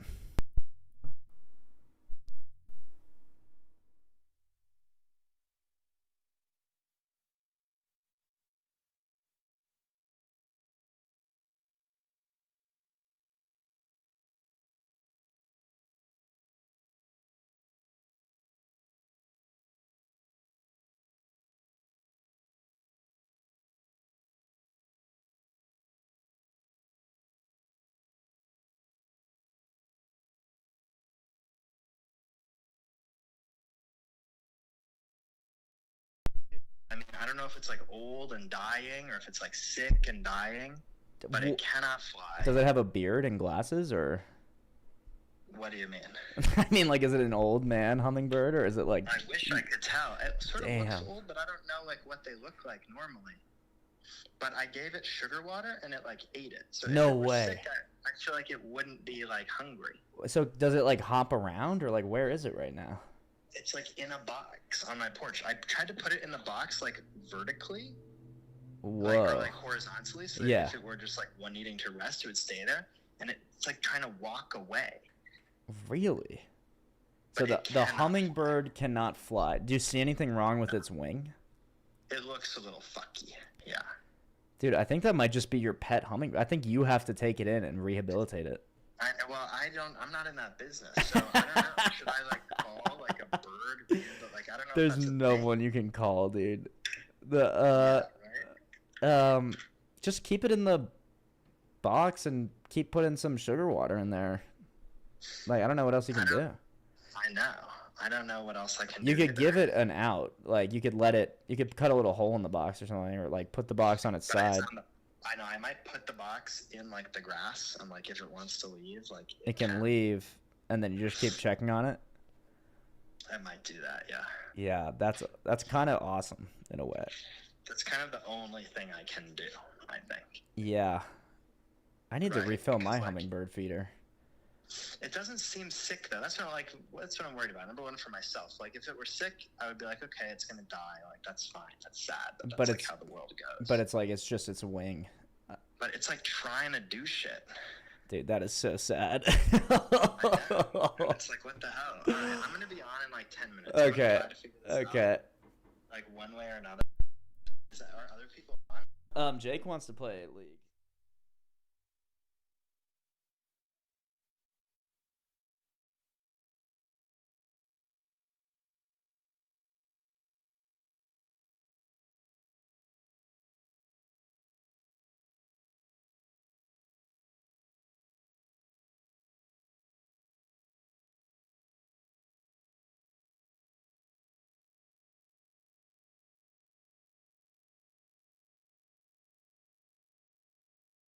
That's wild, dude. My buddy just found a hummingbird on his like porch, essentially, but broken wing, so it can't fly. So now he's like, should I rehabilitate it, or is this like let it go, or I don't even know.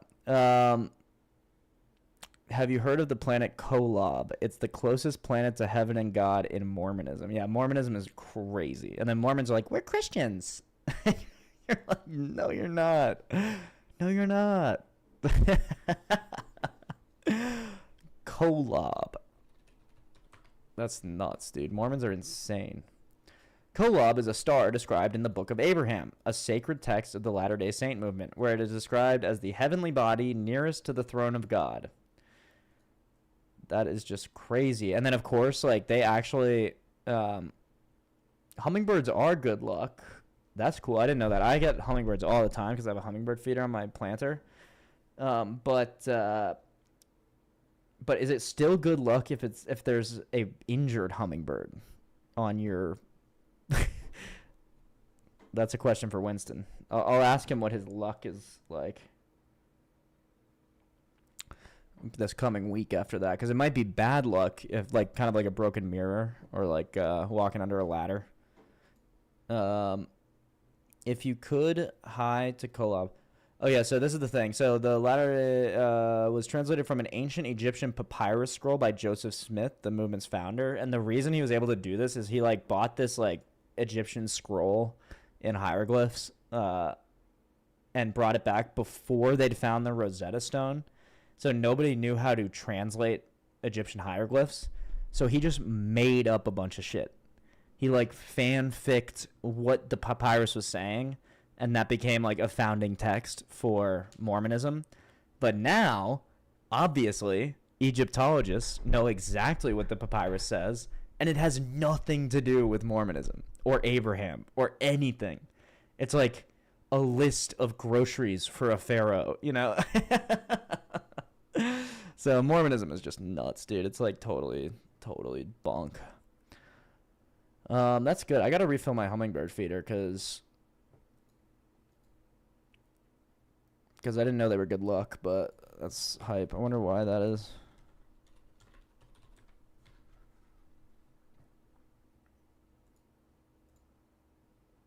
No. I mean, they're awesome. They're the best.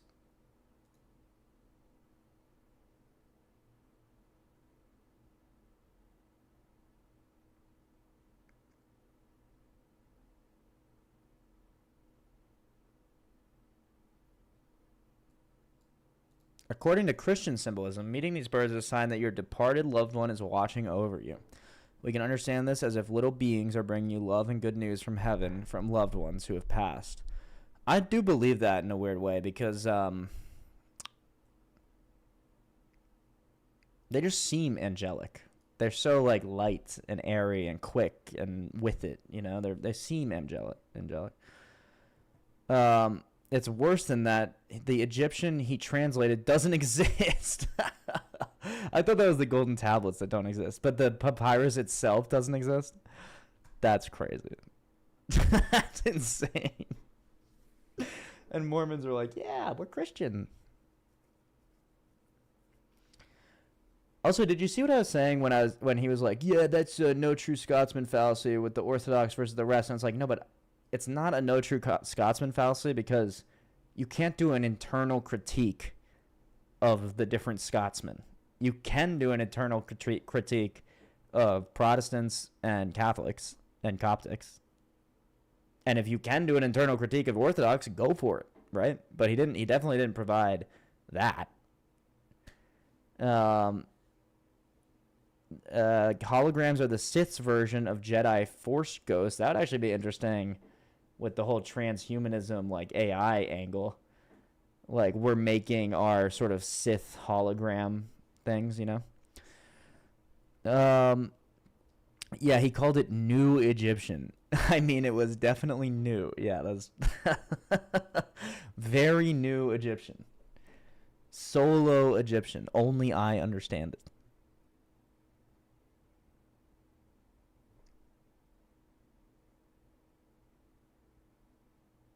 Cool. Hummingbirds are the best, dude. All right. About as Egyptian as tutting. What does that mean? Let's end it off with this.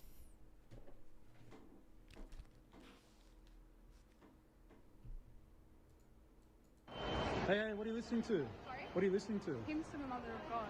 What?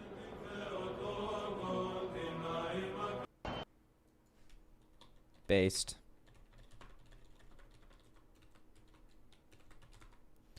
Absolutely based.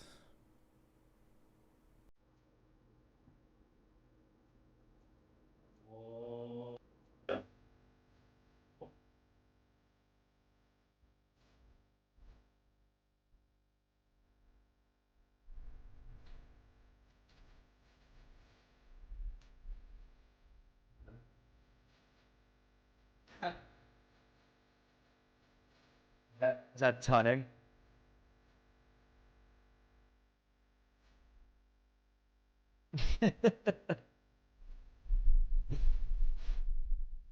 If you are teleported from one place to another, do you lose your soul? That is an impossible question to me. I'm not sure. I'm really not sure. But all things considered, I think today was fun. If anything, it taught me that I need to start my own TikTok debate because that flew by. We've been going for 4.5 hours. That was fun. I should also join other TikTok. I wish I had gotten in on one of those abortion debates. It's because I realized why. It's because I wasn't on my phone. You can only do it on your phone, which, of course, TikTok wants because they're demonic. There's no reason that you shouldn't be able to do it on your computer, except that they just want you on your phone. And they can get more of your information from your phone, I think. But that was super fun, guys. Very good stream. Thank you for being here. Stick around, subscribe, like, all the rest. I'll catch you on the flip side. If you just popped in, watch the VOD. We got into some crazy-ass TikTok debates, which is kind of fun. Turns out people on TikTok are fucking morons. It's way harder to talk to Infamous. It's way harder to debate Infamous on stuff than the morons on TikTok. But so anyway, that was fun. Nice. What is my stream schedule like? I'm streaming every day except Tuesdays, so actually not tomorrow. So Monday, Wednesday, Thursday, Friday from noon Western, noon California time, PST, that's what it's called. Noon PST to like around this time, like 4 or 5. And yeah, I'm just around. And so if you follow and subscribe and turn on notification bell and stuff, you'll always see when I'm doing that. You can also join our Discord. We'll help you know. And I'll just drop the link real quick before I bounce. Invite people, copy, paste. So yeah, you're welcome, Infamous. You are a good debater. I would also like to get you in on these TikTok streams. You mentioned that earlier. I think that would be fun. See you just let Infamous run. Let my guard dog do all the barking. Oh, welcome, Kalen the Alien. Thank you for joining. Okay. All right. Thank you, guys. God bless. Enjoy the rest of your nights and your days. And see you next time.